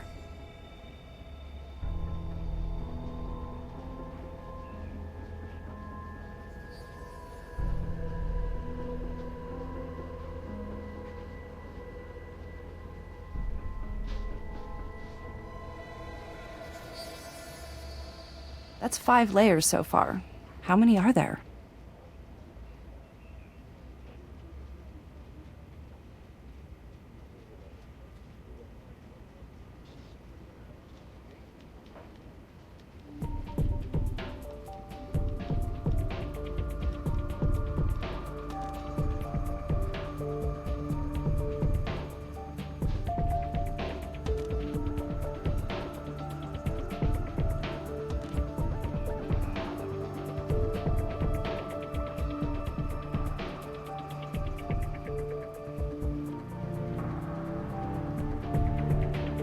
Another layer, more nonsense.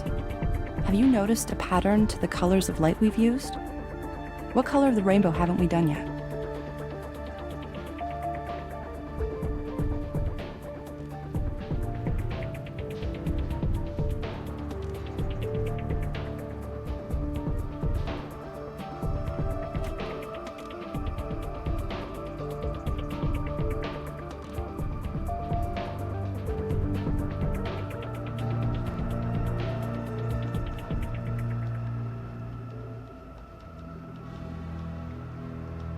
Seven colors in the rainbow and 7 words per page of hidden data.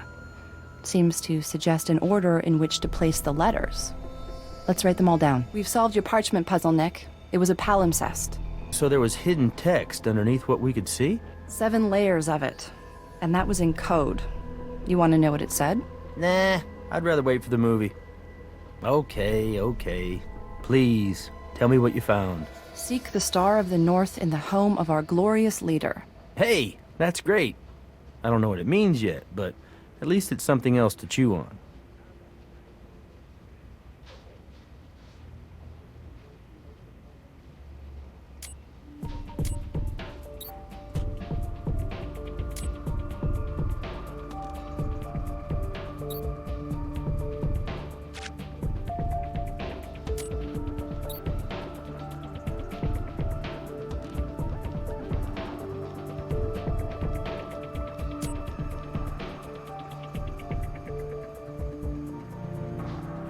The capsule we found at the Levesque house has the same ID number as the pill Andrew tried to swallow.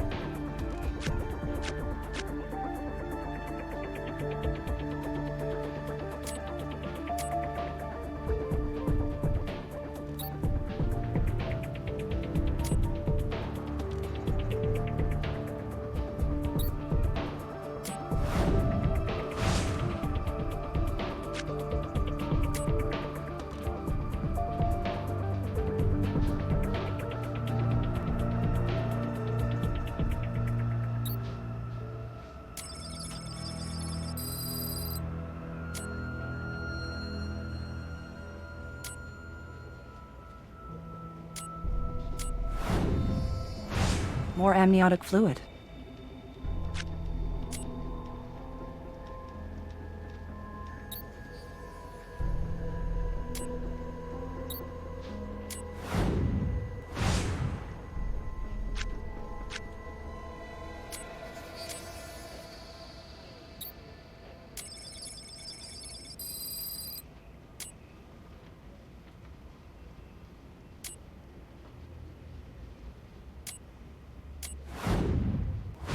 More amniotic fluid.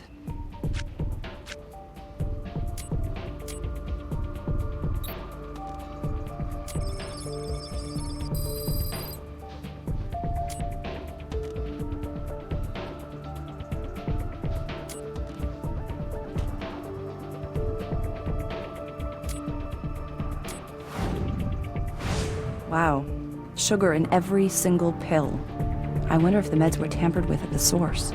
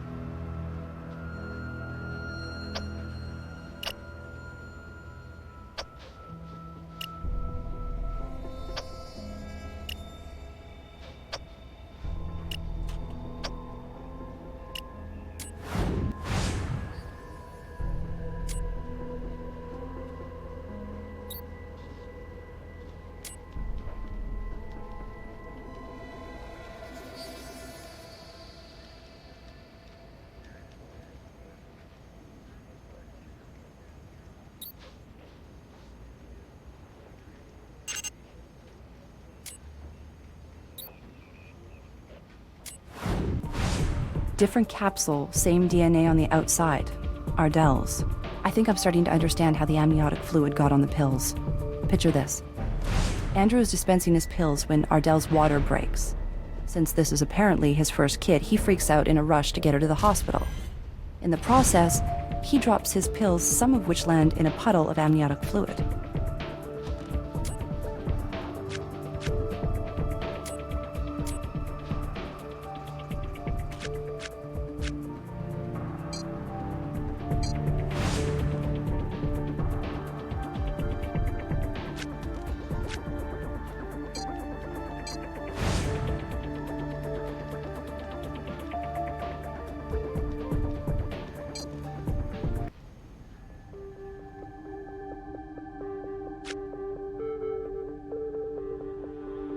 I try not to limit myself.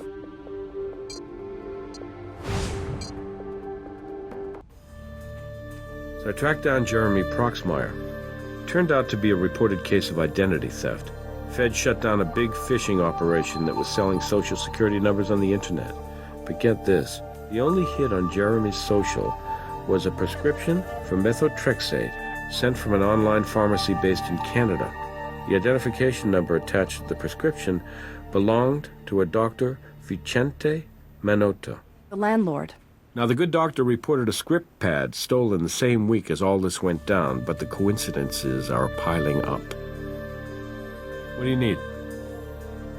I'll bring him right up to interrogation.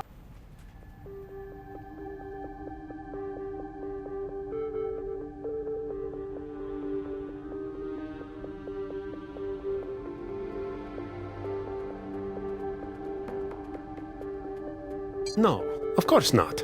The generator was running when I arrived.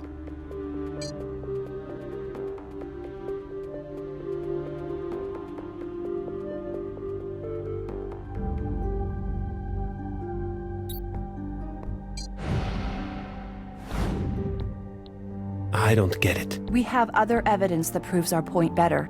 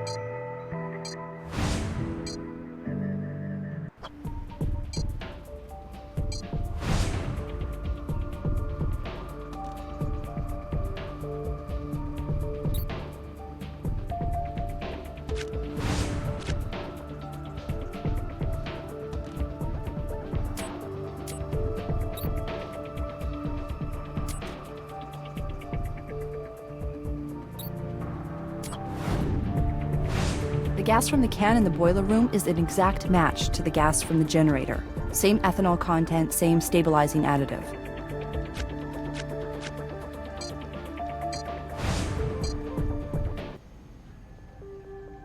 No, of course not. The generator was running when I arrived.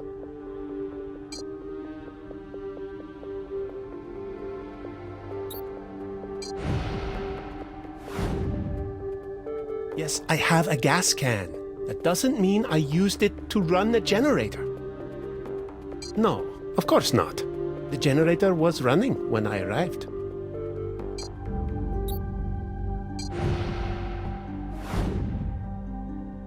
We matched the gas from the generator to what was in your gas can in the boiler room. Yours were the only prints on it. Please, stop, okay? I tell you what happened. I'll tell you everything. As I told you before, I heard the carbon monoxide alarm coming from Andrew's practice space. I knocked, but when nobody answered, I used my keycard. Andrew was lying there. I did check his pulse, just as I said, but there was nothing. He was dead. I was scared, in shock. All I could think about was that citation from the city for those damn pipes, and I knew someone would hold me responsible for Andrew's death. I panicked. I got some caulk out and did my best to seal off the cracks in the pipe. I brought the gasoline I had been storing to the practice space and used it to fill the generator Andrew used to power lights during his outdoor performances. Andrew himself gave me the idea. He had told me once that he would never run the generator indoors for fear of poisoning himself. I rolled the generator to the middle of the room, started it, then moved the body under the lights they powered. Then I called the police. Accidents will happen, but why don't I think we have the whole picture? I told you everything I know. I swear. I don't know any Jeremy Proxmire.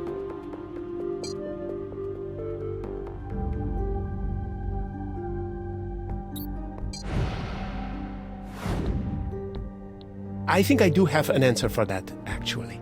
My prescription pad was stolen. I filed a police report. That might explain how Andrew got a hold of a prescription for methotrexate. But it doesn't tell us why every single pill in that bottle is filled with sugar and nothing else. Sugar? What? Oh no. I promised to keep a secret, not to cover up condemning Andrew to a slow death. Andrew came to me. He feared justly that his cancer had returned, and his health had already jeopardized his career once, and a public admission of a relapse would end it for sure. I advised him to seek specialized treatment, but he wouldn't hear of it. I genuinely wanted to help him. As I said before, Andrew was a good tenant. So I explained which drug would help his condition, and then I may have left my pad lying around where someone could take it. Which is a diplomatic way of saying you gave the pad to Andrew and then reported it stolen to cover your own hide. You're right that I reported it stolen about a week later. But I didn't give the pad to Andrew. I gave it to Ardell. Hey.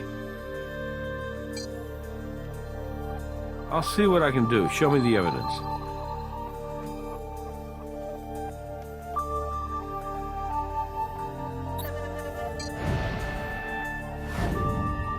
A bottle full of tampered medication, plus witness testimony that Ardell was given the prescription pad. That should be enough to get her in here.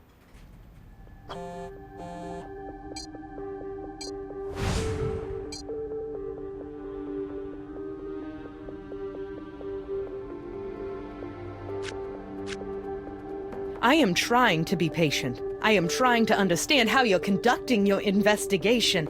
But why would you drag me down here like this, like I'm some sort of common criminal? Ms. Levesque, according to Dr. Minotto, you used his script pad to prescribe cancer pills for Andrew. He's wrong. You have no proof of that. Even if Andrew did have cancer pills, I certainly had nothing to do with them. That can't be true.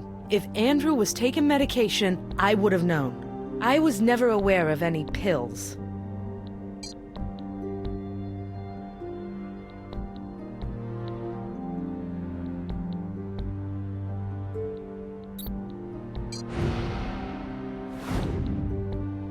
What are those? If those pills were in our house, I certainly never touched them. I was never aware of any pills.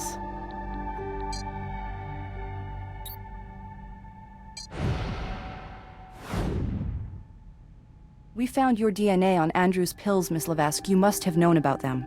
Oh my God, I can't explain it. You can't, or you won't? Okay, look, I knew about the pills, yes. I knew that his cancer had come back. But what were we supposed to do? Andrew could hardly find work when people thought he was in remission. How was he supposed to support us if people knew his cancer had come back? Dr. Minotto was kind enough to help us, even though he could have lost his license. Dr. Vince's Heart of Gold doesn't explain your amniotic fluid on the pills. No, it doesn't. That was something else. Andrew didn't like me to see him take his medicine. He said it made him feel weak. The night Odessa was born, I approached him in the bedroom. I guess I didn't realize he was about to take a pill. I surprised him, and he turned around and pushed me, spilling his pills on the floor. He stormed out. I don't think he even realized that the fall made me go into labor. Violent? Not that often, but sometimes. He was very passionate. At first, he put all that energy into his work. It's why he was famous.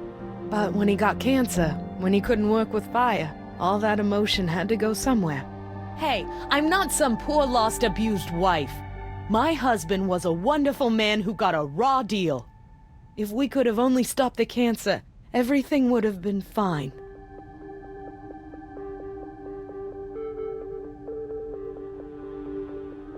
If he did, neither one of them told me about it.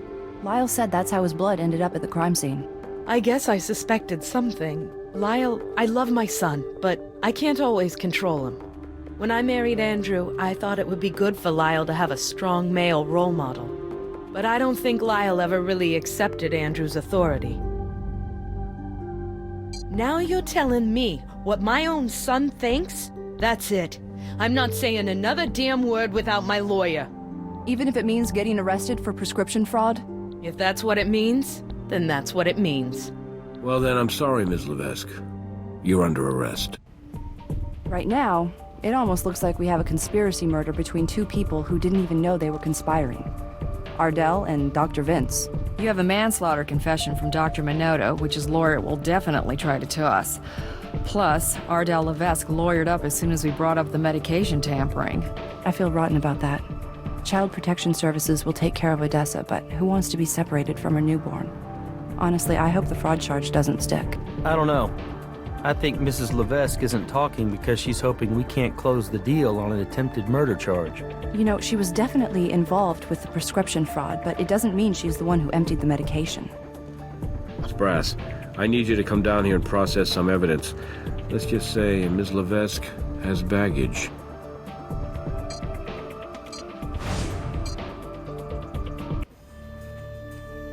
we took Miss Levesque into custody, she checked this handbag into property. Law says that her possessions at the time of arrest are admissible as evidence, so I thought her stuff might tell you more than she did.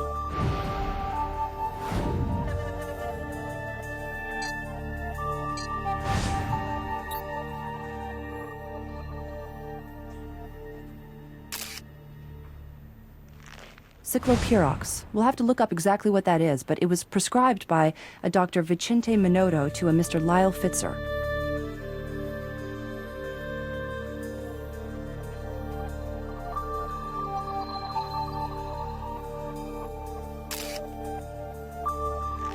Her apartment's lock uses a traditional key. Only the boiler room for the practice space requires a key card.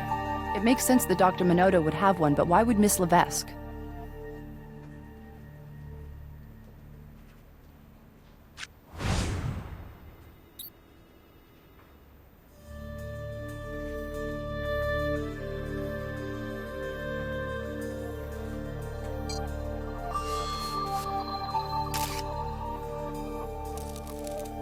Nice print. They don't come much cleaner than that, at least not without ink.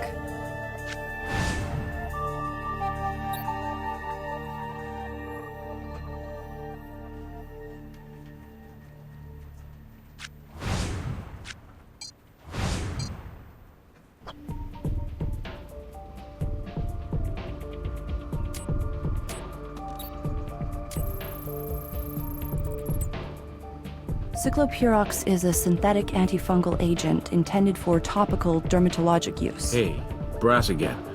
Gas company turned off the gas in Dr. Minotto's building. You can go back to process the pipe.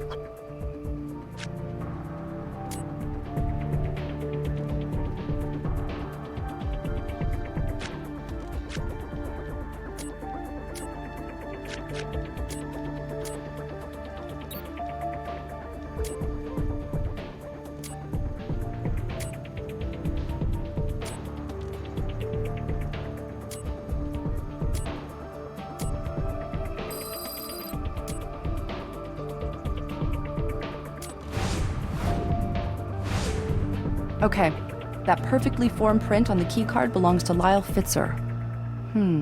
I wonder if Ardell's keeping Mom to protect her son and not just herself.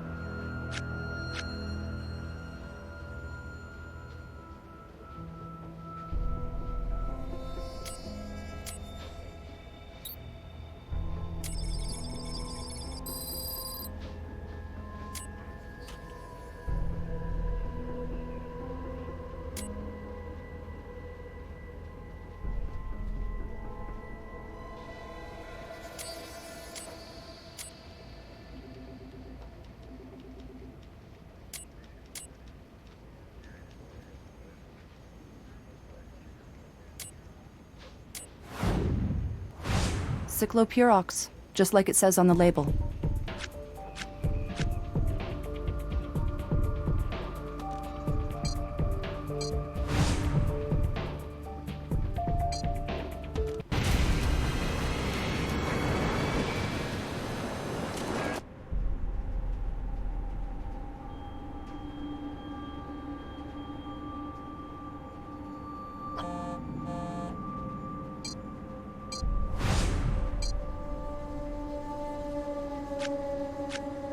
It's hard as a rock. If we try to pull it off now, we'll take half the pipe with it. I know just who to call.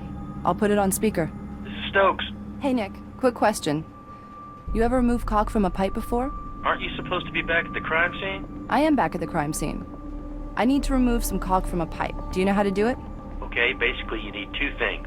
A heat gun and some denatured alcohol. A heat gun and denatured alcohol? You know, I can't say those are standard issue with the field kit. How am I... Don't worry. I'll be right over. Great. We aren't going anywhere. That was tricky. I'm glad I'm not a contractor. What? You don't like showing up at noon and making boatloads of money? I just don't like removing caulk. So thanks for your help. Anytime. Good luck with the pipe.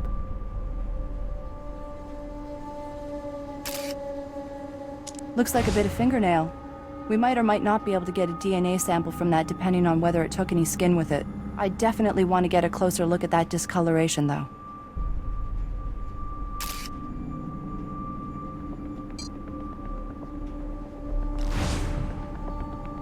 Someone cut a hole in that pipe. I'm beginning to think Dr. Minotto's mea culpa was just a ploy to avoid murder one.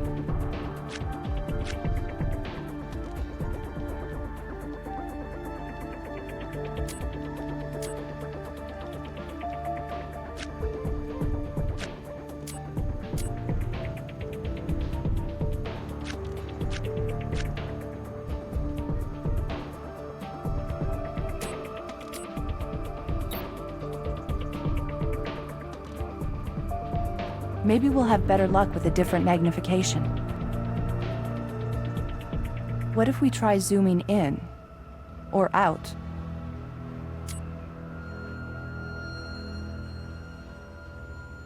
Well, there's nothing there that would give us a DNA sample, but those growths are consistent with a fungal infection. We have a fingernail loaded with fungus and a prescription for an antifungal agent made out to Lyle Fitzer. Maybe Lyle couldn't restrain himself after all.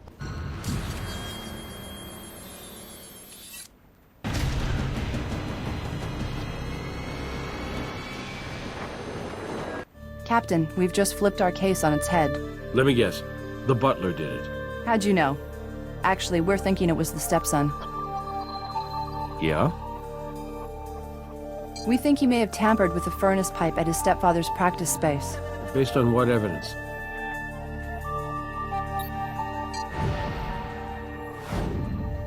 Well, we already have a warrant to search the house for signs of medication tampering. It shouldn't be too difficult to get the parameters expanded in light of this new evidence.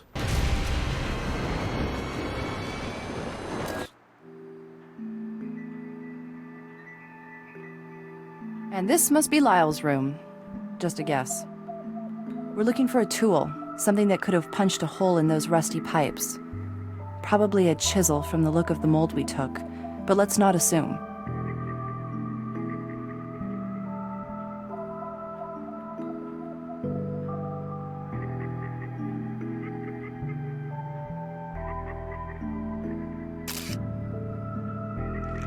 Good thinking. The knife blades are a little smaller than our mold, but he might have tried using it. There could be trace.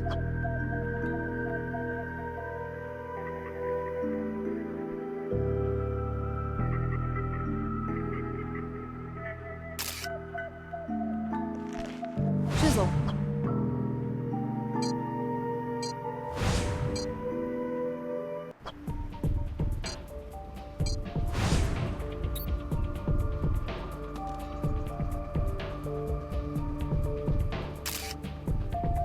I always wondered if people actually use those things to pick their teeth. There's something on the end of it.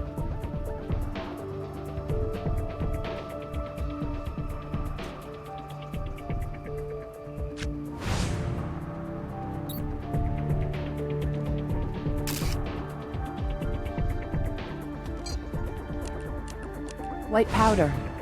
That could be a lot of things. Very few of them good.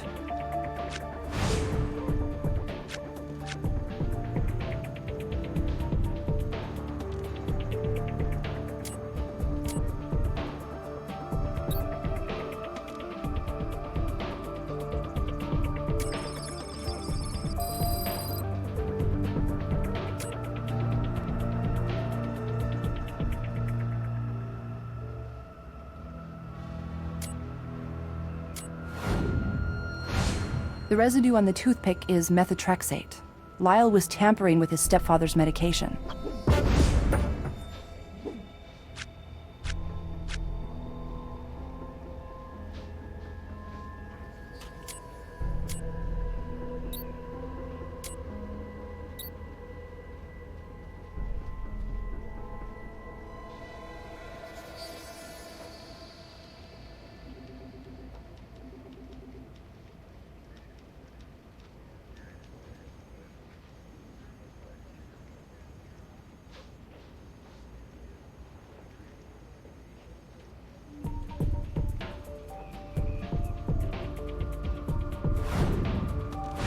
Dr. Minotto's negligence wasn't responsible for the carbon monoxide leak.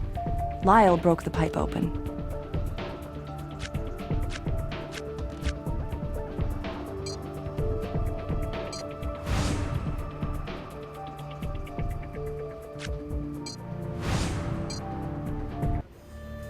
What do you need?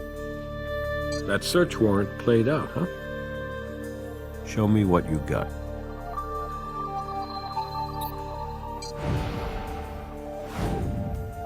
One attempted murder warrant coming up. You know, the toothpick you used to empty out your stepfather's cancer medication?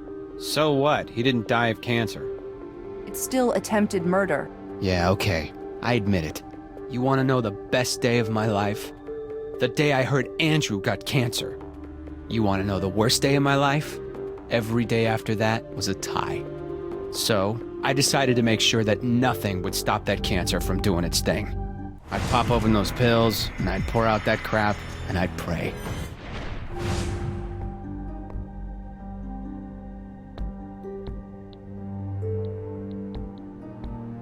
I don't know anything about a leak.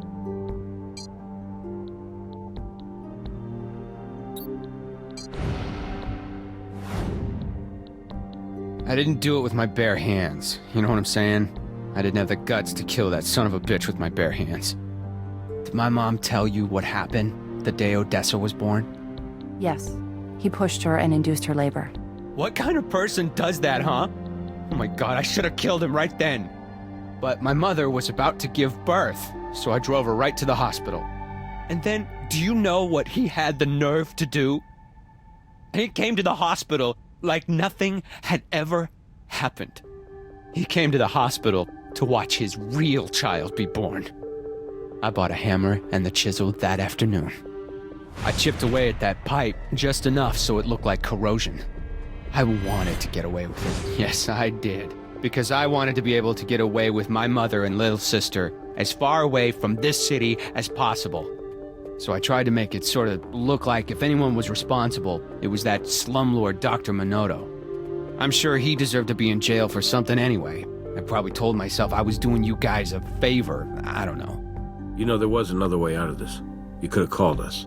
Seriously, like my mother would ever press charges against that bastard? No way. Jeez, she was always seeing in his eyes how he changed, or how he was about to change, or how Odessa had changed him. There was only one way our lives were going to change. I was sick and I was tired.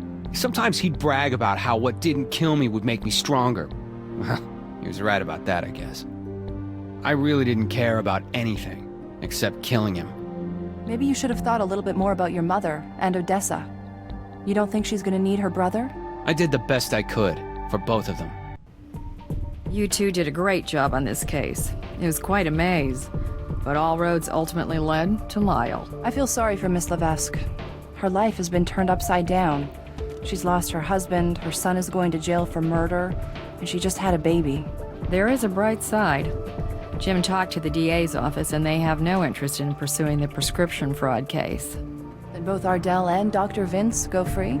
Miss Levesque has already left, but we still have Dr. Minotto in custody for tampering with the crime scene. He might not have meant any harm, but he still made our job harder than it needed to be. I'm hungry.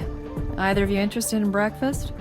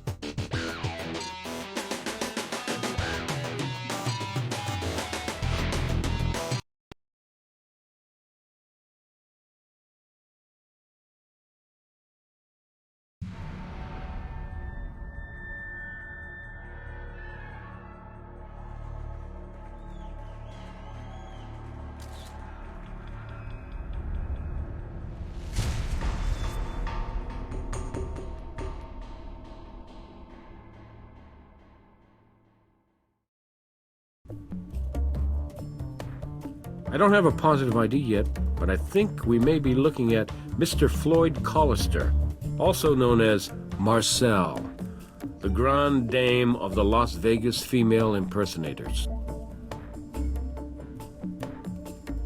You a fan? Mrs. Doubtfire is more my taste.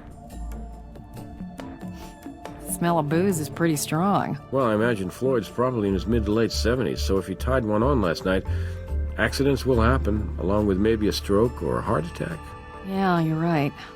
I mean, you might really be right about tying one on. See his wrists? Looks like ligature marks.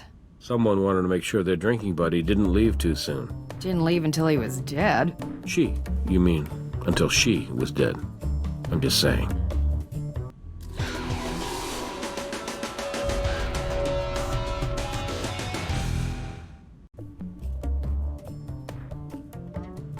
Hey, good to see you.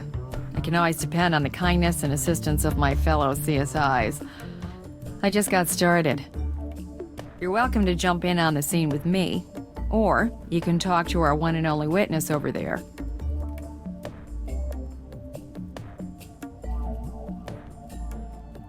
You mean how she died? Well, at first blush, it's tough to say. Could be natural causes, but the special circs are those ligature marks on the wrists and ankles. We'll know more once we get her over to Doc Robbins.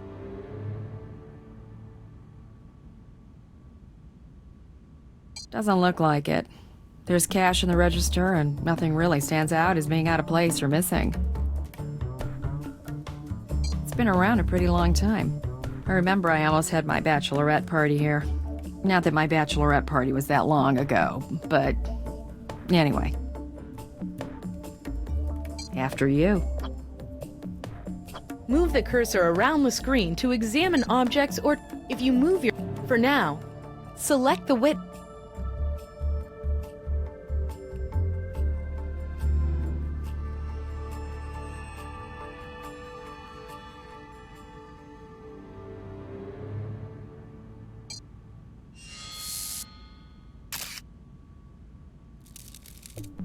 Someone's gotten into the whiskey. Nice work.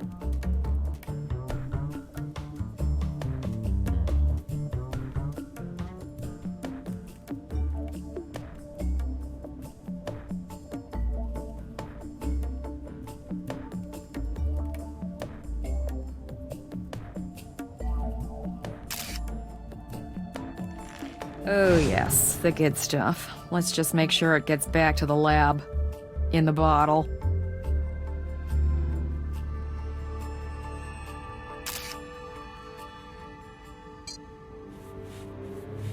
You can smell the alcohol, right?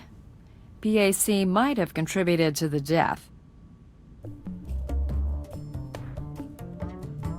The mic's off.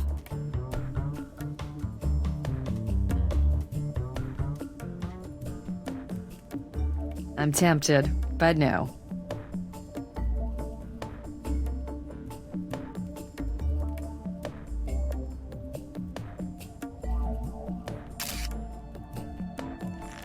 Looks like Marcel forgot to take her pills.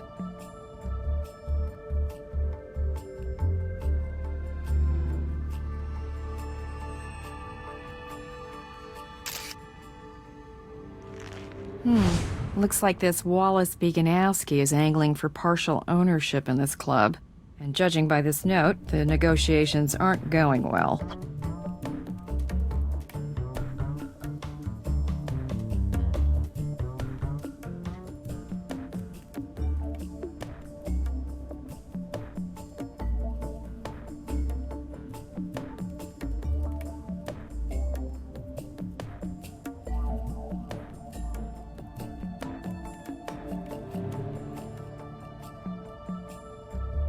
Enough booze for any occasion.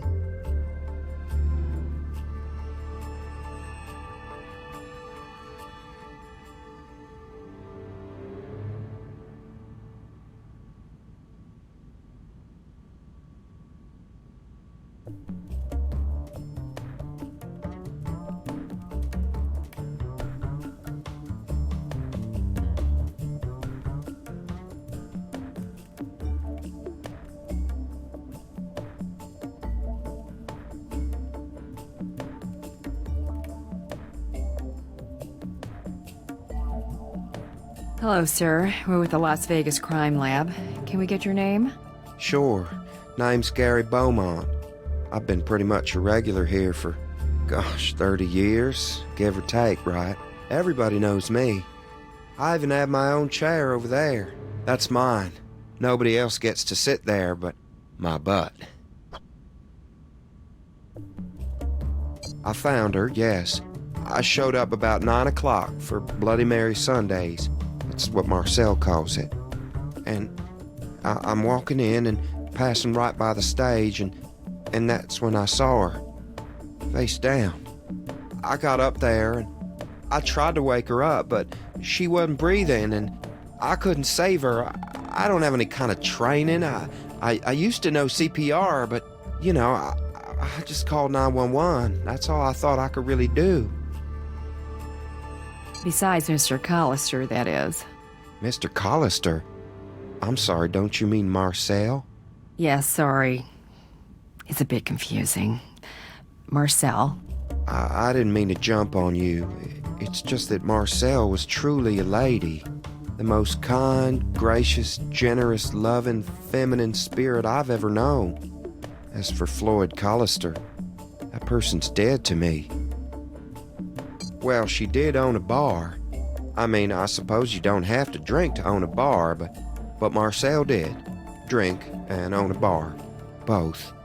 She also smoked like a chimney.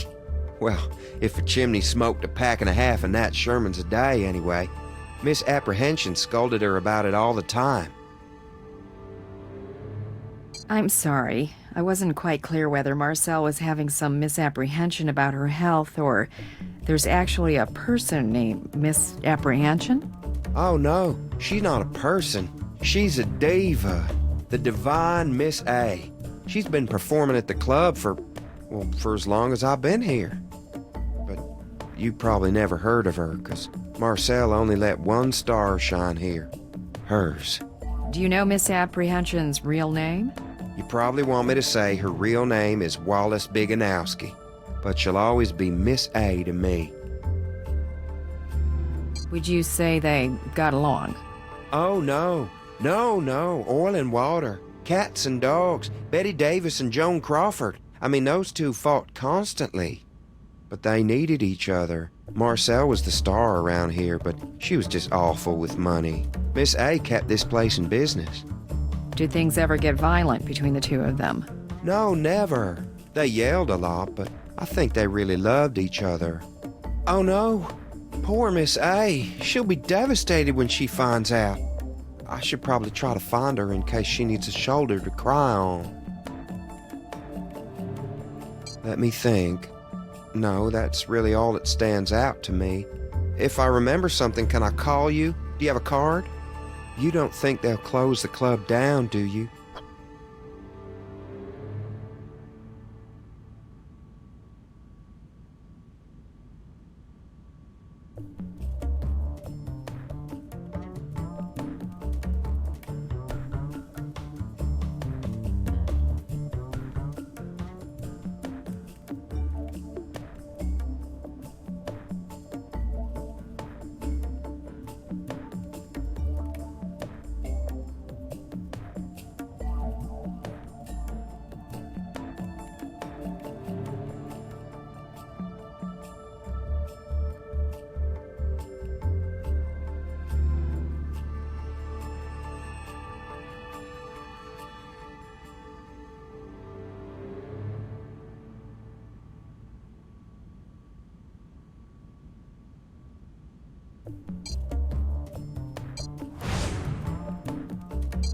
I'll have Doc Robbins send someone down and pick up the body.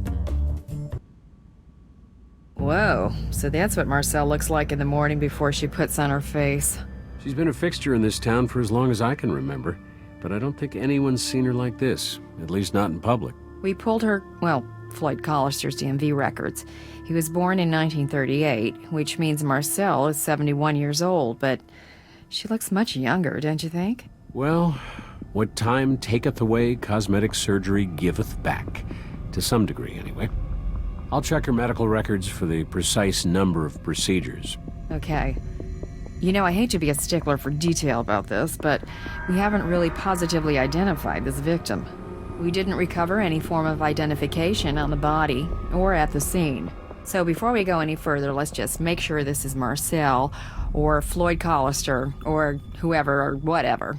All right? I love the easy ones. Here you go. You know, they say celebrity deaths come in threes. I'm certainly not anxious to see another. Here, I found some skin under the victim's fingernails. I collected a sample for DNA. I guess Marcel may have gotten a piece of her killer.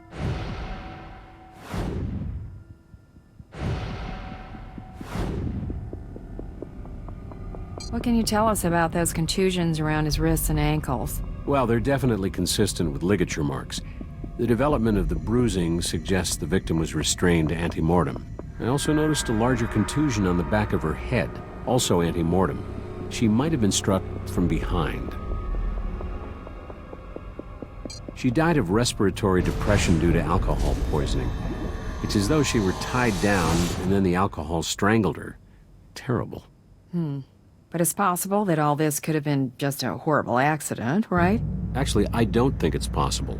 Respiratory or heart failure usually occurs when one's blood alcohol level is somewhere around 0.4%. Now, most people in relatively good health tend to pass out around 0.3.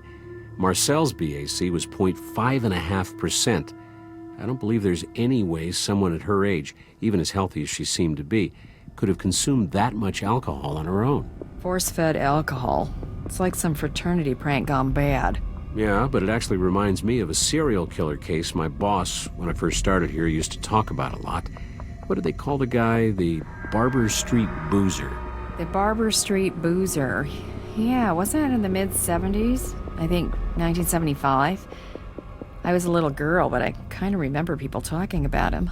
Well, I'm sure it seemed particularly deviant at the time. What was it? 4 Johns trolling for transvestite prostitutes. They wind up dead, all of them force-fed alcohol. You know, if I'm not mistaken, all 4 of those murders occurred in the same neighborhood as Marcel's Cabaret, and the Barber Street Boozer never got caught. You could have a cold case on your hands. I'll put in the request for the cold case files on the Barber Street Boozer. It'll be worth it just to see if there are any other similarities between this case and those unsolved. That's what I live for.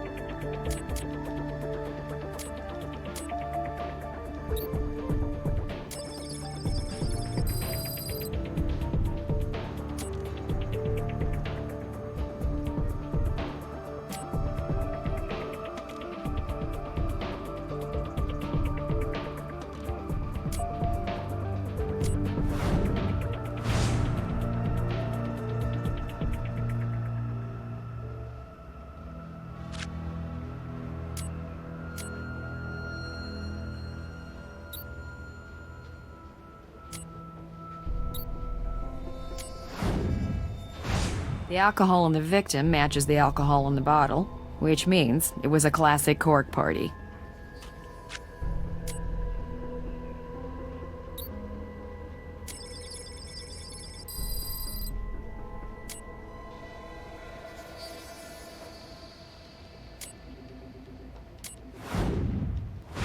The pills were recovered at the scene were prescribed to Floyd Collister. They're hydramazine. It's a heart medication. So, if we run an extended tox panel and find him in Marcel's system, that'd be positive ID.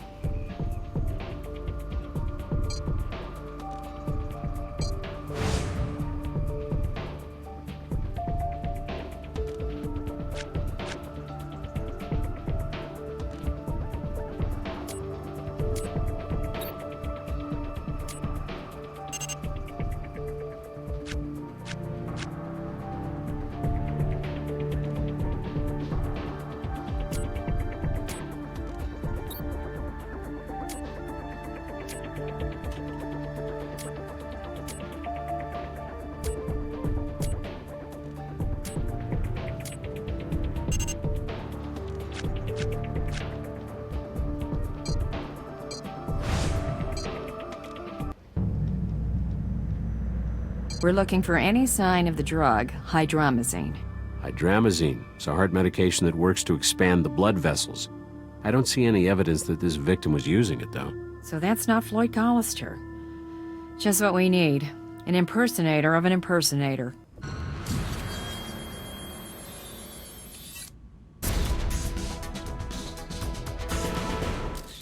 Oh, good. You're still here. I just don't feel like being anywhere else right now. This place always felt like home. But now that Marcel's dead, I just don't know. We're hoping you can help us with a case of mistaken identity. Oh, what do you mean? Would you mind coming down to the coroner's office with us? Sure, I can do that. But you mean it might not be Marcel? I don't understand. But sure, no problem. Whatever you need, I'll come with you right now. That's not... Oh, no. That's not Marcel. It's not. Do you know who it is, Mr. Beaumont? But I saw her. I saw her with my own eyes, I'm telling you. But this... Oh, dear God, that's Wally. I can't believe it. That's Wally Beganowski. I mean, misapprehension. What the hell's going on? Mr. Beaumont, we're so very sorry. And we deeply appreciate your help. I can give you the name of someone if you need someone to talk to right now. And I promise we'll be in touch. Okay? Thank you. Well, looks as though Marcel just went from being our victim to being our prime suspect. I'll have Brass track down her home address and put a bolo out on her car. Or rather, his car, since it's still registered under Floyd Collister. While he's covering that, why don't we check out Mr. Beganowski's home, see what we can find there.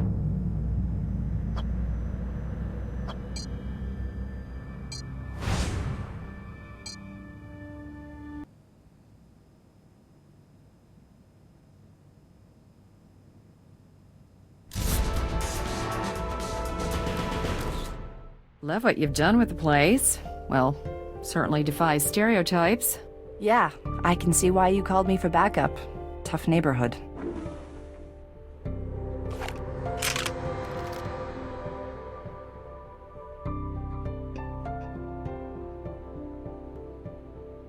Las Vegas Crime Lab, freeze! Hands where I can see them, now!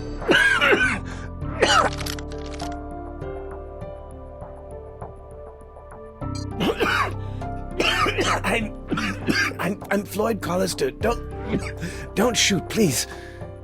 Mr. Collister, we're here investigating the murder of Wallace Beganowski. Can you tell us where you were last night? I can't talk right now. I forgot them back there. I'm supposed to take them every day. Riley, could you take Mr. Collister to get his medication? We'll stay and process the scene. I'm on it.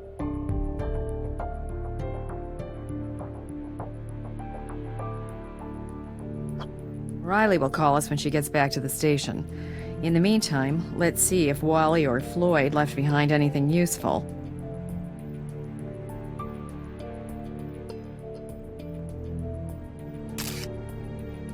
That's the cigarette Collister was smoking. Could come in handy if we need his DNA.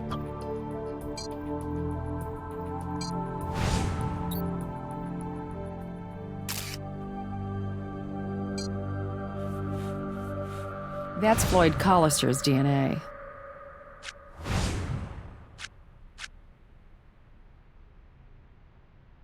Ah, someone who knows how to use one.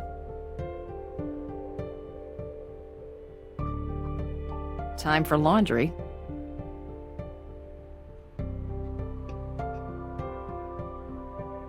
My grandmother collected these.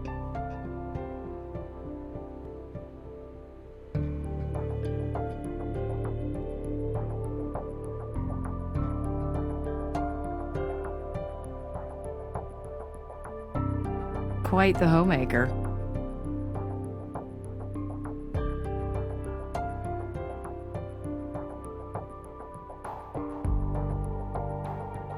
Somebody never finish unpacking?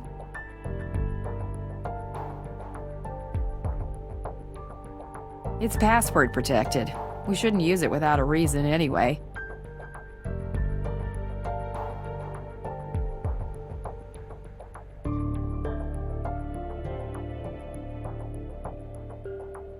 I wonder if it's homemade.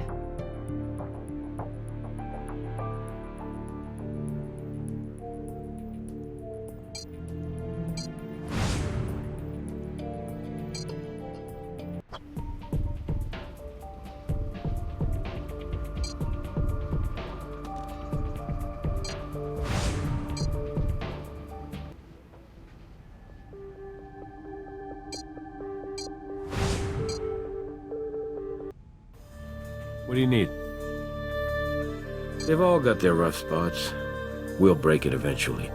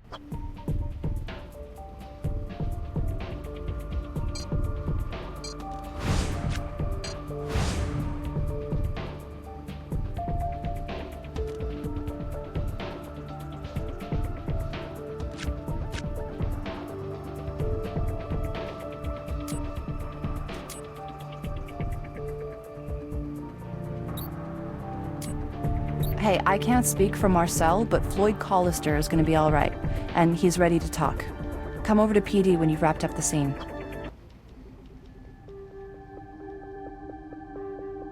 Mr. Collister, Wallace Biganowski was murdered in your club. He was found wearing your stage costume. Do you know why he would be dressed as your character, Marcel?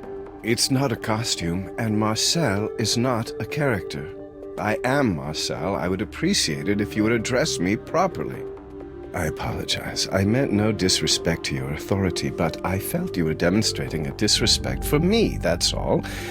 I understand you have a very difficult job to do. As for Wally spent nearly a lifetime in my shadow.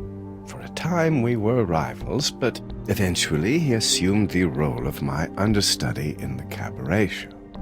He was quite good at becoming me, the voice, the manner, and as you are obviously aware, my health is deteriorating, and I wanted, if something untimely should happen to me, I wanted him to take over, to carry on as Marcel. Is that why Mr. Biganowski had plastic surgery? To look more like you, just in case? That was part of it, of course. I suspect there was also a bit of unhealthy idol worship on Wally's part, but I saw no reason to dissuade him from trying to improve himself. This question just sounds weird in my head, but here goes. Marcel, why were you hiding in Mr. Biganowski's closet? I was hiding from the murderer. Now, when you two showed up, I suppose the closet may have been a Freudian slip. Look, I'm not trying to be cute here. I had gone back to the club after we'd closed to get my heart medication, which I'd forgotten. When I walked in, I saw Wally lying there up on the stage. I wasn't sure what was going on, but I got scared, really scared. Certainly wasn't my finest hour, I will admit that. But if someone was trying to kill Marcel, then I needed to hide somewhere I wouldn't be found. I saw Wally lying there, yes. I saw those dreadful bruises on his wrists and on his ankles. I saw the bottle of booze, and I know Wally doesn't drink. Well, not like that. The very fact of the matter is, over the years, I've received death threats. A considerable number of them, so many that I stopped taking them seriously. I figured I can't stop being who I really am, and better to die in heels anyway. But you know, maybe I should have taken those threats more seriously. I should have at least talked to Wally about them. That's what I should have done. Why didn't you call the police? Oh, honey, who gives a damn about an old No. I will not use that abominable word. It's not right. Let me just say, ma'am, that my experience with law enforcement over the years has not given me the greatest confidence that justice will be served for either me or my community. I understand, Marcel, but times are changing. Sure they are, but you think about how much they've really changed the next time you're walking down the street, just holding hands with your man. Then you try to imagine someone like me doing the same thing. Look, I was wrong, but I did what I did. I panicked and I ran away. I ran away to Wally's apartment and I hid there. I guess I was thinking something like the killer would realize his mistake and keep coming after me. Marcel, for the time being, for your own safety, we're not going to disclose the fact that you're alive. That is, if that's all right with you. Wally and I were very close. Always.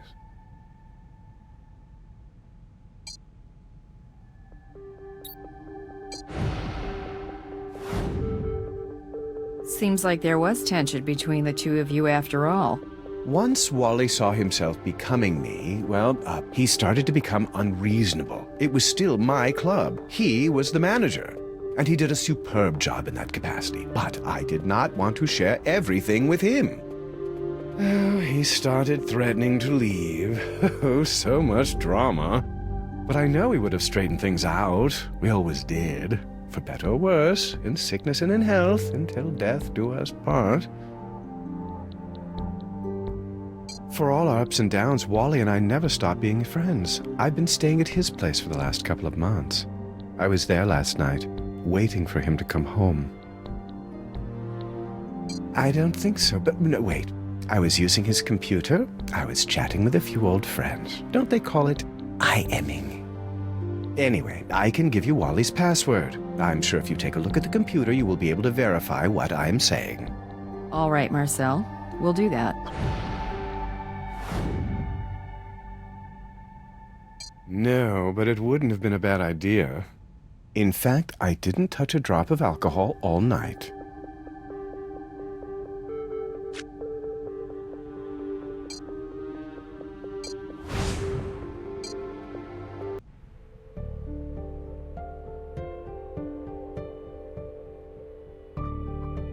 We'll bring Wally's computer back to the lab, and we should be able to confirm whether Marcel was online or not.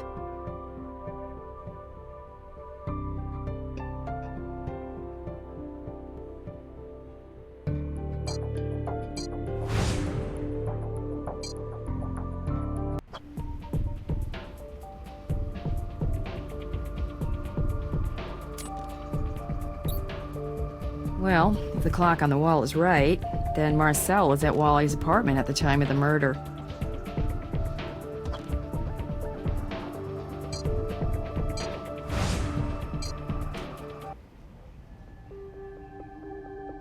We looked at Wally's computer like you suggested, and we saw that you were indeed using it all evening.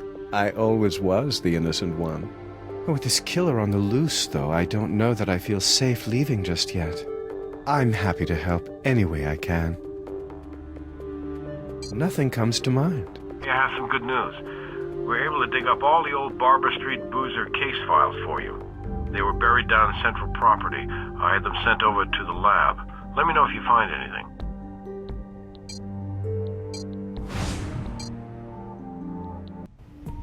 What's up, Ray? Ray? Oh, sorry. I didn't hear you come in. I understand you may have a serial killer who's come out of retirement. I was curious. I hope you don't mind. Not at all. We could use your expertise, actually. Right now, we're just fishing. There's no evidence linking the previous Barber Street Boozer murders to the murder of Floyd Callister. You mean Wallace Biganowski, don't you? Actually, we're trying to keep that information on the need-to-know for the time being. Okay, well, in looking through the old case files, we have 4 male victims, each one from a different race and socioeconomic background. Each was married.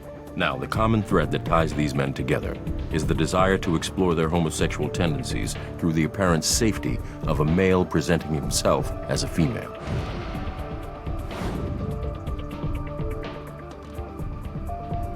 There were several, actually, which was part of the problem back in 1975. But here's something interesting for you.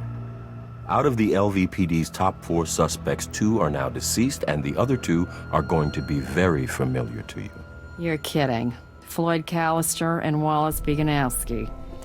According to this police report, both of them had been arrested multiple times for solicitation as well as lewd and lascivious behavior in public.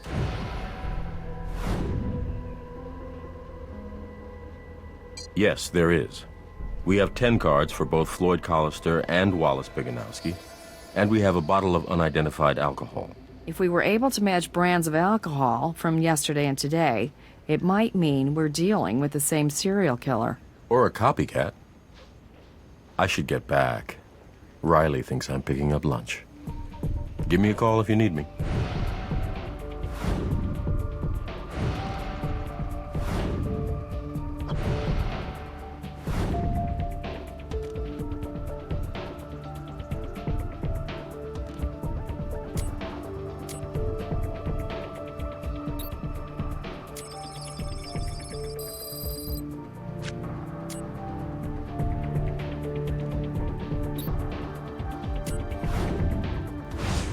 Serial killers are certainly creatures of habit, as well as ritual. The liquor used to poison the 4 men in 1975 was classic cork whiskey, which is the same brand that was used to kill Wallace Biganowski last night. I'm going to ask Brass to help us get in touch with the detectives who worked the original Barber Street Boozer murders. Maybe they can help us better contextualize some of this evidence. Yeah? Do you think there's any way we can talk to the detectives who originally worked the Barber Street murder cases? Detectives Glenn Krautman and Maurice Briggs. Glenn died of prostate cancer 6 years ago, and Maurice just retired. I hear you had some input on her final case. She lives out in Boulder City. I'll get her number and have her come down. Hopefully, she might have held on to some of her original case notes. Thank you so much for taking the time to come out here. It's the least I can do. I thought you might try to get in touch with me. I saw the news. Floyd Callister, murdered in his own club. The news didn't give many details, but you think it might be the Boozer, don't you? Or a copycat. The MO is similar. Male victim forced to ingest a toxic level of distilled alcohol. Murder took place in the same neighborhood as well. The MO, as I said, is similar, but it's not exactly the same. This victim isn't married, nor was he someone who could be described as a closeted homosexual. The one that got away. The most frustrating case I ever worked, and my biggest regret, for so many reasons. Glenn and I worked as hard as we could to close this case. But I have to tell you the truth. The department, at that time, did not consider the Boozer the highest priority. That's right. It's shameful, but there it is. I can only imagine what we might have been able to do if some people's hearts and minds had been different back then. Fortunately, for whatever reason, the Boozer decided to stop on his own. Glenn and I both believed the killer was most likely someone merely posing as a transvestite prostitute in order to lure his victims. But witness testimony kept pushing us toward a couple of actual prostitutes, one of whom was Mr. Collister, and the other was a young man named Wally Biganowski. And I believe later on, those two gentlemen opened up a rather popular nightclub together. We've gone over the suspect file, but we're wondering if there's someone else we might be overlooking. There was this one guy. I'd have to go through my notes here to recall his name exactly.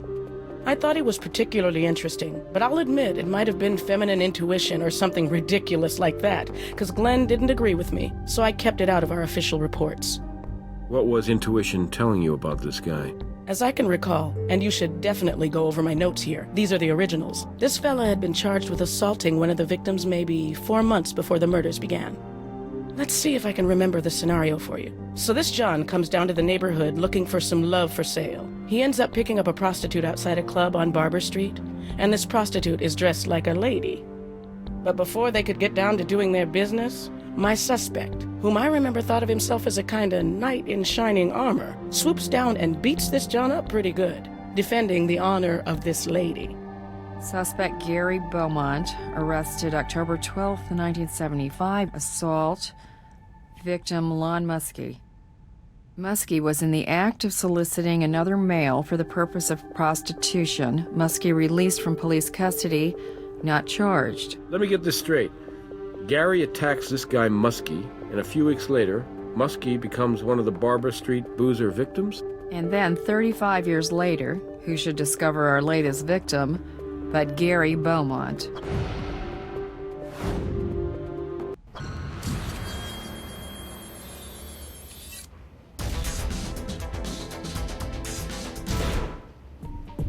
Well, Brass ran Gary Beaumont through the system, but he has no known address. Brass put out a bolo, but I'm hoping we can find Gary ourselves. I'm sure it won't hurt to talk to Mr. Beaumont again, but I agree with Juarez's partner. He's not your man. What makes you say that? The Barber Street boozer obviously felt homicidal rage towards his victims. Married men who were secretly soliciting sex from male prostitutes dressed as women. Wallace Biganowski was an unmarried, openly gay female impersonator. Based on the circumstances surrounding Mr. Beaumont's assault charge, I'd say he was the kind of man who would have wanted to protect Wally, not hurt him and certainly not kill him. Well, from what I saw of Mr. Beaumont's behavior at the crime scene and at the morgue, he would have to be a supremely talented actor. He was on an emotional roller coaster.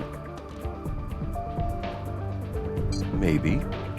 For a serial killer, murder is an addiction. Recovery requires a lifelong commitment to some deliberate strategy of behavior modification. And unfortunately, there is no 12-step program for cold-blooded killing. So serial killers usually stop when they're caught or they die.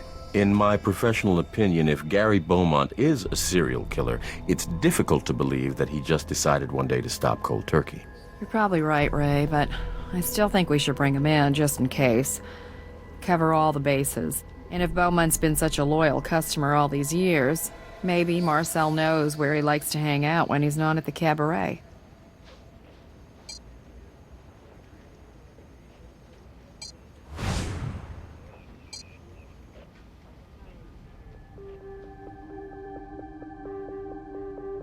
I'll bring him right up to interrogation.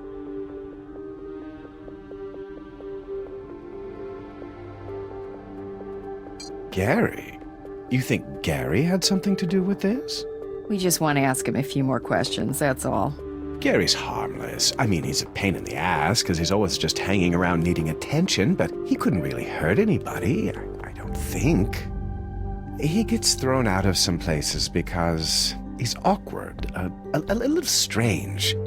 Sometimes he smells, but it's... he's homeless. I wanted to help him, but I never really had the time, you know? I mean, I didn't bother him when I found him pretty much living in the alley behind the club. Marcel, were you aware that back in 1975, Floyd Collister was on a list of suspects in the Barber Street murders? Yes, Floyd used to get into a lot of trouble with the police. He was a hooker and he took drugs. But, like I said, that's not the real reason why the police thought he was a deviant. Anyway, that's all water under the bridge now, isn't that right? He cooperated fully, as I recall, answered all the questions. They let him go, and after that, I decided that Floyd should move on, and he did. If I told you that out of the 4 male prostitutes that were identified as possible suspects back then, you're the only one left alive, what would you say to that? Ma'am, you're wrong. They're all dead. I'm sorry, but I really have nothing more to say to you.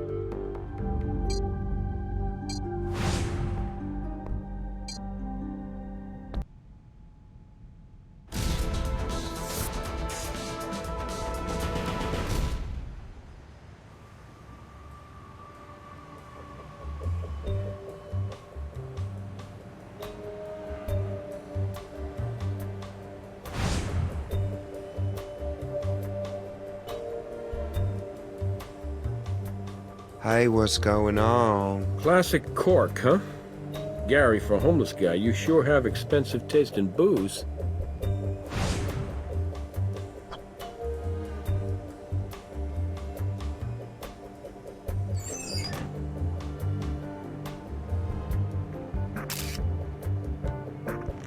It would have taken at least this much alcohol to kill Buganowski. What do you think? We'll need to process it. Could have been used to tie up our victim.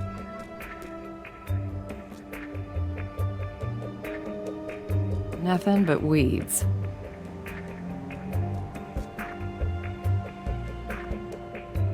Anyone can get in and out of the club through here. Not exactly a 4-star hotel. It's a love letter to Wally, from Gary.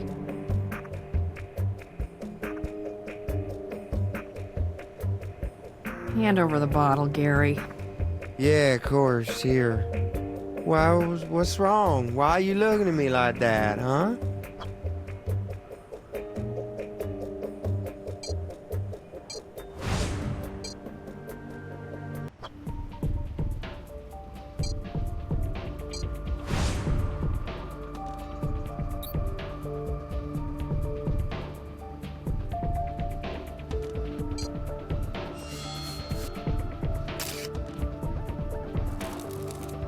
That's just where Gary was holding the bottle.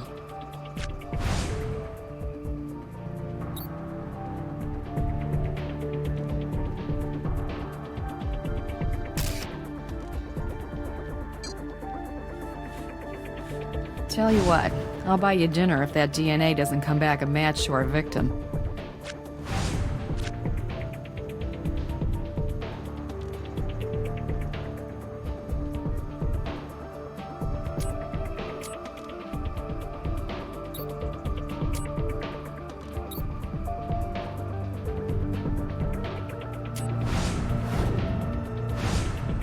Gary practically lives at the club, and he found Buganowski's body, but I have no idea why his prints would be on a case of booze nowhere near the crime scene.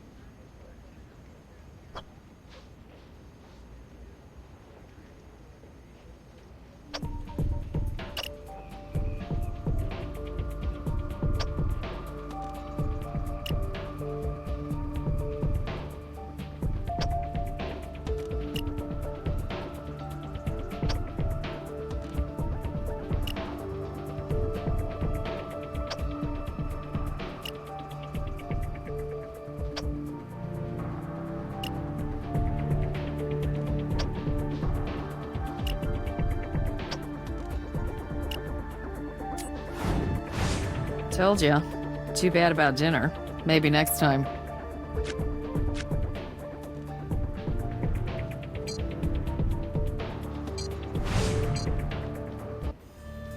Hey, I'll see what I can do. Show me the evidence.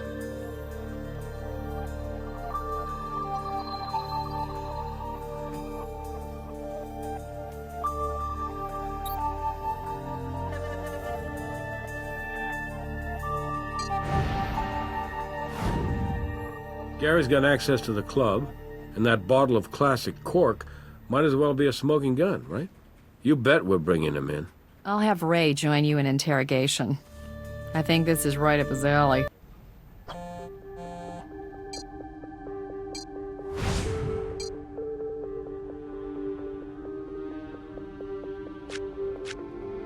Mr. Beaumont, we found your fingerprints on a case of whiskey in Marcel's club. What can I say? I saw the case on the floor.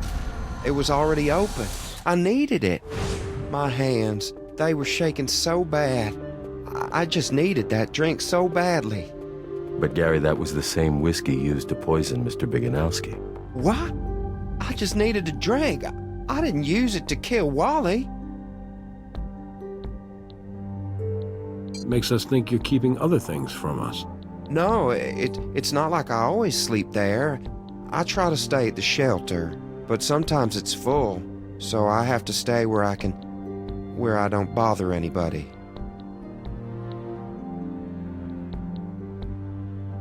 Open your mouth, please. Yes, of course. Ah.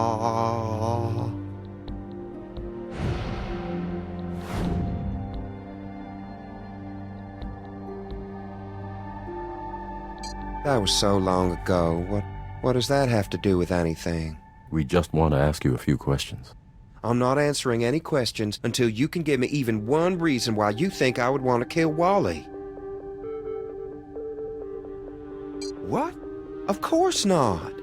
I had no reason to be mad at Wally.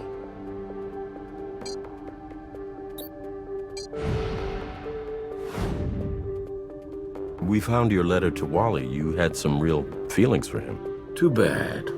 He just wasn't that into you, huh? Gosh, I know how that can hurt, right?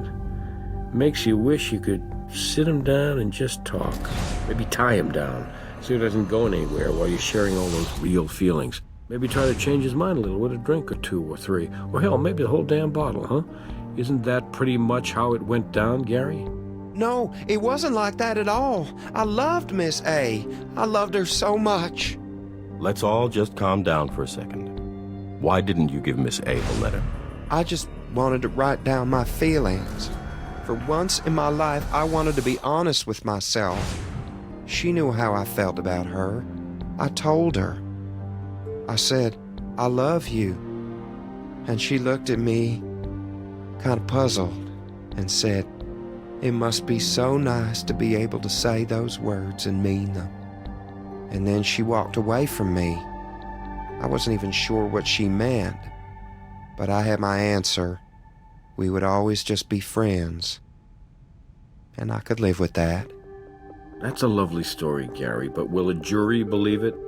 If you're innocent, you better start answering our questions. All of them. Okay, I'll tell you whatever you want. 4 months later, Muskie's found dead in his car off Barber Street. Lon Muskie, is that his name? I never asked. Sure, I beat him up, but he deserved it. He would take my friends out on dates, and they would come back bruised, sometimes bleeding. I wanted to teach him how to treat a lady in a language he would understand, but I didn't try to kill him. He should have gone to jail, but that detective, she let him go. But what can you expect, huh? You guys look out for each other, and I can't blame you. What do you mean, we look out for each other? Do you mean we cops look out for each other? Muskie wasn't a cop. No, you guys, black people. I'm sorry, I mean African Americans. Oh, now I've gone and put my foot in my mouth. Well, that's what happened, okay? That black lady detective showed up and let him go.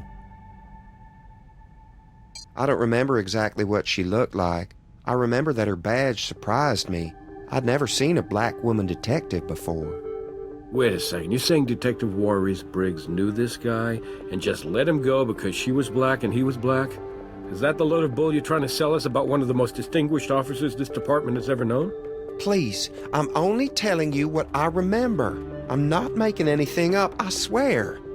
Maybe it wasn't just a black thing. Come to think of it, the way they argued, maybe they knew each other. She did say she was giving him a ride home. I think. It was a really long time ago. Setting aside Mr. Beaumont's racial insensitivities, I think we need to take a better look at Detective Briggs' involvement in all of this. You want to know what I think? I think this guy's a lying sack. This is a photograph of Lon Muskie from the Barber Street murders case file. Is this the man you assaulted? No, that's not the guy. I mean, I'm sure I'd remember him, and that's not him. That's strange. But take a look at this photograph, then. This is another Barber Street boozer victim. His name is Matthew Dawes. Is this the man? That's him. That's the guy that hurt my friends. Matthew Dawes. If what you say is true, why would Juarez write a different name in her notes?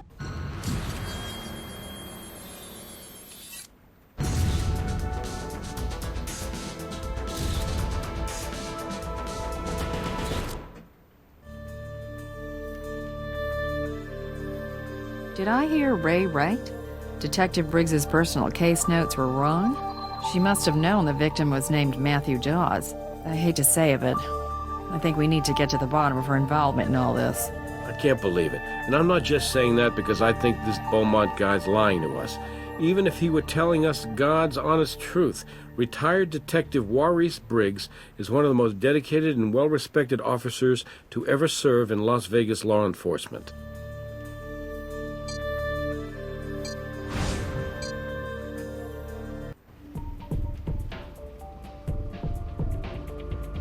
Hey, I'm off the clock, but if you guys need a hand, count me in. The Barber Street Boozer is a part of Vegas history. If he's back, then I want to be there when we take him in. Thanks, Greg. We can use all the help we can get.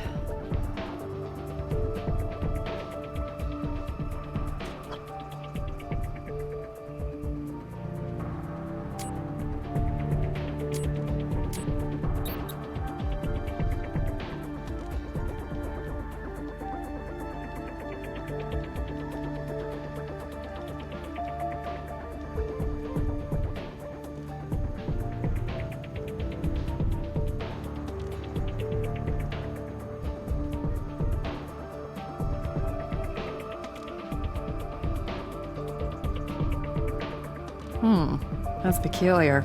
Lon Muskie's name was written down in a different type of ink stock.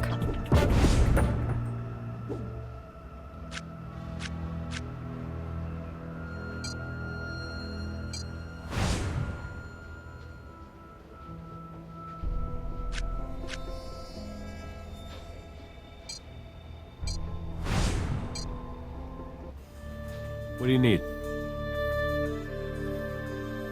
No judge is going to permit you to compromise her rights without some very compelling evidence.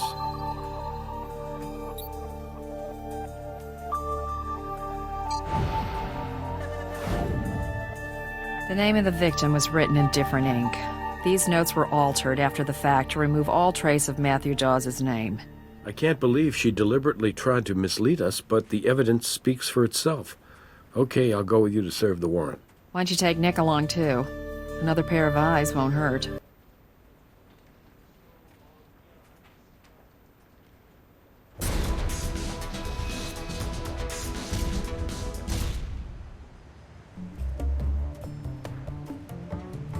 What's going on here, Jim?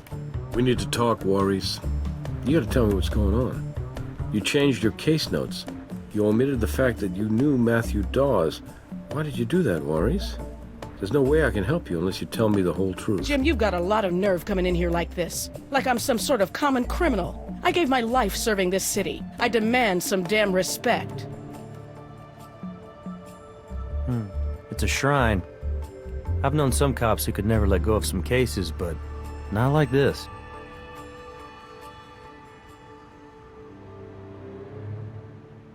The truth? Now that's funny. You go on, take a look around, take what you need, and then get the hell off my property. Whoa, is this the right RV? She is technically entitled to have one of these.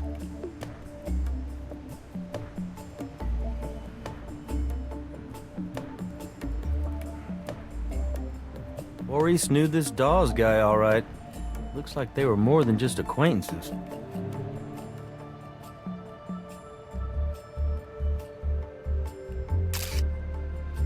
I never would have pictured you in pink, Maurice.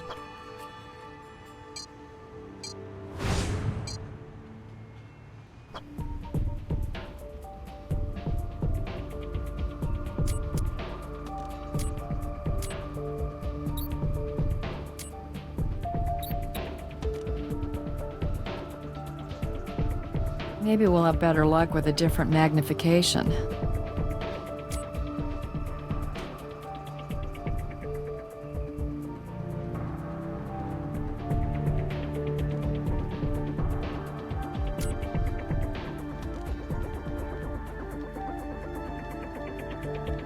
What if we try zooming in or out?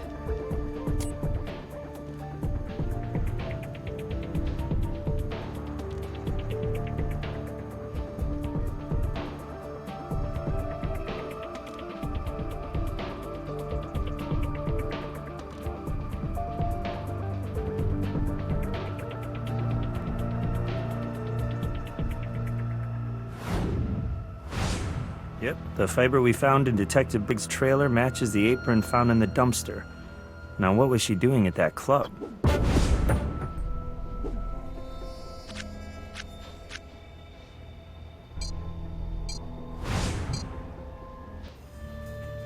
Yeah? I know this is tough, Jim. Look, I'm not gonna lie to you. This is very personal to me, and I'm not gonna do anything to impugn the reputation of Detective Briggs. So if you don't start bringing me some indisputable physical evidence that puts her in that club, killing Beganowski, then I'm not gonna do a damn thing for you on this one.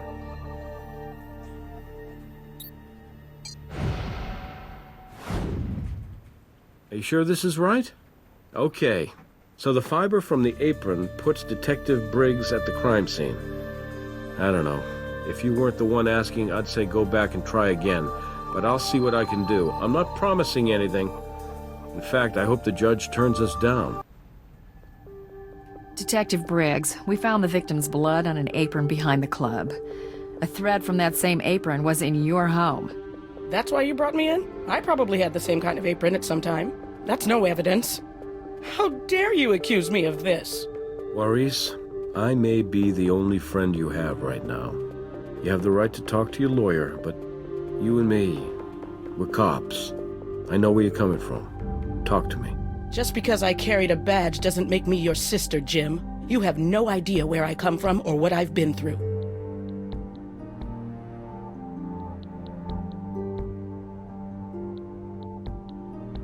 I'm sorry, we'll need to swab the inside of your mouth. You go right ahead and do your job then.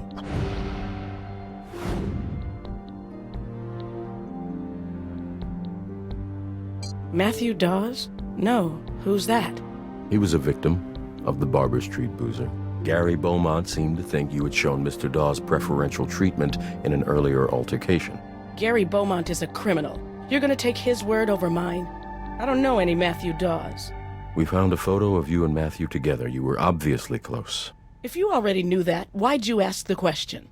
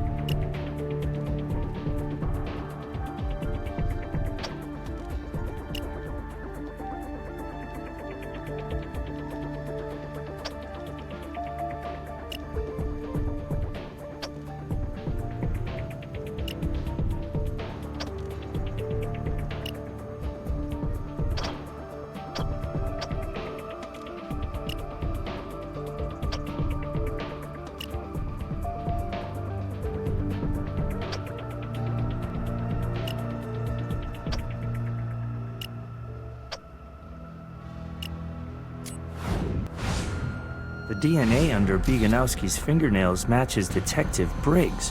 I can't believe a cop would kill someone like that. She was a hero in the department.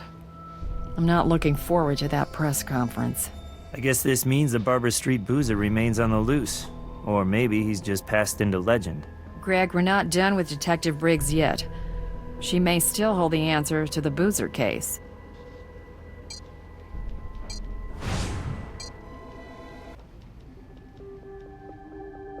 I told you. I heard about this on the news, same as everyone. I never saw the victim before.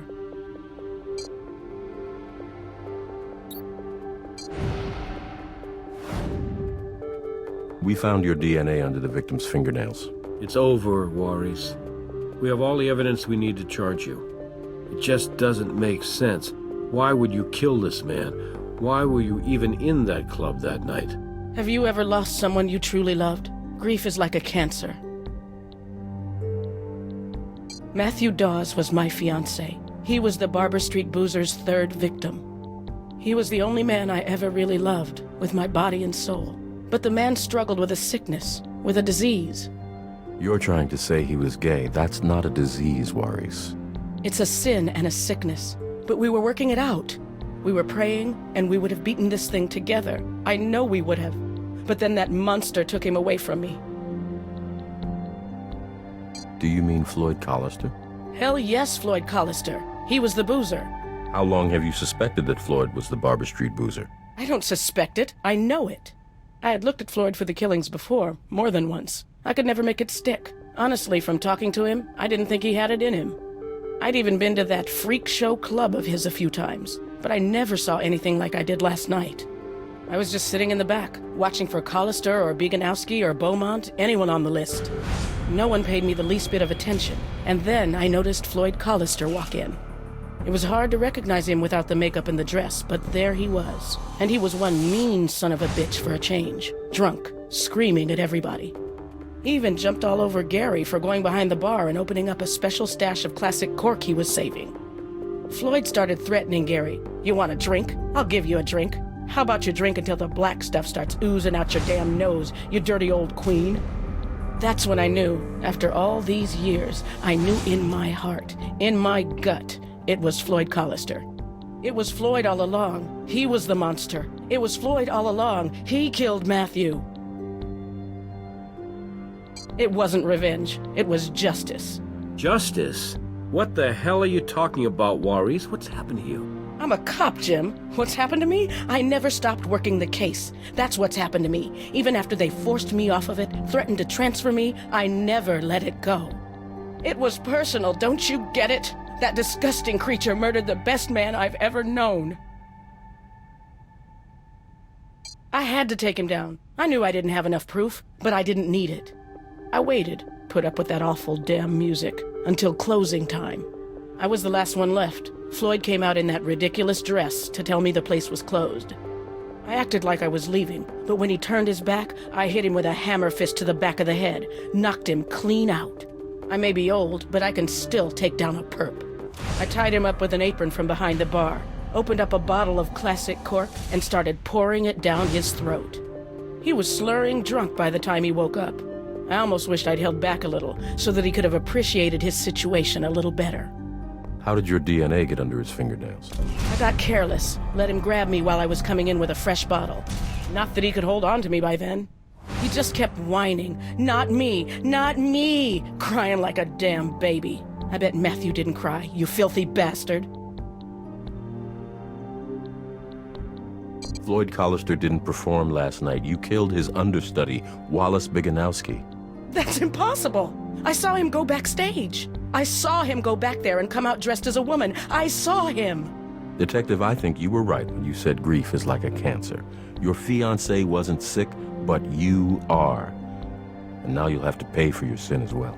Oh God, what have I done? I killed him, not me. Oh God, no, no.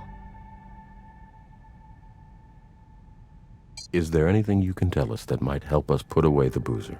I don't know, I can't. The hairs. Did you ever get any of Collister's DNA? Did you try running it against the hairs from the crime scene? I tried, maybe 15 years ago, but there just wasn't enough there for a sample. But But your lab already found one impossible sample from that skin flake. I went through the cold case evidence very thoroughly. There was no hair. There's got to be. I checked it into Central Property myself. I'll go to Central Property, but in the meantime... Waris Briggs, you're under arrest for the murder of Wallace Biganowski.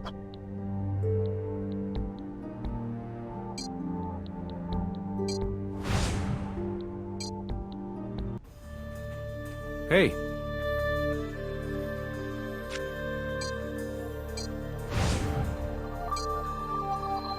Waris was right about that hair.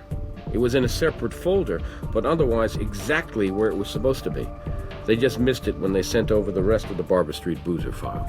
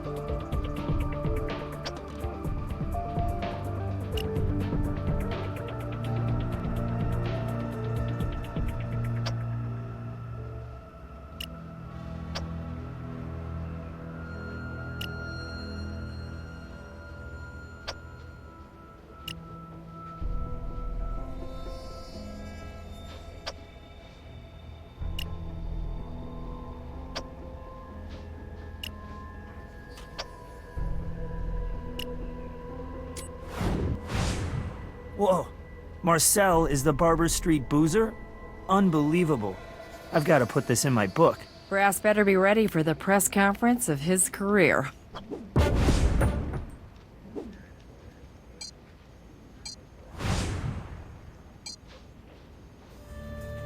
What do you need? What evidence do we have?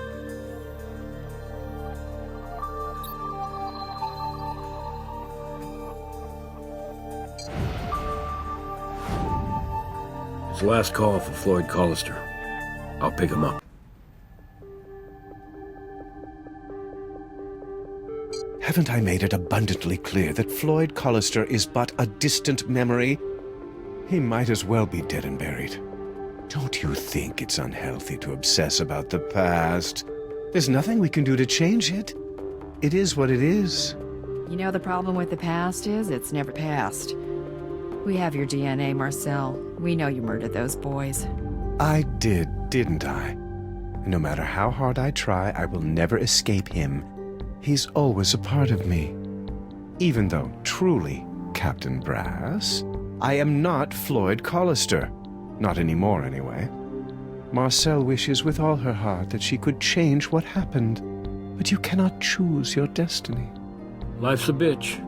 I shall confess to all the unfortunate and dreadful details, Captain. But I shall refuse to my dying breath to say I killed Wally because I absolutely did not.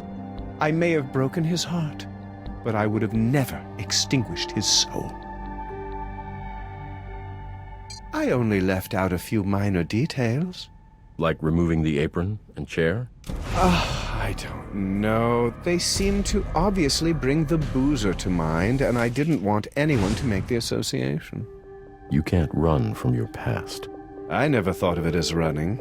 I chose to think of it as metamorphosis. Perhaps even redemption. I was reborn as Marcel. All that rage and fear was gone. I was free, and for 35 years I was bathed in love. Oh, what a glorious ride. Floyd Collister. You're under arrest for the murder of Matthew Dawes, Lon Muskie, Gus D'Souza. Congratulations on a job very well done. Not only did we solve a celebrity case, we closed a cold case as well. Eckley couldn't be more pleased. I realize you've only been with us for a short time, but you're a true professional. It's funny, I was just thinking the other day how you remind me of a criminalist who used to work with us. Warwick Brown. You have his fire. Don't ever lose that. Anyway, you're a great asset to the team. I hope you're with us for a long time. Now go home and get some rest.